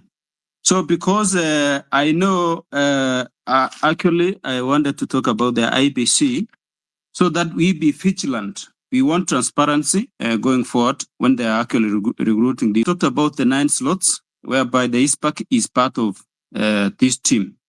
We are actually watching very much. We want to see how our professional body is going to act. I think they are also part of the team who are going to audit the public debt. And so far, we've not heard them saying something. These are the things which we really want to talk about them. We really want to shun them. We want to see our professional body becoming accountable. These are institutions which we are really looking forward to. Going forward, we want to see them styling up and actually speaking everything that is not good in our governance. The other thing that I really want to talk about is the recalling this IBC. Once the IBC is actually instituted, we have to recall our MPs. We really have to exercise all this part of our constitution. Also, the LSK, we really want to appreciate you people. You've done a great job. Today, we also saw what you did for us, uplifting that ban from the CBD. That is a commendable job. We also want to appreciate you, and going forward, please continue standing with us. We really appreciate all the lawyers who actually spoke today. We do have a lot of information on our table. We really thank you. Continue enlightening us. Continue giving us this information so that we know what is the way forward going forward. Also, the office of the Attorney General. I was actually thinking on, is there any way we can change the law? Because who are these people reporting to? They report to the parliament. And this is the rotten parliament whereby they really let us down. Could there be any way we can change the law so that this Attorney General could also have powers to prosecute, powers to take people to court and prosecute these corrupt people until we make corruption to become something which is very hot? I don't know, maybe lawyers would actually have to tell us going forward. Lastly, I don't want to take a lot of time. The spirit should not die. Let us continue with the same spirit. Let us keep on flashing out all these corrupt people. I also want to talk about the ESCC. The ESCC, this institution is so silent. I remember Bishop Oginde when he was still outside. This guy gave us a clear picture of 1 billion. How you can use 1 billion. The 1 billion is, he told us that you can spend 30,000 on a daily basis for 100 years. And it is very true. If you have your calculator and do this math, you'll see that you have to spend 30,000 on a daily basis. It will go for 100 years. Why is it that right now these guys are sitting down? These guys are very silent. We have somebody like Ndi. Ndi once a time, he once said that he wanted to seize part of this country, and then the other part become another country. Right now, because they are inside the money, they are now proud. They are now telling us they are not even saying anything. Why can't they resign and say we can't work with this government? It is too corrupt. Say that we cannot even go. The previous government, they cannot explain the 1.1 trillion Kenya shillings. Why is it that the former president also is keeping quiet? Why can't he come out and shed light about this lost money? Where is the book value of the debt of our country? Otherwise, guys, let the spirit continue. I know God is standing with us. When we were starting the first Tuesday, when we were going to the parliament, somebody closed the space with a prayer. Let us continue standing with prayers as well. We know we are working. We are actually fighting with these spirits. So I would like us to continue encourage each other so that we also include prayers. God is standing with us. Otherwise, thank you so much. Let me rest my case there and also wish you good night. Thank you.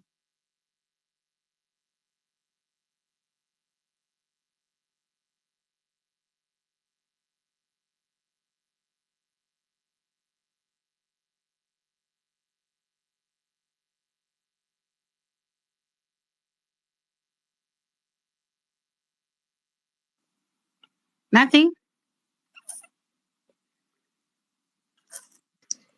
Good evening, everyone. Allow me to start by condoling with the people we have lost along the way. It was very heavy to me. I cried a lot and prayed a lot about that issue. So it's important that we remember them. I think we should find a structure how we can visit their parents, encourage them, visit the ones in hospital. And for your contribution, I appreciate everyone. Everybody brings value to the table. Now, I've heard people saying that, we're getting information overload. But the reason why we are in this problem today is because we were not paying attention. So I'd like to beg everyone, allow, whether it's legal information, whatever information we can get, allow it at any opportunity we get, because they say information is power. There's a gentleman called, is it Mzalendo or Wazalendo? He's highlighted very good points, but I think he's very deep. I think I could pick a few of what he was trying to highlight, but above all, what I'm convicted is that this battle is spiritual. So eventually we will win. And for that reason, do not be lied to by anybody to pick a leader at this point. Reason being, if we give somebody our power to be an authority figure, whether they don't have to put us on the table. Because like Kibet has said, we are fighting principality. They can actually destroy the whole movement because this is a spiritual battle. So do not agree to pick a leader yet. Because okay, partly there are two things. That they're looking for a leader so that they can be compromised, but also they need someone to take authority over the group. And then after that, I'm a Christian, and along the journey I've learned about this. There's a lot of power in giving somebody that leadership. They can destroy you. Now, on another issue I wanted to raise was, some of them have been highlighted. Like, we've seen people walk into Kenya, do whatever they want to do with Kenyans and walk away. We are done being walked over. There was this company that was collecting data right at KICC. We should not allow, whether they are Kenyans working for them, we should not allow data mining. This is not, we're not guinea pigs for anybody. Nani Kibet highlighted about Bishop Oginde. The reason why EACC is not able to move, Parliament removed the conflict of interest clause. So even if, say, people are doing business or they're doing stuff, they have already removed the clause. So EACC can only do so much. About IEBC, somebody highlighted, because we are learning a lot every day, that in this bill that they were signing at KICC, they have said that some of the polling stations may no longer be classes. It may be vehicle or multiple vehicles. So we need to, apart from just saying IBC this, that, let's go through what was that was signed so that we know what is in it. We don't end up having a team that can watch over our elections, but these people can run away and manipulate the votes. What else did I want to address? Yes, there was the issue of Bill Gates. I think we should make sure that man doesn't set foot in this country because that man has contributed a lot to the problems we are facing. What do they mean that we cannot replow our own seeds? These are the tactics the West has used so that tomorrow, you hear the way they talk about Africa. When they're talking about Nairobi, they'll just show the worst of Nairobi. We've been to their places. They also have the same problems we are facing. But we should work with a hashtag IMF and World Bank to keep off Kenya, hands off Kenya. Number two, we should have a strategy. The people we need to put pressure on is embassies. I was so disheartened. I don't watch news, but I was so heartbroken to hear, I'm a student, to hear in class that a Swedish ambassador went to State House in the middle of battle with people's body lying in the streets, with them not being, with families not knowing where their kins are. And you dare go to the to State House to do what? So we need to occupy those embassies. That's actually where we should put the pressure, because those guys, by now they know we are crazy, so they won't want to mess with us. Those are the people who will apply the pressure we need applied. So I think the first, and then we need to align what are our hashtags so that there's no confusion. I'll beg everyone, if it's possible, we can try and consolidate different spaces so that it's a bigger group as opposed to fragments here, there. We bring in a bigger group so that we work as a team, because this divide and rule thing is real. Why was the first protest successful? Right now, there's heavy reliance on the spaces. I said I'm a student. The communication was on and off the platform. So we need to look into how we harness that. I cannot finish without addressing the issue of Ayo. I don't think we should wait until he's abducted and missing so that we can start running a hashtag about him. What if something happens when he's not able to reach us? I think we should start now a hashtag keep off Ayo and we highlight what the issue is. And I'd remember something else. But yeah, majorly we need to focus on the embassy. We need to touch on Bill Gates, and all of us should tag him and say we don't want him in Kenya because, like they said, that control and depopulation, his videos are everywhere. People only look at where he has succeeded.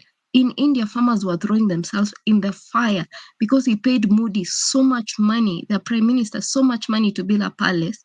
And then they brought that madness of you can't buy seeds, you have to buy from them.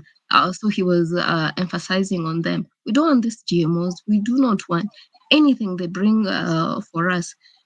Africans have brilliant minds. If you look at how they have wasted us over the years, we have minerals. When they take a rock, we are shown a very small rock in Hong Kong or New York Stock Exchange or auction, and we are told this rock is worth $30 million, and the whole mine they excavated in Africa did not cost. They did not pay us that much money. So we have a lot of work to do, and we have to bring our minds. We cannot get tired. We have to keep going. And then there's the issue of Mzalendo. I listened to him, and he has a lot of concept that I don't have. I don't even have mental capacity to comprehend. But I think we should give him. These are people we didn't know existed. We should give him, and this is the thing with Gen Z, the information they have, the depth is on another level. We should make sure that this guy gets a platform on every space to speak, it will also send a message to these guys that, oh, we are a woke generation. We may not be at the same level as him, but they will understand, because that is where they're operating on the elements. On this one, I didn't even know. I'm a Christian, and I hunger for knowledge, because the Bible says, without knowledge, my people perish. Oh, and we should put pressure on the church. They're the ones who got us where we are. So how can someone be shot and the church doesn't say anything? In fact, the church should be doing that, the work of going to see these people in hospital. They should be contributing. They should be on the forefront. I was raised by a man who loved this country, and my dad used to tell us, if the children ask us what happened, we should tell them our parents failed us. I'm so proud to see who we have become. Because we had Bishop Muge, he told us, I've been to every corner of this nation. Thank you. He told us, Bishop, could you land life. Okay, fine. I'll land there. I thank you, everyone. I join my prayers. Thank you very much. We're going to do another space, so we're just closing on the people that haven't spoken. Dr. Tim, have you spoken? Nothing. Have you spoken? Nothing, King? Yes, I have. I just finished. Oh, your mic is off. I just finished. Jackie C? Hello, yes. Tim? Tim, Dr. Tim here, please. Okay, Tim, go ahead. Yeah, thank you 1 so much minute. for giving me the platform. Yeah, a minute, even less than that one. I also want to say thank you so much because you have given me this opportunity to speak. Actually, I have a very, very important information that I would wish to share together. That we need to understand that once you have been injured, maybe a bullet has been hit on you. If you have been taken to any hospital around, ensure after getting your first aid, make sure that if you feel like you can be able to be transferred to another hospital, you do it as early as possible, because I'm very close to some sources. They are still trying to reach those people in the hospitals and try to ensure that they arm them more. So kindly, that is what I want to share, because I've been in the streets since day one, trying to help those that have been injured until on Tuesday, when I was also injured so much. But I'm still getting on well. But I want to encourage you that we are not going to give up. We are not going to relent anything.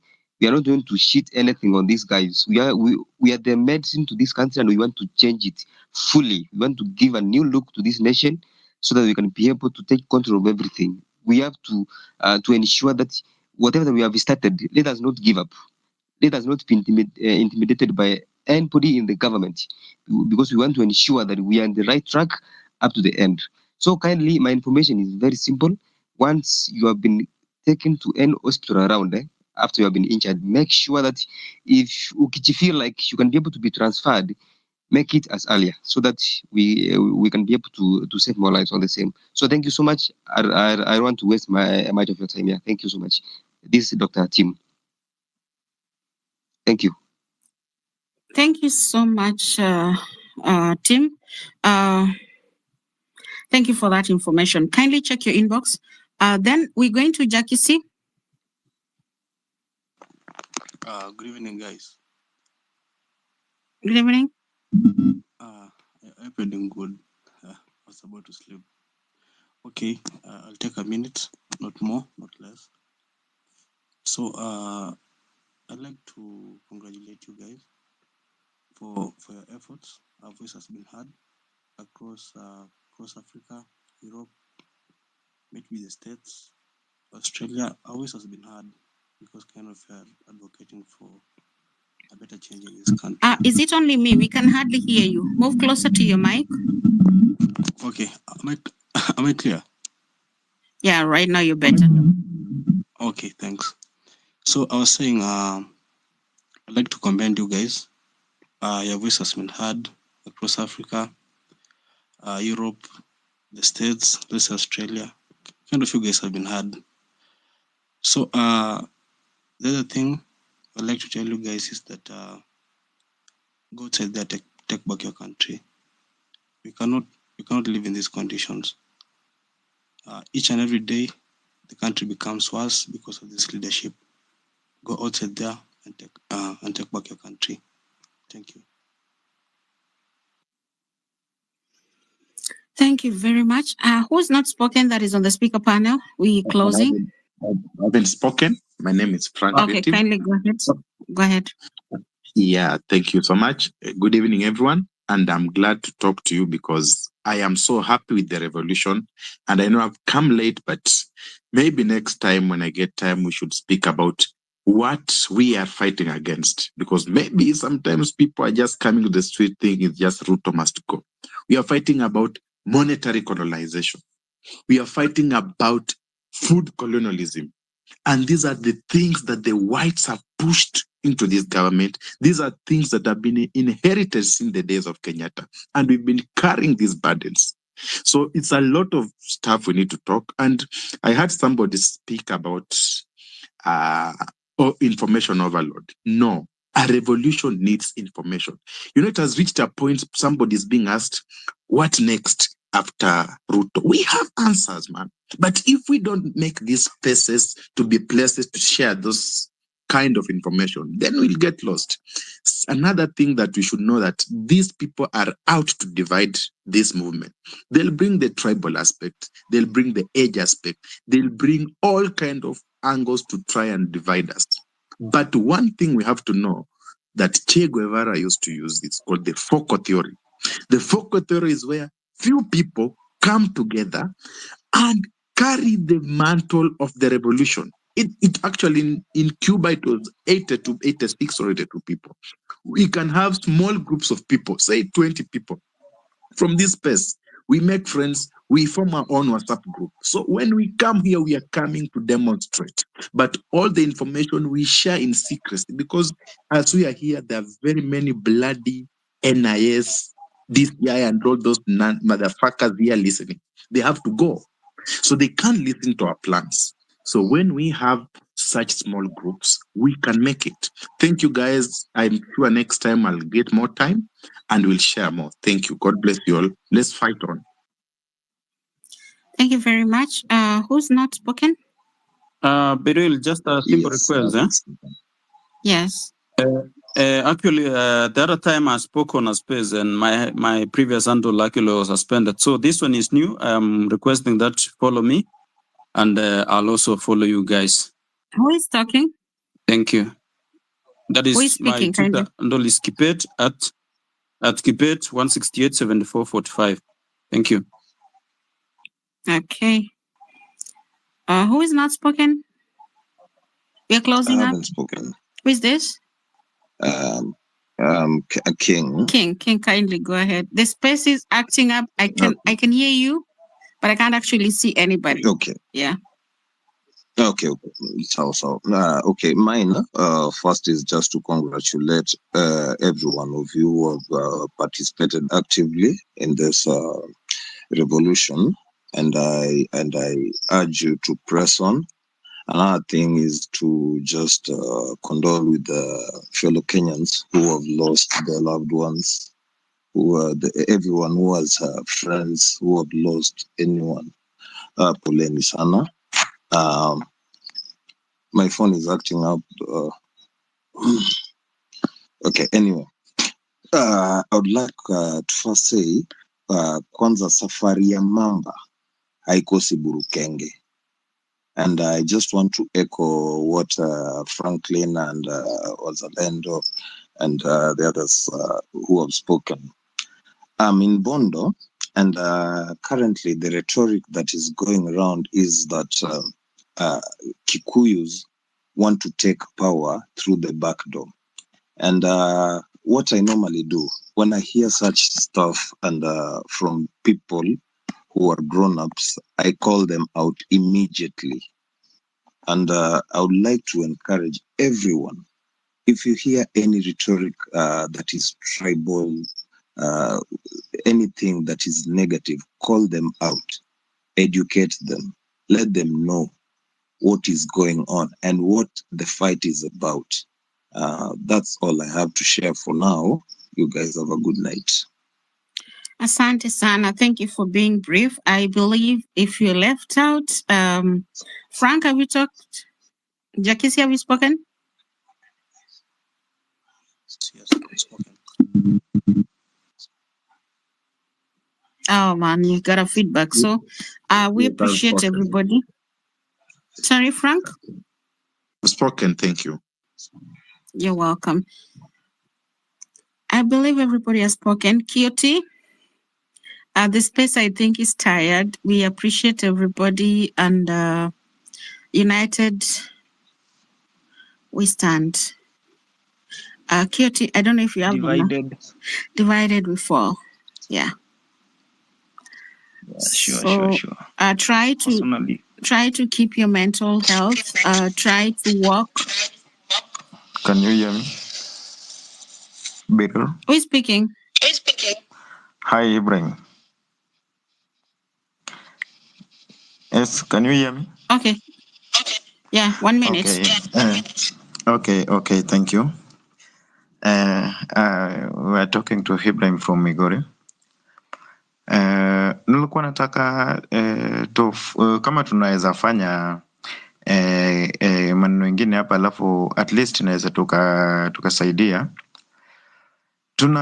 tunaweza mobilize 5 million people because I think in X we have more than that 5 million, and then we can contribute only 50 bob per week. That is a day 10 bob. And again, we will have in our account, we will have 250 million. In 2 weeks, we will have 500 million. So in this amount can help us. In any time we are going to demonstrate, we can use this money for wale watu wenye wameenda maandamano, at least mtu anaweza pata hata maji. And again, tunaweza nunua kitu kama uniforms and red beret, ile kofia ya red. And again, hii pesa, kuna kitu hapa tukikaa tukitulia, at least kitu yenye tunafanya haiwezi kuwa poa. Maybe tukipiga hesabu, because hii pesa kama sisi watu wa Nyanza region, kila pahali kwa Kenya, at least tunaweza mobilize watu ili watu wafike Nairobi and tuone ni date gani ama ni siku gani tunaweza enda to storm State House and watu wenye wanakufa wakufe. Hata kama watu wanakufa, for example niseme 50 people they were dead, and kitu yenye tunapigania tumalize hiyo siku na ishe na William Ruto and his regime corrupt people waende nyumbani. And again tuone vile sasa maneno itakuwa. So I think that is my opinion. And nikikata simu kulingana na time nikitoka kwa X, ningependa kusema Ruto must go and his regime. Thank you. Thank you very much.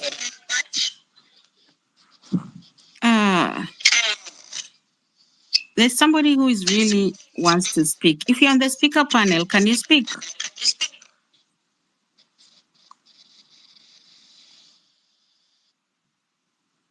If you're on the speaker and you haven't spoken, can you speak? Okay, Kioti, back to you. I want to appreciate everybody. It was a pleasure. I think this is the longest space I've held, but I was giving back. And we've got a lot of information. And we appreciate everybody. But Wazalendo, I really want that poem.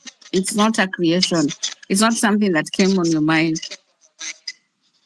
So kindly, we appreciate everybody. And anything that you see that is vital information, share with us. Share with us. And I will just turn off there. Kioti, take it up and then you can close it for a new dawn. God bless you all. Okay, personally, I want to say thank you guys for tuning on this space. We have been up for how many hours? Around 24 hours. Yeah. Because I remember I opened this space the other day. It was on Wednesday. Then ikanguka kidogo for about 10 minutes. Then tukayamusha. And so we have been here for more than 24 hours. And of course, I can't take it for granted. You people have been my audience and you've shared a lot of things on this space. I'm very, very sure that any person who will listen to the recording of this space will be enlightened and of course delighted and will be happy because all of us have been positive towards changing this nation, bringing sanity in our nation, and ensuring that the leaders are accountable for whatever they've been doing with our funds. And so, guys, once we go to sleep, just pray that may God watch over you. He gives us health and of course energy so that even when we wake up the following day, we'll be back here tuongee mambo yenye hatujaongea. So guys, I really appreciate all the co-hosts I've been with. Be Real, nimekuwa na Afro, nimekuwa na Ayo, Kowino, Six, nimekuwa na Chege.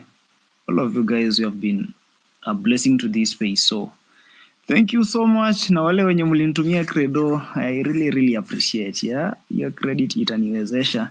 Na pia to those who contributed some cash. Yeah, there are people wenye walienda tao leo actually. So I catered for around 3 buses. Kawalipia walifika tao, but najua venye kulikuwa Uhuru Park kulikuwa noma sana. But they were very positive. So you guys, I know you are very positive, and next week on Tuesday we are still out on the streets, and of course we'll occupy wherever we want to occupy. Also want to thank the NIS who are here. Yeah, you people have been following up on us. It means we are giving you work. Yeah, hamjakuwa na kazi because even the other day, Rigathi Gachagua said you people have been failing the government. So continue being with us here. Mkijua whatever we are planning, but just know that whatever we are planning here is for the good and benefit of this country. Otherwise, guys, thank you so much. Nataka tufunge na maombi. There we go.